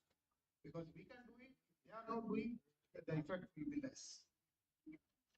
So the metro operations mitigate climate change in many ways. These are regenerative braking. I think everybody may be knowing regenerative braking. Earlier, these were the rheostatic braking, where the energy was dissipated in the form of the heat, rather. It will be wasted. But now we are doing regenerative braking, where the power will be generated and it will be fed into the grid so that it can be used later on. That is efficient buildings and stations than use of solar energy. DMRC in a big way adopting the solar energy. And right now, almost 30% of the requirement of the energy by DMRC is taken from the solar energy. Out of this, some of the solar energy produced by us on the rooftops, but a major portion is being taken from the river. That is Madhya Pradesh. Energy efficiency, renewable energy, model shift, impact on the climate change. So regenerative braking I've already discussed. It is nothing but the different from the rheostatic braking. And DMRC is taking a lot of solar power. So this is the model shift. I have shown you the two pictures. It is not that when the DMRC has come, metro has been started, the roads have become empty. No, this is not the meaning of this picture. Rather, this means that the entire traffic which is there on the road on the left side picture, that can be accommodated in a one DMRC train of 8 vehicles. So if the people use it efficiently, then definitely our roads will be decongested. And that should be our aim. So carbon credit treaty, DMRC is the first railway project to register in the world. I would say this DMRC is the first railway project in the world to register its carbon credit with UNFCCC, that is United Nations Framework Convention on Climate Change. So I think it is an achievement by DMRC because it has successfully demonstrated reduction of over 17 million ton of carbon dioxide emission since its inception. And more has to be done, I think, over the coming of the years. Carbon credit worth more than ₹30 crores already earned. Whenever we travel by metro, every passenger earns some carbon points. We call it carbon light travel. And it is printed on the ticket also. Whenever you pay, a ticket will be given to you and it is written here that depending upon the kilometer he has traveled, he has gained some carbon emission points. And for per kilometer, per passenger, it is about 32.38 grams of carbon dioxide is saved when we travel by metro as compared to the other means of transportation. Solar energy, total power demand of DMRC is about 270 megawatt, and now about 35% we are meeting from the renewable sources of energy, rooftop solars, and from Rewa, that is Madhya Pradesh. By efficient designing of the buildings, energy consumption in the stations have been reduced from 70 kilowatt hour per square meter to now 46.6 kilowatt hour per square meter. So these are the pics of the rooftop. In most of the depots, you will find this type of scenes. Everywhere we have installed solar powers. These are the colonies where we have adopted this type of thing. This is the environment-friendly Prakriti Park, Metro Park, which has been made, and so many other parks have been created by DMRC for the environment. Financial sustainability, I think it is distorted, but I think this is not to be covered much because most of the things have already been done. We are having so many advertisements indoor and outdoors.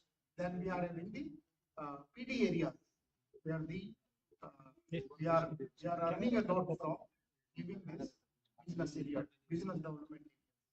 IT park, we are having the MLP last mile type of program, Connectors Tower, that we are having the Rohini West Unity Mall in the area.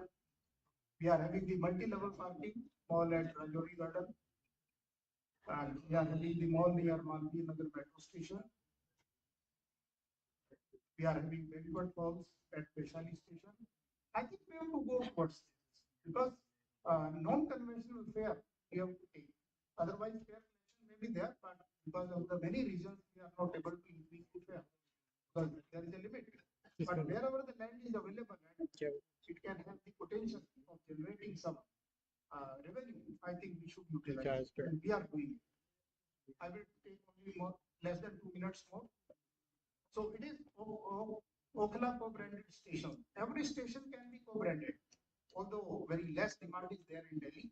But every station can be given a name with co-brand. Our name will also be there, and that name can also be added. So by which we can generate some revenue. We are having the train wrappings from outside. Train can be wrapped. So from inside there is no problem. You can see outside. From outside you cannot see inside because the wrapping is there. So in some of the trains we are having this type of arrangement. This is Dholakma station. I think you might have seen. This is the very big billboard, and we are having the outside advertising. Even on the pillars, we are having at some places advertisements because we have to learn the ways how to generate the money. Security, I think it has already been explained by Shri Manoj Yadav, so I will not go into the detail. And almost we can go through this. We have already done it. Objective of the security is data, detect, deny, and mitigate. And we are using almost everything which is being used in the, I think, most of the areas where a tight security is there, India Mandapam or even I think we are having many areas where this type of arrangements are required. So general layout of the security is like this. You might have gone through this. And many equipments have been provided for the security, for the baggage inspection, for the frisking, checking kilometers, just like airports. We are having most of the things. Door frame metal detector, handheld metal detector, anti-sabotage check is there, explosion suppression is there, bulletproof morcha is there. X-ray baggage inspection is there.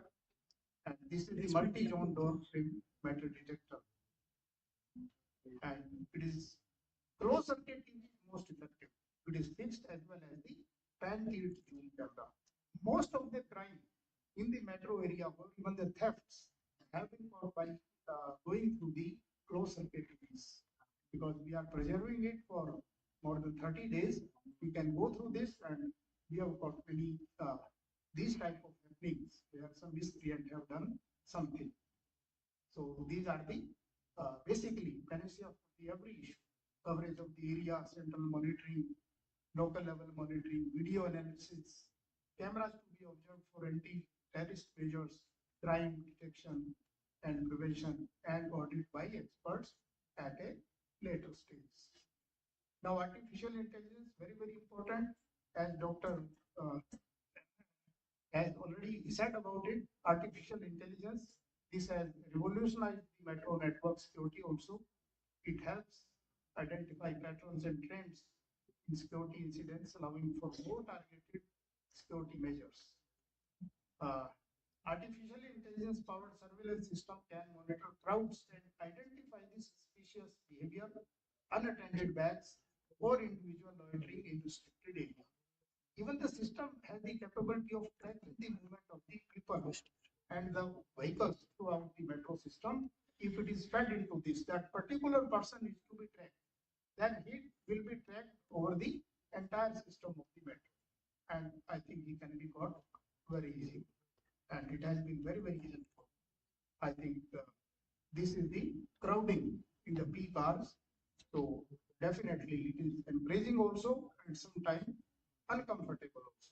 Encouraging because people are using it, but otherwise it may be discomfort to the older people, people having some illness or sickness. But I think we have to live with this. But DMRC definitely is helping in a big way by in sustainability and protecting the environment. Thank you very much.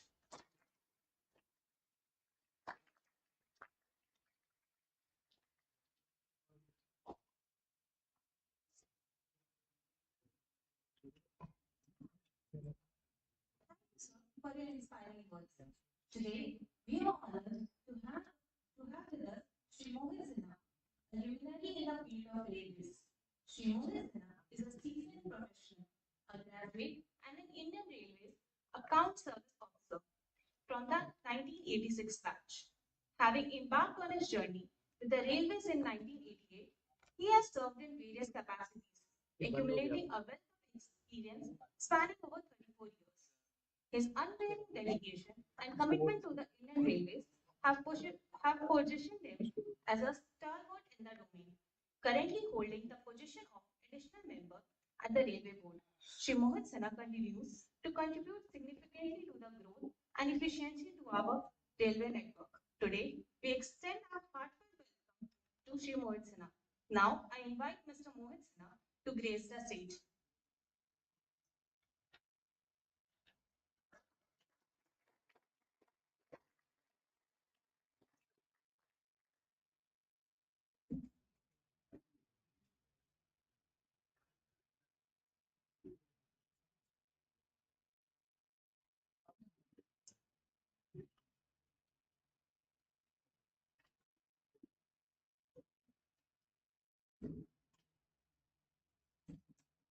Good afternoon. For listening to so many of us. It was a great day spent with all of you and with professors and from the academia and from field. It was a pleasure. I must thank the Gati Shakti Vishwavidyalaya for calling me over for this particular session. To be here, I wish I could have stayed till tomorrow. I have some other personal commitment. In fact, I will make a small adjustment to what my introduction was. That after additional member, I was member finance, and then member finance, and then I was director general.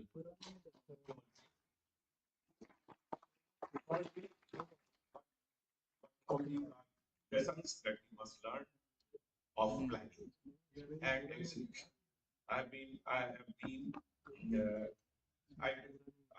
take up my first example from on planning itself. There was a nuclear powered submarine of USA which had an explosion. It never came back. A lot of men were lost. when an inquiry took place, there was they found that the periscope, when they were pressing the button going up, it would go down, and when we were pressing the button going down, it would go up. And that was sent for field trials, and then they never came back. I had a similar experience in my guest house. This is the highest guest house in Indian Railways. There are two air conditioners. I wanted to switch off one. There are two switches.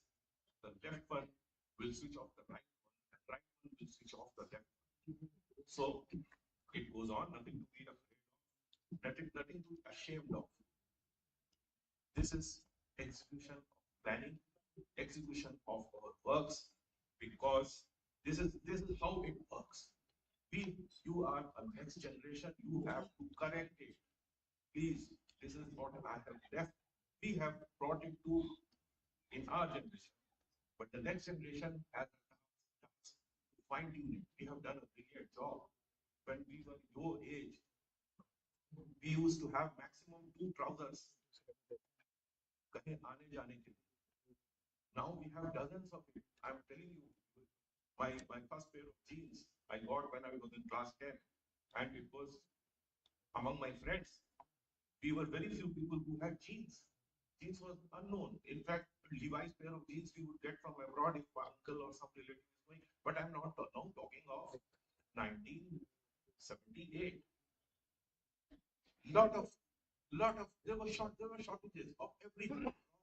Vanaspati ghee to sugar to even diesel was not available for pumping our pumping sets. Your parents might be younger than us.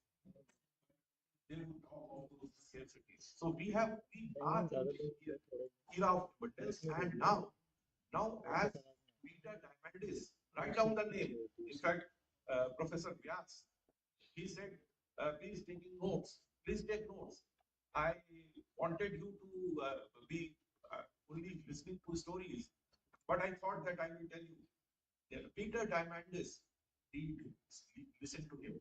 He is a futurist. He talks that we are going into a system of exponential growth, which our friend from Navy, he said this is AK-47, Amrit Kaal 47, from 3 million, 4 trillion dollar economy, we are expecting to reach any number of 30, 40, up to 50 trillion dollars. Now 50 trillion dollars is big money. We are still in the range of 3.54. How much is it? It is around this. The national we are going, we are catapulting ourselves.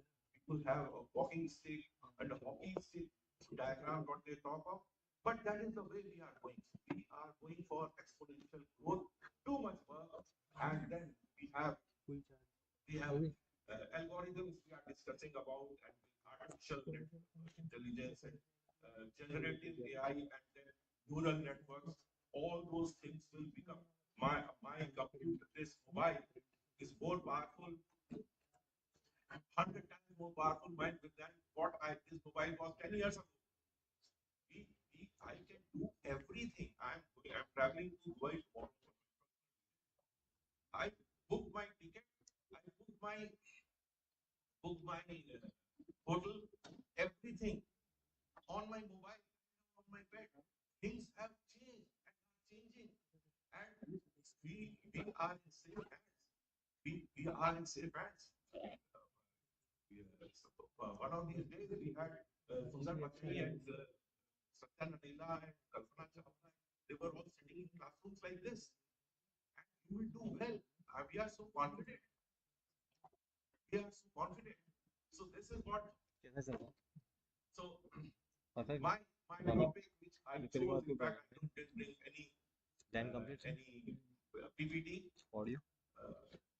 This is ready on arrival.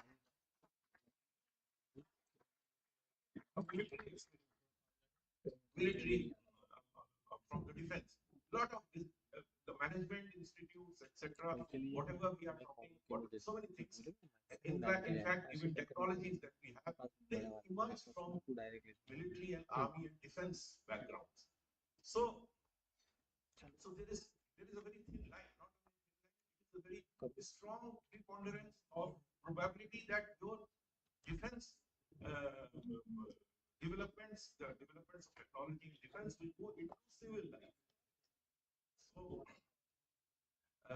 USS Enterprise class aircraft carriers go to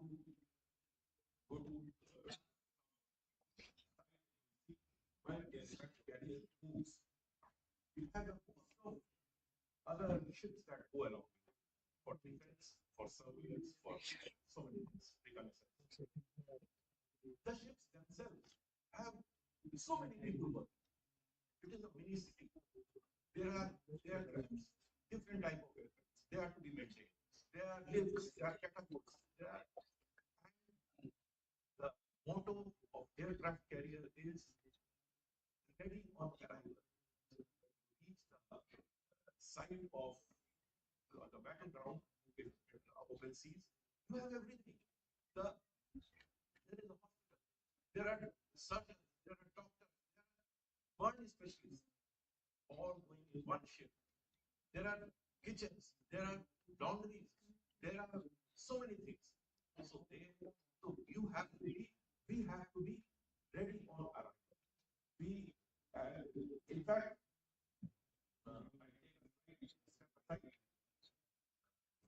we are improving every day. You are Alice in Wonderland at one point of time says, I can't go back because I was a different person then. I was a different person yesterday evening when I boarded the aircraft from Delhi to Vadodara. And today afternoon I am moving on back. Which I saw Mr. Gati who completed his test in the year of our Lord 1980 when I had done class 12 of it. So, and he is still up about telling you neural networks. He is telling you,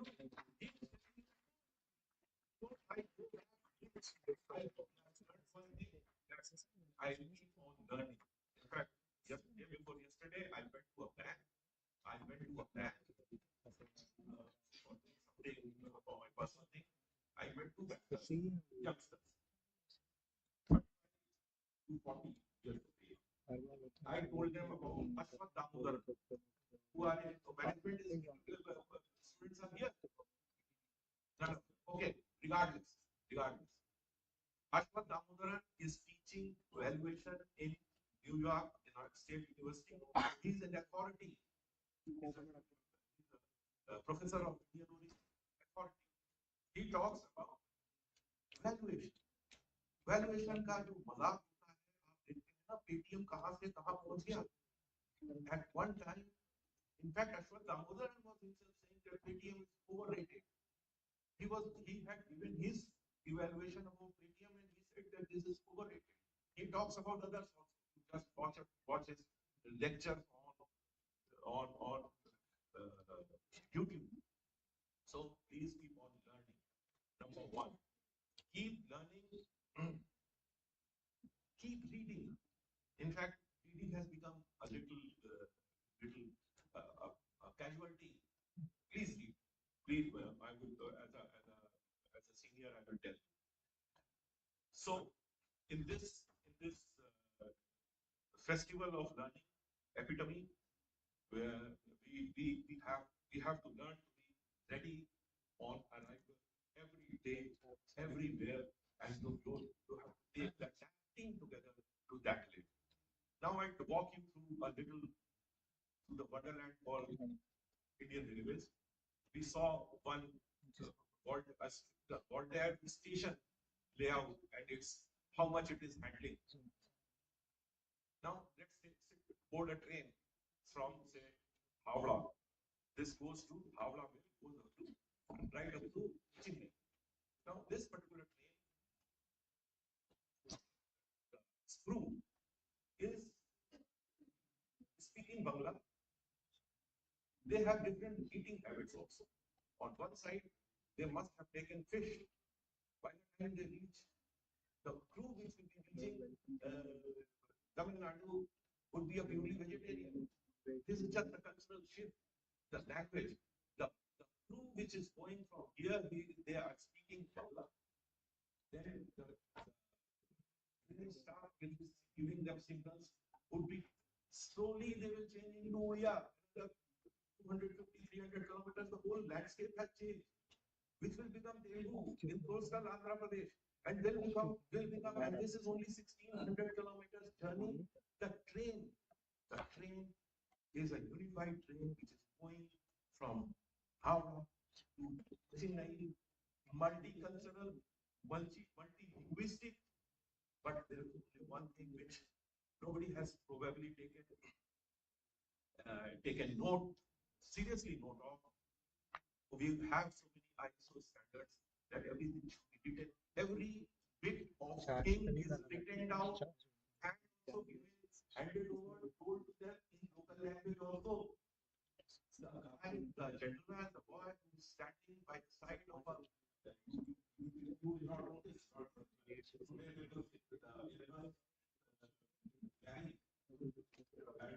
he was taking the stock of how many people have traveled by air. So very few hands came up, and that is the stark social reality. It is still a rich man's business to be flying. It is not so cheap. The Indian Railways, incidentally, Indian Railways cannot charge you full amount of money, which the cost of your ticket, even second class ticket, it loses 60,000 crore rupees annually approximately on not charging you full amount of money because the trains are very expensive. Just now, the speaker, Mr. Bansal, he told us that a car is 10 crore. The second AC is about 2 to 2.5 crore. And a second class car is about a crore of rupees. Just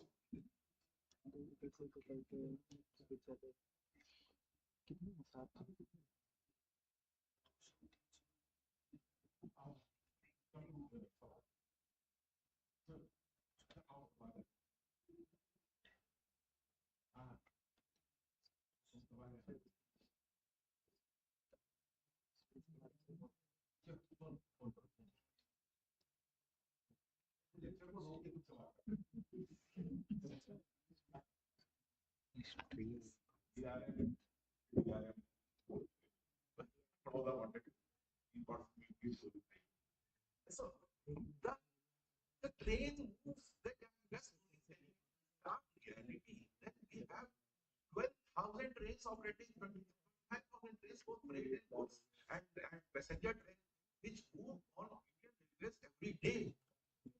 Now you must have noted one more thing.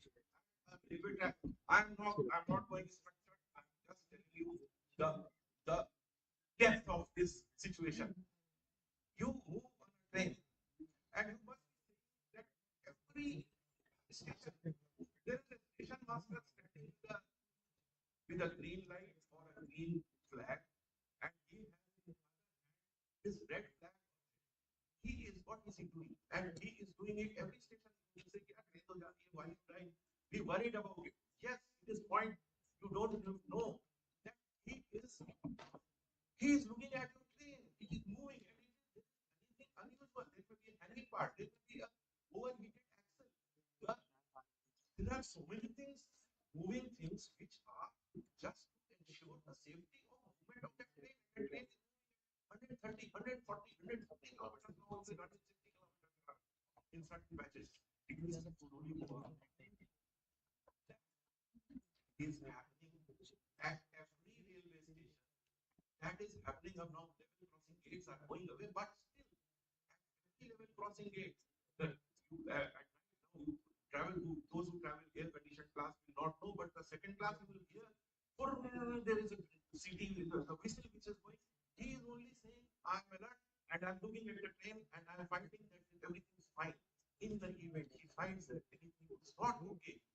The civil engineers who are there, they know he is how to attract attention of a train moving at 130 kilometers. He has to pick up back at the train. He thoughts if it is make some unusual noise, the guard will look at it to the level crossing gate, and he will show a red flag. He will stop the train. This is the level for a 16-minute journey from Howrah to Chennai. This train will be at least 250, 300 times it will be checked for safety and one train. This is 25,000 trains. Now one train is passing the mechanic, which is more exciting than taking roads. But two trains cross the train which is coming from the other side, he will look at the undercarriage, and I will look at his undercarriage. Both of us ये उसका वाला सवाल है lesson होने का statistics and dynamics. Both of them check each other's stream. You are fit to go. We are not. So this is the level of 12.5 lakh people are engaged in different things all over the country, doing this day in, day out, even in COVID, even very, very thick of COVID. Freight trains were still moving, food grain was still coming, petrol, diesel, kerosene, everything was moving. And then we moved the migrants. The migrant crisis, you read on newspapers, on the media. Somehow things get amiss because not people never thought that difficulty of that scale and manage that scale. Movement was still very well done. We found adverse publicity, food was not available. It was thick of summer. It was heat of summer. मई महीने में India में North India में people going from one place to another. Food was getting readied by IRCTC to place it on the for instance about 700 people are going by train, one train. IRCTC was advised that a train will come at 8 a.m. or say 6 a.m. to please load food.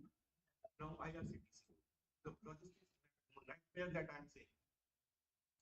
There are no Russian shops open. Where do they get their ordinary rice and dal to put it on food? Now the train gets stuck. It gets late. By the train comes, the food has been readied at say 2 a.m. in the morning. Train comes at 12 p.m. Kharab, phika hai, food has been thrown away. People don't realize how much has been done and how much went awry. Because this is the size of India. Very size. We just now we were mentioning that the number of people we move on metro rail. 3 times of that we do it, of course, longer distances, longer places. So we have the setup works like an orchestra. 12.5 lakh people are working every day, all the time, round the clock, round. If you go on a rainy, very heavy rain would be there.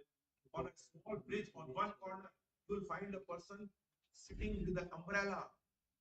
He is only keeping a watch on the bridge that nothing untoward is likely to happen.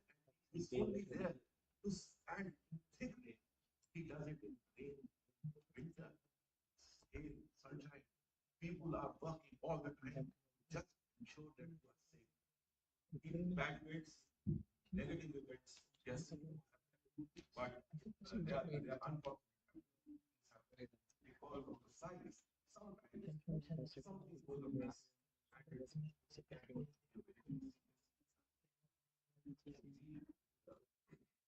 All of us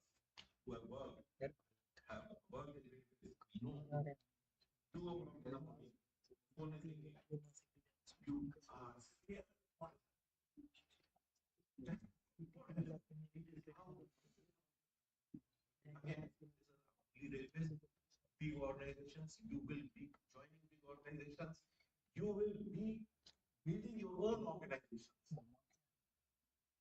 And today I learned a very nice word. Why learning? Area 47. Is it America 2047? 2047 is not very far away. Just remember to share with me wherever you are. Unless we do it, in fact,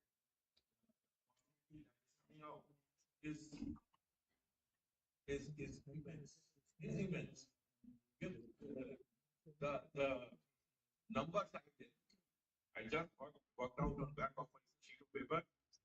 Transportation cost is about 13-14% of GDP. Back of this piece of paper. That is about 4 trillion economy. Is itself about 0.3, 0.4 trillion. Now, with the economy,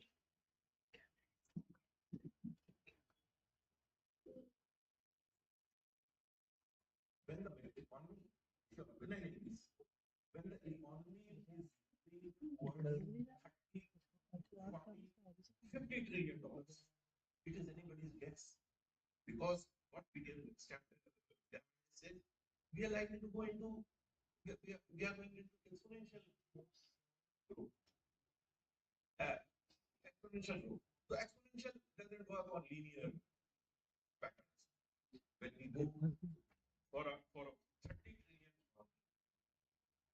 and the cost of logistics has come down to 6%, 7%. That is what Prime Minister has also been insisting. And this Gati Shakti Vishwavidyalaya is not for railways alone, not for roadways alone, not for maritime alone. It is everything. It is landscape is everything. So this will become $2.5 trillion. Industry will be only transportation and logistics. Maybe more. We might be doing it separately. Maybe for other all over the world. This might be much bigger. Much bigger. Jobs will also increase. Your opportunities will increase. And you will be able to do much more than what we did. In Indian business alone, when I think 30 years is a very nice time to find any factor. Good time. We were doing 400 million tons of trucking.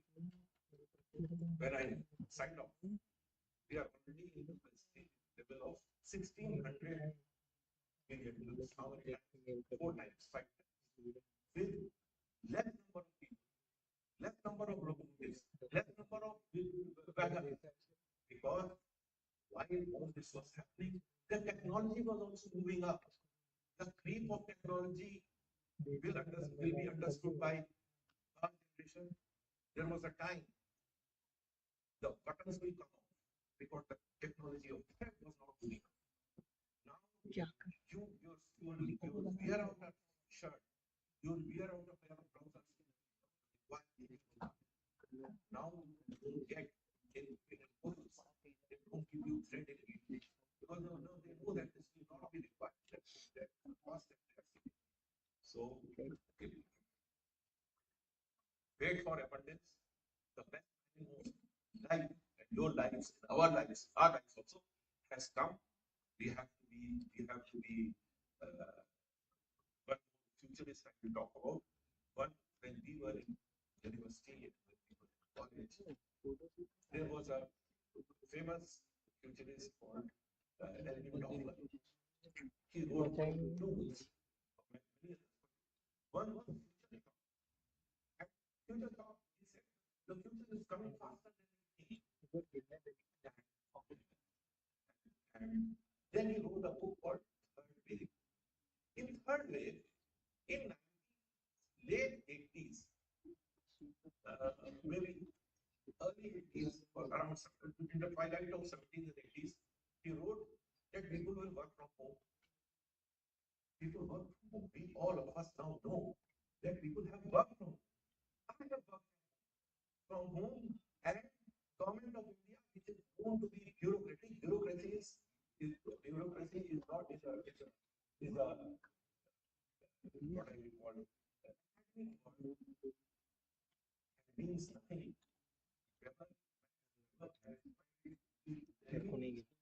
Bureaucracy means working by rules. Working by rules. Where you have a rule that working by and bureaucracy not quite so. Bureaucracy, we used to have files of this size, huge, enormous files. All of us. My front row has quite a few of our colleagues who have worked with those files. The files have gone away. They have all scanned there. I have disposed of those files on airports, in a car, going from one point to another on our mobile phones. That's changed. So what element of had predicted then we go a few centuries ago. What Leonardo da Vinci predicted that there will be a helicopter, there will be a submarine. Of course, that happened less than 80 years ago, 800 years ago, less than. And it happened. So people who imagine things, sometimes they take too much time, sometimes they come very fast. Future talk says it comes faster. Peter Diamandis also says it will come faster. So within our lifetimes, things will change very, very fast. Lot will go up. Country will go up. We will have all it's going up. Everybody has traveled by air. All of us, we will do well. Wish you all the best. God bless you.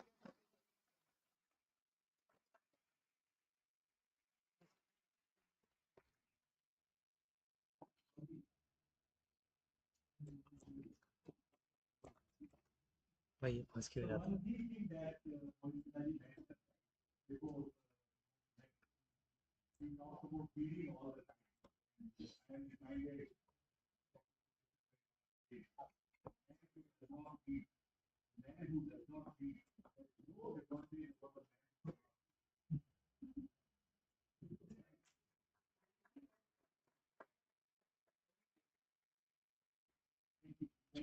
उसको देखा देख के अटक गया For such motivating words, we will definitely try to inculcate your advice into our lives. Now, I would like to request our Vice Chancellor sir to kindly appreciate our guests with the moment.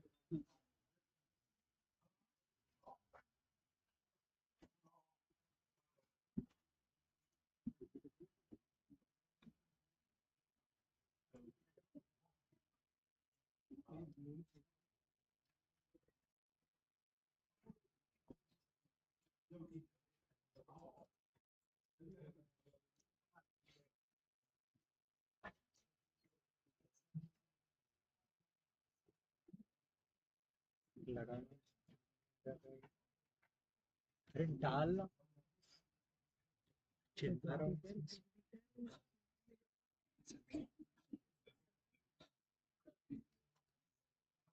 I would like to invite Sri Shaman sir.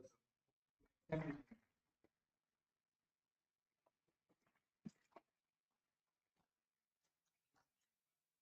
would like to invite Mr. Mohit Sinha to accept the moment.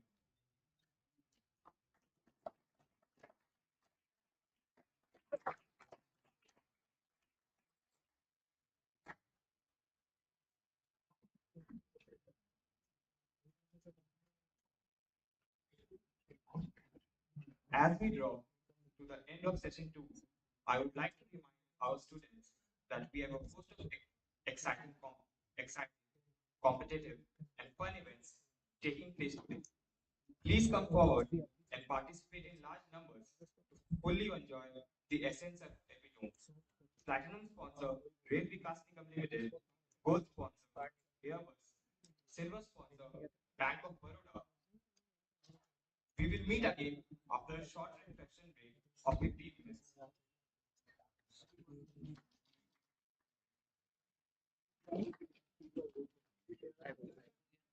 क्या हो गया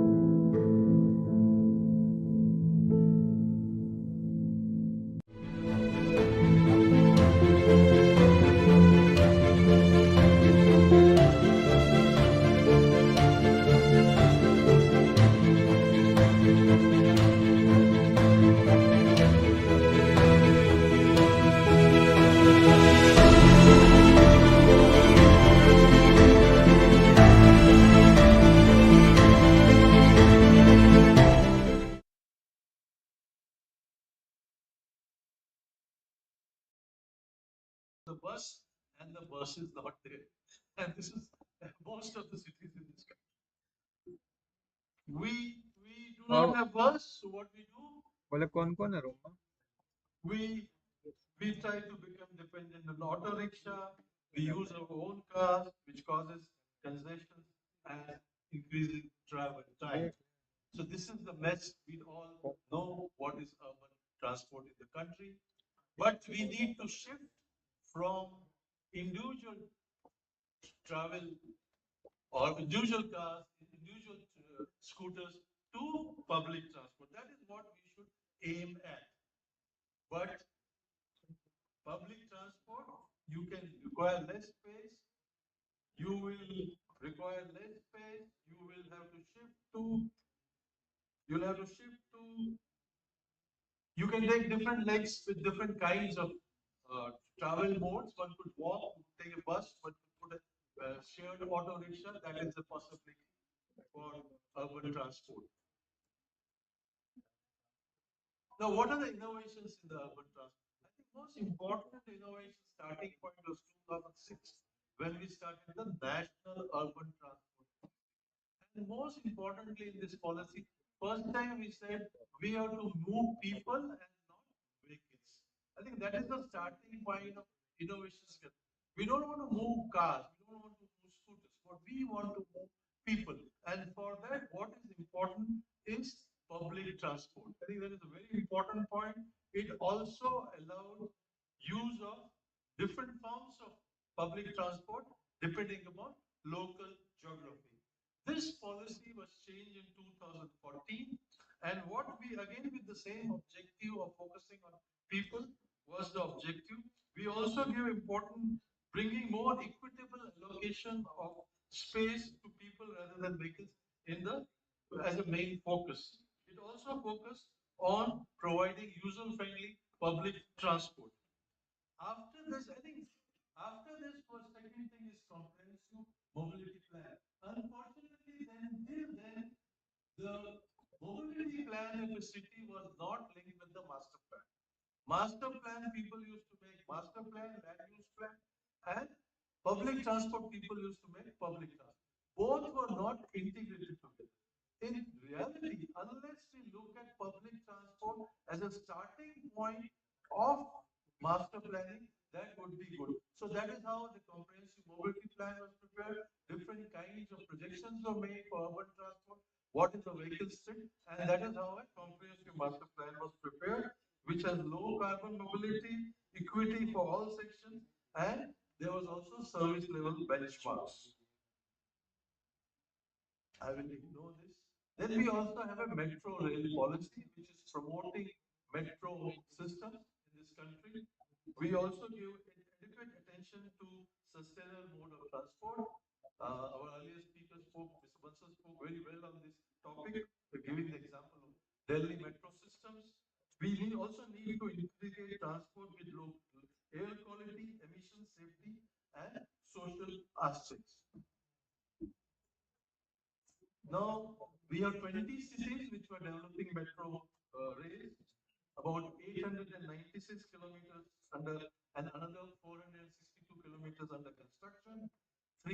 More than 500 kilometers of metro systems operational in Delhi, and there are many other types of metro systems which are Metro Leo in Gorakhpur, Kozhikode, and Nashik.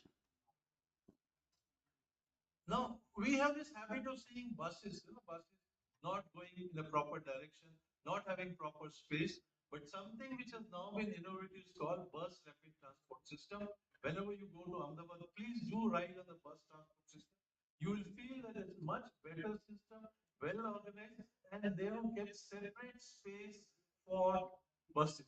And these are operational in Ahmedabad, Rajkot, Surat, Vijayawada, Pune, and Hubli Dharwad. This is a different kind of experience.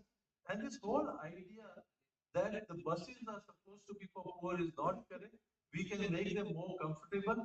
We can make their status symbol that I travel with metro. I remember that when our Minister Venkata Naidu was there, Minister of Urban Development, he will always travel with metro, setting up an example. I think that's also, if we have improved bus service, people will use public transport. That's extremely important. The other thing is where there is a station in case of public transport. That is the point where land use changes. And there is now what is called as National Transit Oriented Development, TOD. Wherever there is a station, they go for higher densities, mixed land use.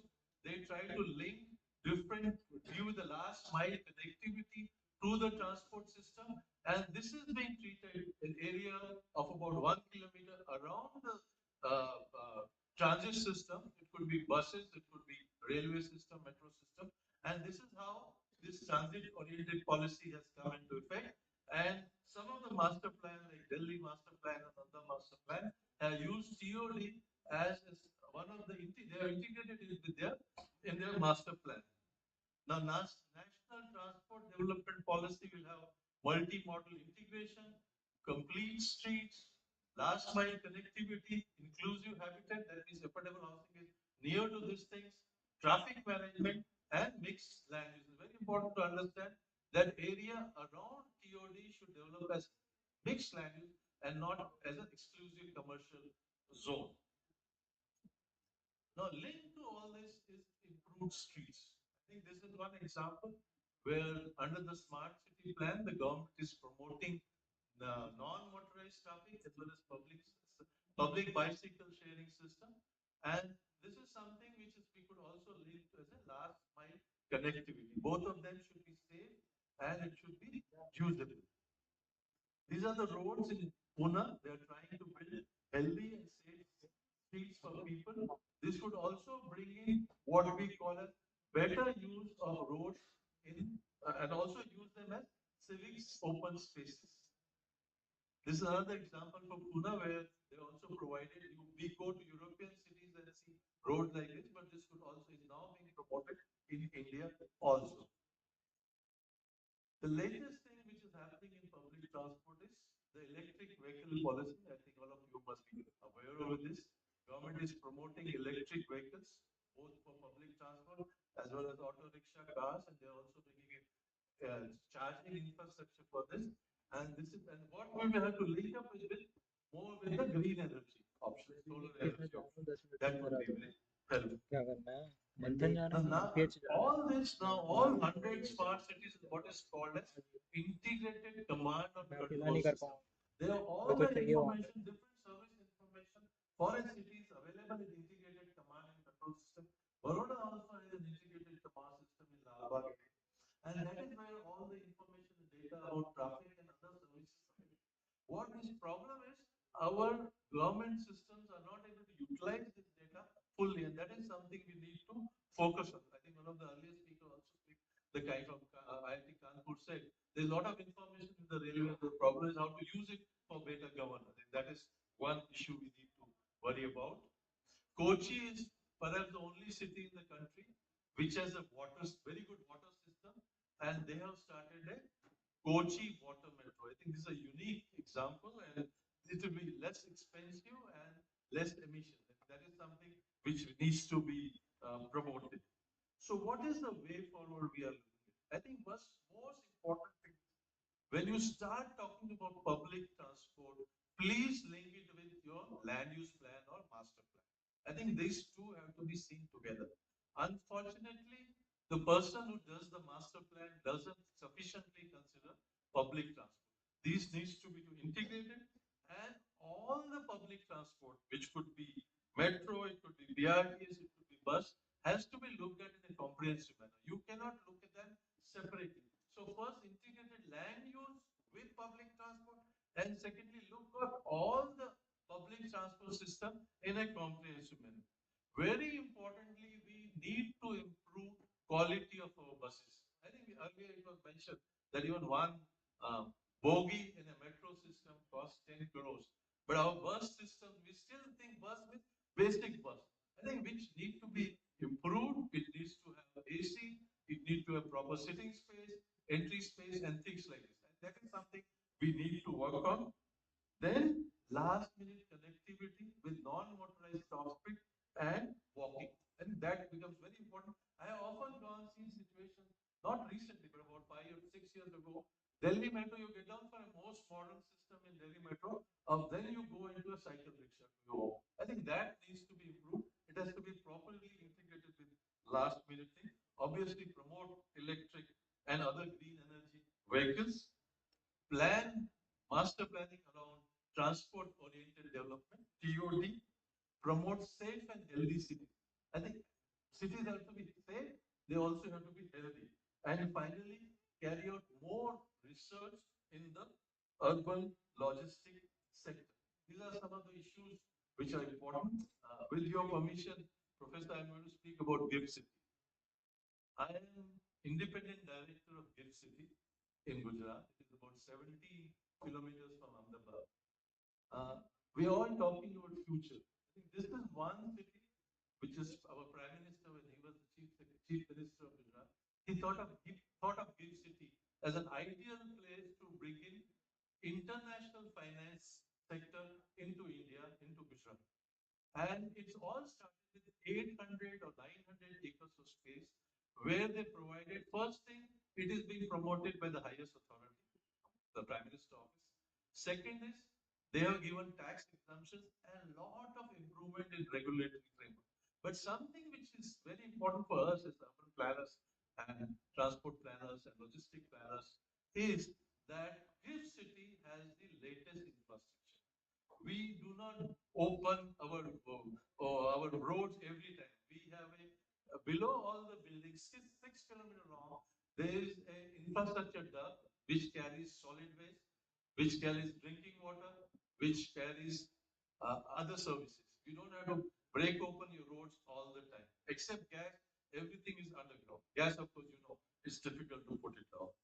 Then they have gone for district cooling system.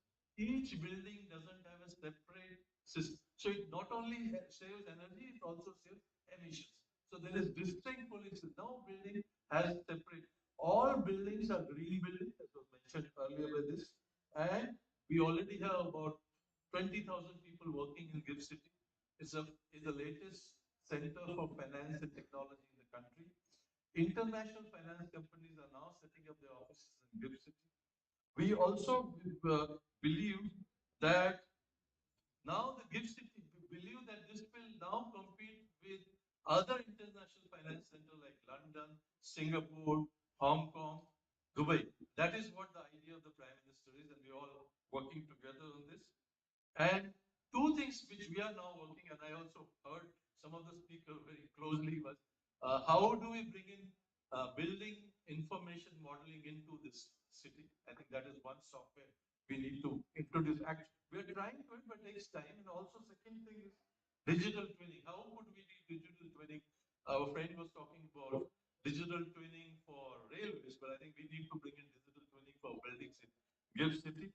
And I'm very happy to inform you that Indian Green Council has given platinum rating to GIFT City. So I think this is something we should keep you in mind when we all want to talk about what is happening. Is that this is the future of India. Thank you so much.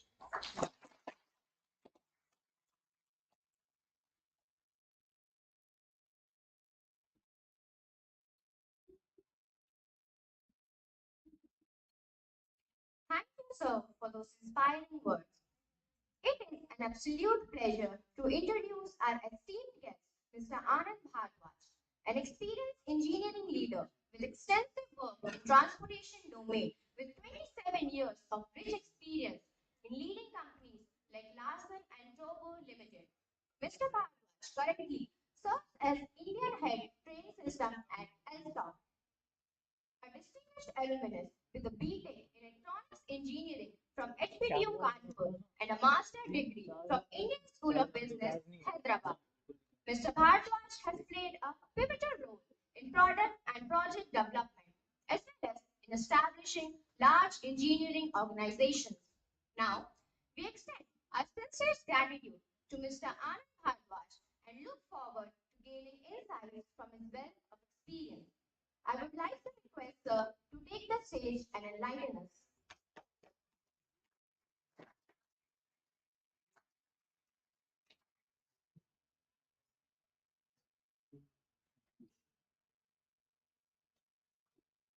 Thanks a lot, GSP, for providing this opportunity to about you, respected Vice Chancellor, for this great vision, and I will try to connect this vision with my presentation. Let me start with AK-47 only because I'm hearing about it. Brit Kal, 1947, a developed country. We will be developed country for sure. We will work towards that. But what is the definition of developed country, which I read few months back in one of the email at the bottom in our transportation sector, people used to write. Developed country is not a country where poor drive cars. Okay, the developed country is not a country where poor drives the car, but it is a country where rich uses public transport. That is the definition of development. So now, again, I start thinking we have two developed countries. Let's say US, Japan, both are developed. In US, you will find a lot of cars, but very less public transport. Their country, the way they are designed. In Japan, you have full metro trains, high-speed trains, a lot of public transport. Do you know the difference between the two countries?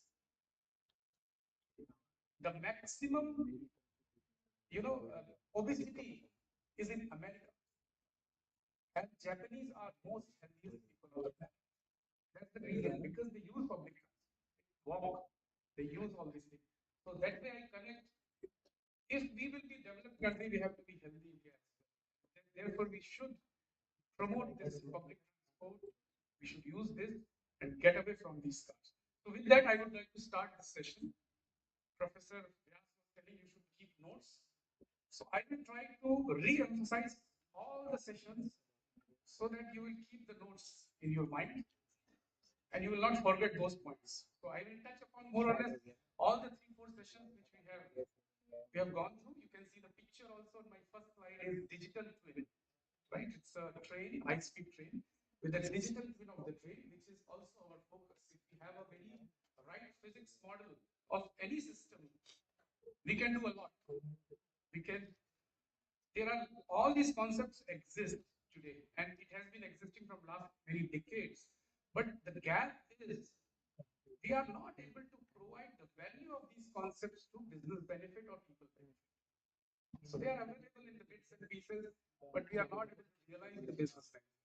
So we have to try, you all have to try to realize that benefit. That's the key point. So this is going to be my structured presentation, 4-5 bullets. I will try to make it, I would like to make it interactive also. So I will give you 20 minutes time and finish that. I'll give you a quick introduction of my company, which I'm presenting here, and also the mega trends, the topic given to me, how and what type of human resource we need. Human resource is all of you. So what is the expectation from all of you? When you will start your journey, when you will start your career, when you will start realizing all these dreams and visions, what is the expectation from you? So that is what I would like to emphasize, which you should again keep a notes and remember that, which will make you successful. And there are always a lot of challenges we have, which we should try to see how we can bridge those challenges. So just to give you a very quick introduction about the organization which is Alstom, we are in the mobility business. However, our vision is to provide a very simple, very enjoyable mobility solution with sustainability, with low carbon footprint, which is the need of the planet, the need of all countries, with the need of people.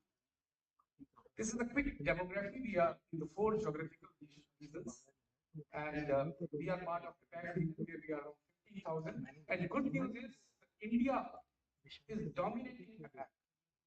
So out of these 15,000, 12,000 are more than 12,000 are in India. It's a big focus from the bullish company to create a big footprint in India. We have so many factories which I try to cover very quickly. And of course, we have a good presence in Europe. It's a European company, so of course we have a good footprint, and America is also there. And it's a very innovative organization. A lot of patents have been filed, and we are partnering almost all the latest and most advanced countries through our cities where we operate. So we have a connection with 300 cities across the globe. our operations, our teams are there in these cities. There is a lot of opportunity to get global exposure. While in India, we have presence in western south part of the country with a lot of metro projects we are executing. Of course, in north we have big presence because of our e-loco manufacturing in Bihar, and we have imposed maintenance activities. And big presence in data is slightly more. Number of people here is 11,700, more than 12,500 now. So we are still growing. And this is our industrial footprint. We have 6 factories, where we have 2 rolling stock factories for metros and 1 for e-logo. And there are feeders. Feeders is the component we manufacture, like traction, etc., which we feed to our rolling stock factories. So these factories, 2 of them are here in Vadodara itself, Maneja and Shakti. Shakti is our train manufacturing factory, and Maneja is traction component or propulsion equipment manufacturing. And we have 1 in Shri City in Andhra Pradesh, and 1 in Coimbatore for components, and we have locomotive. In Kolkata, we have started a car body shell manufacturing, which feeds to Manipur. And we have a big engineering centers in Bangalore, in Hyderabad. Vadodara also have 1 small engineering center, and we work in signaling, rolling stock, as well as systems and infrastructure. So these are the projects we delivered in the last few years, including Delhi Metro, Chennai Metro, Kochi, Lucknow, e-loco, and many are going on as export projects also, like Sydney Metro and Montreal. And these are under execution, many projects. E-loco is still getting manufactured. This was a big order, and RRTS, which is going to be flagship project for the country also. And we have Mumbai Line 3, a lot of advanced features we have given, which we were discussing some time back. I was just remembering, like video analytics or cyber security, and all those things are equipped with these trains. So all the latest and greatest technologies are being offered, and we are very proud that we are giving these features first time in the company, and first time in this country, which is really, we feel very proud about it. So this was a very quick introduction of the company. Now I'll come to the key topics, what we are supposed to discuss. What are the mega trends in this transportation? And all of these things you can reflect. That's why I was telling that if you're not keeping the notes, I will make sure that these things will, I will re-emphasize and I'll try to make sure that it will come to your mind and you will remember them. So digitalization and automation is a big trend these days, because this will give a lot of business benefit. Even 1% improvement in any, let's say, Indian railway network, if you increase the speed, I don't know whether you are aware or not, the network speed today is around 21 or 22 kilometers per hour, which is not very big, not good. Even if you increase it to 25 kilometers per hour, it is a big improvement, big efficiency improvement. All these things are possible only through digital technologies or automation, which is not easy. Saying is easy, but doing is not that easy. Emission reduction, we all talk about sustainability, etc. Urbanization is going on. We just heard from the last session. Connectivity between the multiple mode of transport, connectivity between the 2 cities, connectivity between various other multimodal systems, so connectivity of data. So all these things are big needs of the hour. Seamless journey, right? Including the last mile connectivity, globalization and environmental awareness, of course safety, which is the most important. So all these things are the needs, and in many areas there is lot of gaps, which makes us to innovate and see how our innovation can help. And this is not just on paper, this is not just for the sessions like this. We need to really put the objective behind it and show the results. And these are some of the few examples I would like to present in front of you. When we say green mobility, so we have a target in the company, 5 years we keep as a strategy and target. So by 2025, all our solutions, all our products are supposed to consume 25% less energy. That is the target given. If we will not meet this target, it will impact our performance, business performance. So we have to meet it. Eco design. All our new designs have to take the ingredients or the raw material which is 100% recyclable. So that is the objective given. In terms of smart mobility, we know that today metro is easily go code, which is a grade of automation code where you don't need any driver or any one to operate the train. It is autonomous. So that is possible. But this particular solution is not available for the freight transportation, for the mainline operations.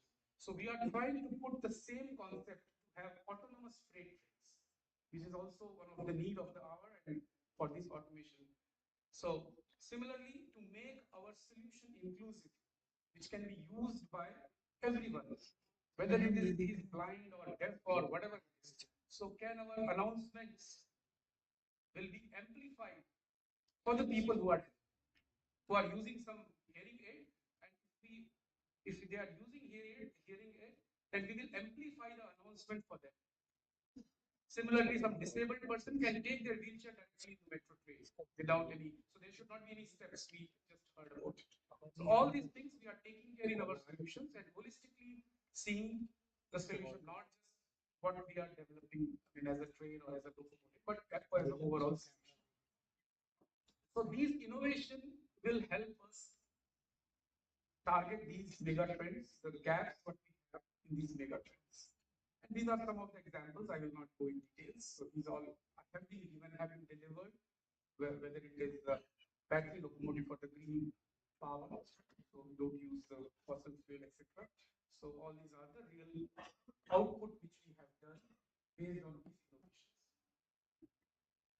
Now, let me talk about the human resource part, which is the key core for this session. We talked about multiple technologies by Professor Vyas. We talked about many challenges that we have in the last session also. But what is from where the root cause of these problem comes and from where the solution will come? Can there be one answer? Can you guess what is that answer? If I have to ask you one answer for the problem as well as for the solution, what is that one answer? That one answer is you, human resource. The creator of problem is also human, and that I learned from my ISB study. One professor told me, whatever technical problem you have in your organization, you bring it to me, and I will prove it. It is a problem of a person. It is not a technical problem.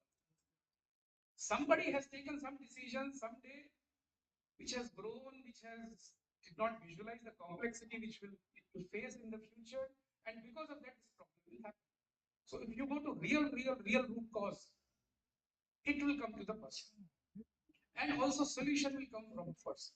So human resource becomes very important in any problem solving, in any industry. In order to realize any vision, if I have the right talent, if I have the right set of team, if I have the right organization, we will realize toughest and the toughest of the vision and dream. But if I don't have the right set of talent with us, we will struggle. So what is that right set of human resource we should have? Let's think over it. Of course, technology, of course, learning new things is very important. I'm not demeaning that. It is absolutely important, but it can be grown. You can grow it, you can learn it, you can spend decades to learn that, and you can upgrade yourself. But there is another thing also very important which I will try to touch upon, which is our value system. So, and before I go to the value system, when we talk about innovation, it is not again one person's or one organization or one, let's say, set of teams' job. It is a collective responsibility of multiple stakeholders. And we truly believe that if you have to solve some larger problems, there should be an ecosystem of human resource available around us, which we should leverage. And that ecosystem could be institutions like this. That ecosystem could be one startup. That ecosystem could be one body which is also kind of trying to solve these kind of issues. And that ecosystem we would like to leverage, and we are leveraging. So we have multiple examples wherein we are trying to engage with these stakeholders with our problem also to make it a shared issue and try to resolve together. And that is the need of all. Today, any business cannot happen in silo. Even we were discussing, like we have a customer and let's say the product provider relationship, and Professor Manoj was telling me it's a very interdependent world, which is true, and this is what this interdependency is. We can resolve the problem with this interdependency. All of you will join some different companies, different organizations, but I will strongly suggest you keep in touch with all of you. Because if you are in any area, you can take help from your colleagues and you can resolve larger problems. And I will also talk about some system thinking approach, which means if you are today, let's say, study civil engineering, it doesn't mean that you should not be totally not focus on some other area of electrical engineering. You should know basics of everything. And that's why in your first year, probably everything has been taught to you, right? Because you cannot be in your area alone if you have to solve larger problems. Of course, you can be an expert of one area if you want, but then you will only provide the expertise, you will not solve the problem. So if you solve larger problem, if you want to become a, let's say, a big leader, then you need to think holistically from all perspectives. And therefore, we try to tap this.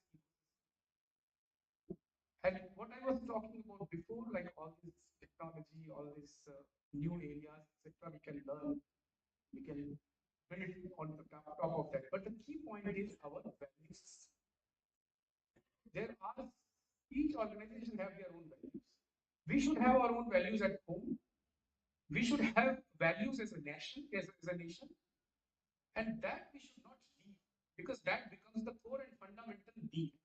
So for example, this is an example for our organization, but it can be applicable for any system, any organization, any university like this. We should have certain fundamental values if we want to be successful. For example, we talk about values like AIR values. Remember well, what is AIR value? A means agile, I is inclusiveness, inclusive, and R is responsible. So we strongly expect each and every employee of the organization to demonstrate these three in day-to-day work. If these three values are missing, whether he is most intelligent person on the earth, he is useless for the organization. So what does it mean? So what does agility mean? Agility means that you need to react quickly for the changing environment. You need to upgrade yourself fast. Right? If something is today, whatever is relevant, tomorrow it will not be relevant. So are you upgrading yourself also with pace of time? That is agility. And you need to be faster in this pace. Similarly, inclusive. If there are different thoughts, for example, I feel this is the solution of this problem, but some other colleagues say, no, this is not the right solution. You need to think from this perspective as well. I may have a thought why you are objecting me, why you are going against me. Rather than that, by having this constructive dialogue, we may be more creative. So inclusiveness brings more creativity. If I have a very uniform team, let's say I have some group of team members coming from one stream and same level of intelligence, I think they will not do extraordinary success. Okay, they will definitely do their job well, but for extraordinary success, you need big diversity. Then you will get extraordinary success. And therefore, this inclusiveness and diversity in the team is very, very important. We should respect the thoughts which are against us. Then we will be successful. That's what we believe in this inclusion. And responsibilities, that will nothing to say. I mean, if we have taken something, if we are representing ourselves in front of, I mean, I'm representing my own company. It's not that I as an individual coming here. That is the responsibility. So these three values makes the people stronger.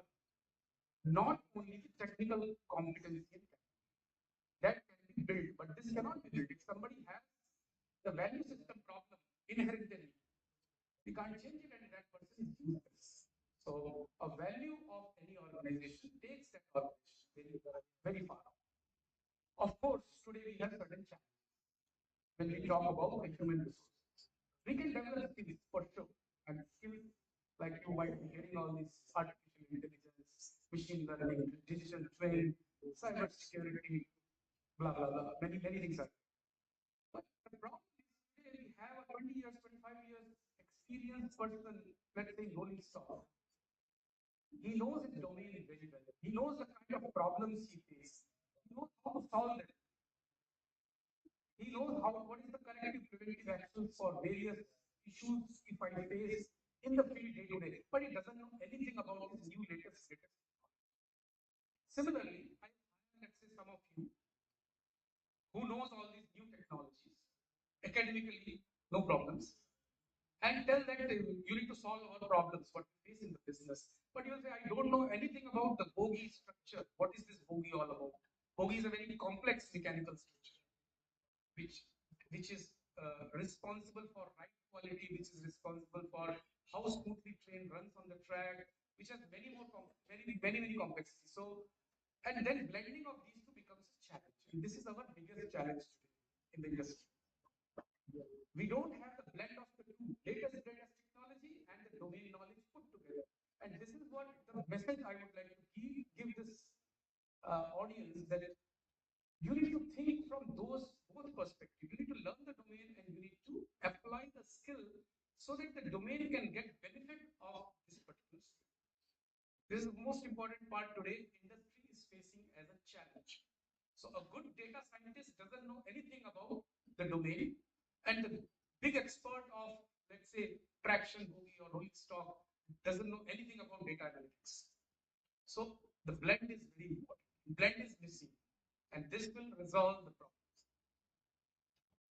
Okay, with that, I will conclude with this last slide. This will talk about, there are three mega trends I can say in terms of the challenges from human resource perspective, and how you can think from your perspective on these challenges to resolve. First is, of course, attrition, which is internal. Today, many organizations are facing this challenge. People are leaving job. They are very experienced, very valuable for the company, for the organization, but they quit because of various reasons. We know all the reasons, and we need to work as an organization to kind of see if we can ensure that people continue serving the same organization for longer. But things have changed, the time has changed, we need to deal with it. The expectation from millennials are very different than the person who has joined 20 years back. So the person who has joined 20 years back is very stable, but millennials' thought process is very different. So we need to deal with it. We have a lot of market pull also. When we talk about this movement of people between different companies, they want to explore, they want to work on different domains. So there are various types of career aspirations people have, which we have to respect.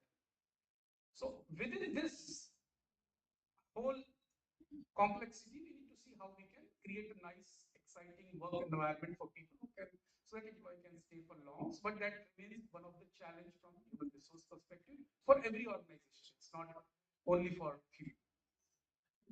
I just talked about domain and skill blend already.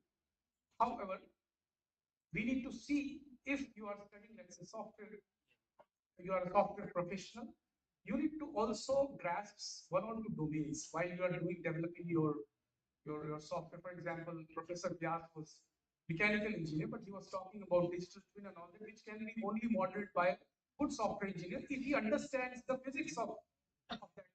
Otherwise, he will not be able to. Which again brings the blend of the two skills. So we need to see how we can create this blend, and this is the time you can create this attitude, right?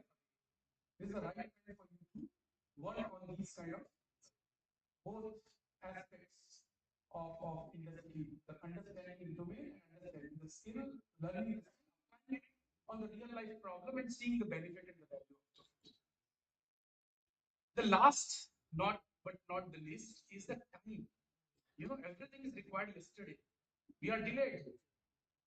Our country should have been in this position maybe 10 years after our independence was gone, right? We are delayed heavily. Whenever we get any order for any of our projects, they say that because of political pressure we have to do it in 1 year, less than 1 year, and all that. But the reason is we have passed the time. Actually, we are running late. So everywhere we need to do things fast. The demand is very, very acute. So the skill development, the talent development also has to happen very fast. Things are changing very fast. Suppose you learn something today, 3 years from now it will not be relevant also. So you need to really learn fast, apply fast, get the result fast, and again agility comes in the picture. We have to be very, very agile in today's world, and that can only give the success, nothing else. The person who is fast, can run fast, can be the winner. As simple as that. So we need to see how we can become more smarter in terms of our grasping power. How we can learn things in a way by spending less time. I'm not saying you don't study. But point is, can I study in the same time what I'm putting to grasp more things and eliminate the noise? So that is the need of ours. So these are the three things. If we can try to bridge, I think most of us will be very, very valuable to resolve all these bigger problems, what industry and countries and as a citizen we are facing. So with that, I would like to give a pause and stop my presentation. But if we have time, I'm also okay to take few questions if that is possible. Thank you.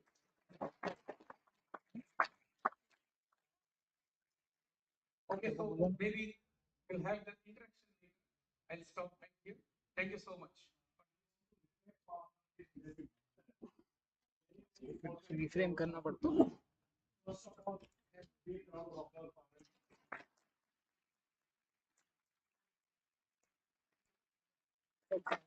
We talk few things that must be related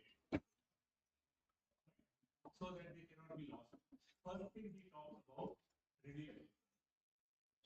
If you remember, when every now and then we talk about our academic curriculum, not designed to give you the first job because technology will change in 3 years.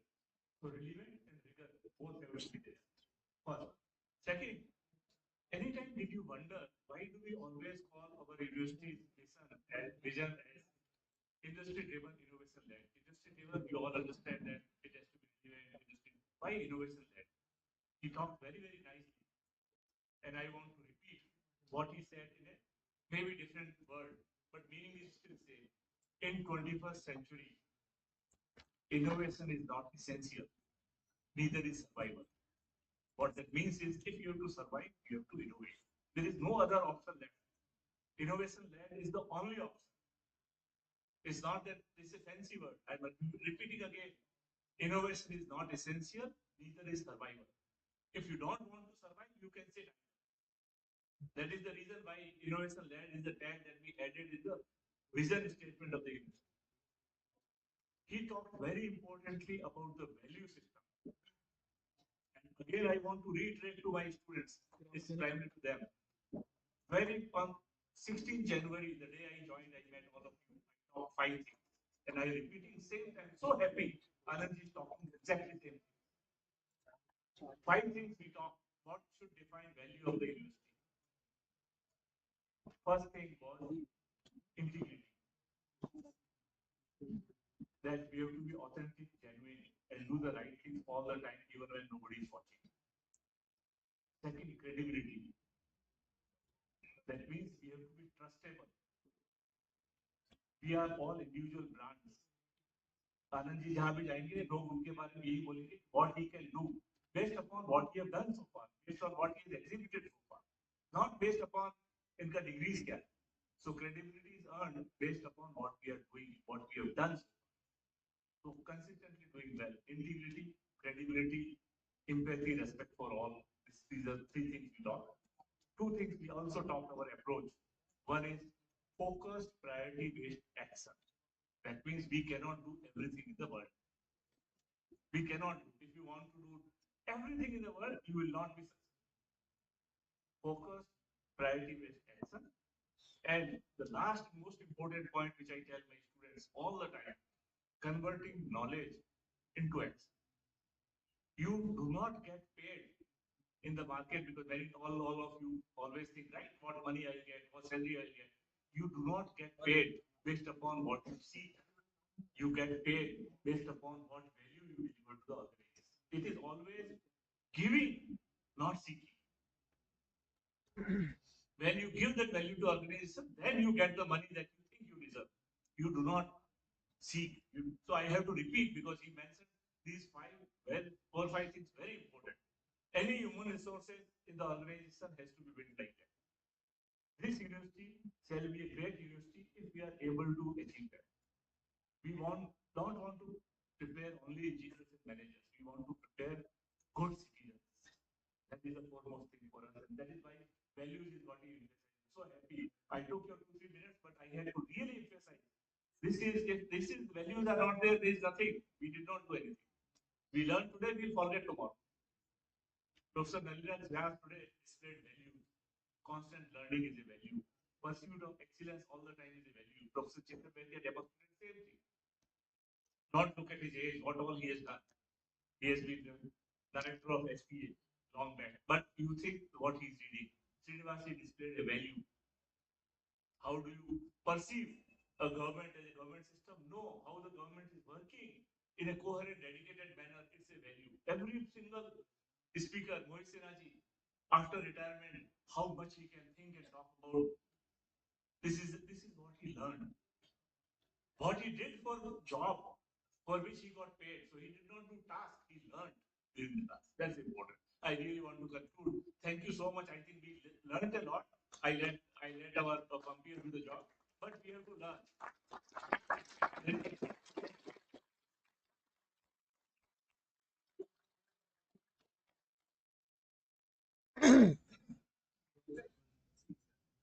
Thank you, sir, for those inspiring words. Indeed, your words were the pearls of wisdom.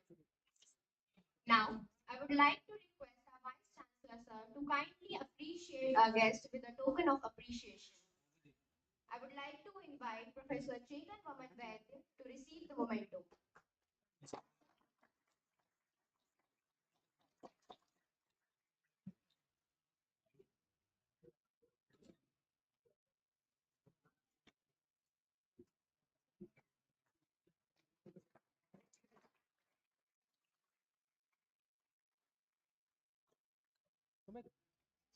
Thanks.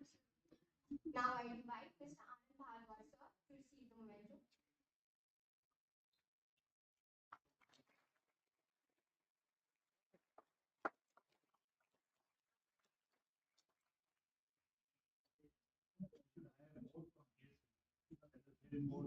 Thank you, sir.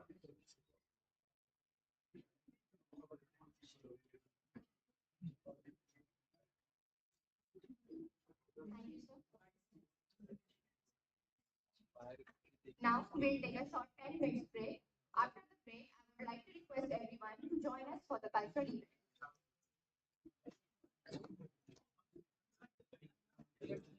Fan भी चला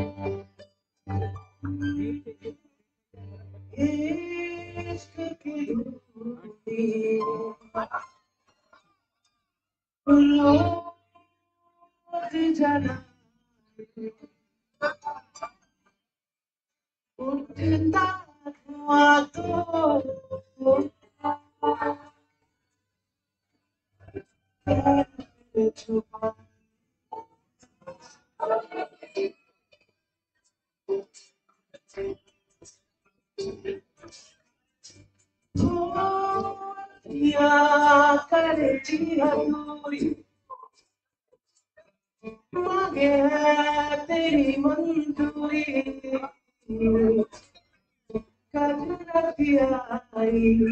दिल लग जाए तेरी कसूरी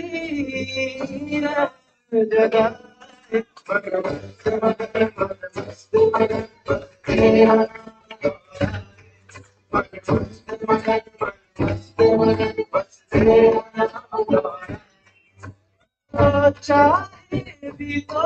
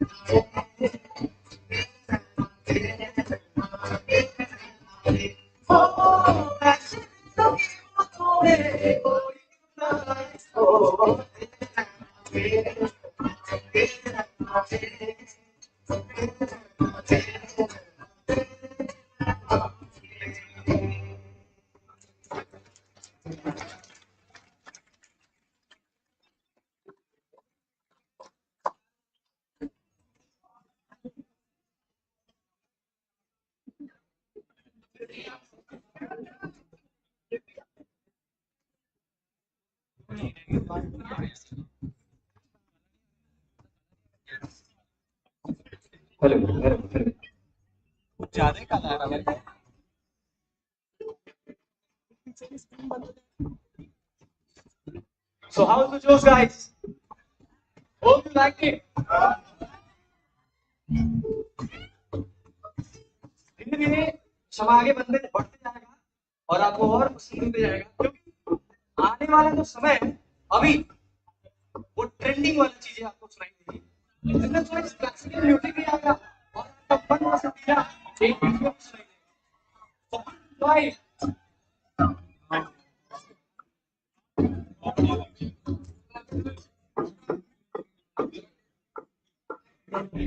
Hello. Hello.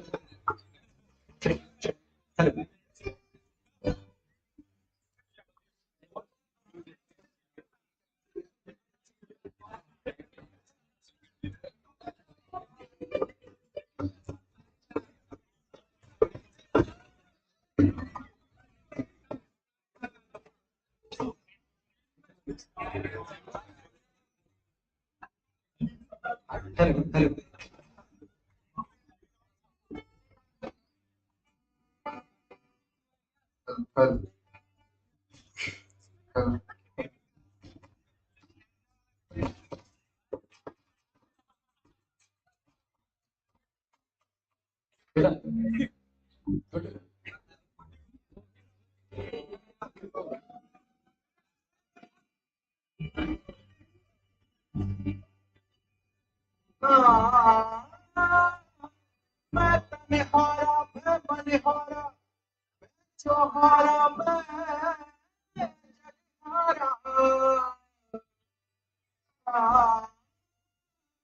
होश विहारा जोश विहारा मैं सब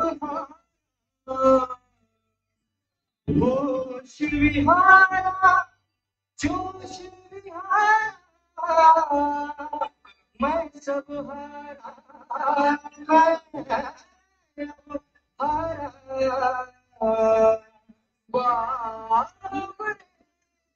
बाबरे बाबरे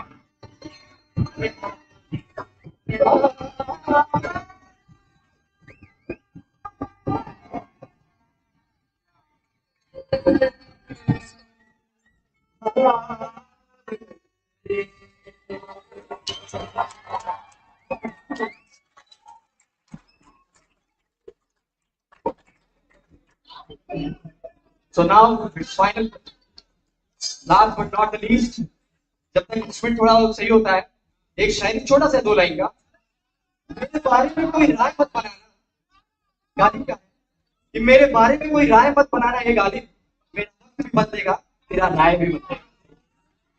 So now it's a very trending BGM you are going to hear. I hope you like very much and you have liked the love also. Please.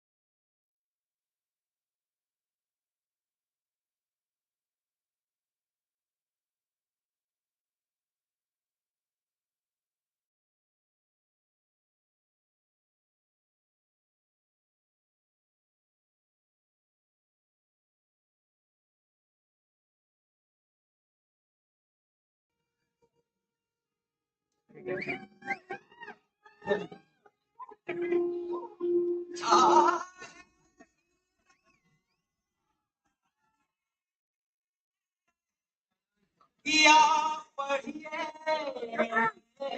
Quran मेरी तेरी प्रीत हर पुस्तक ज्ञान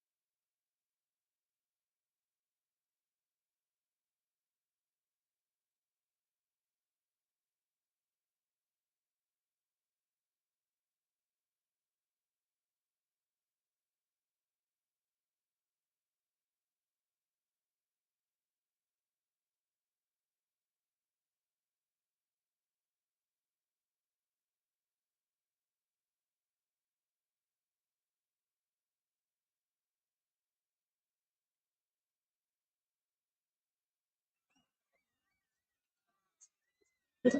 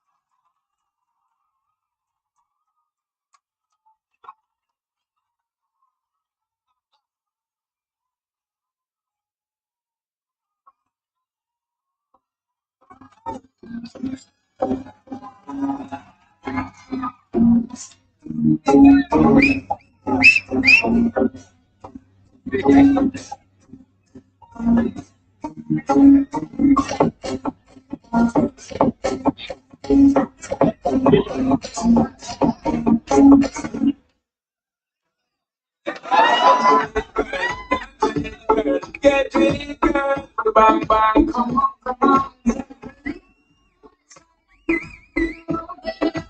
To my head, to my head, go. It's right on my head.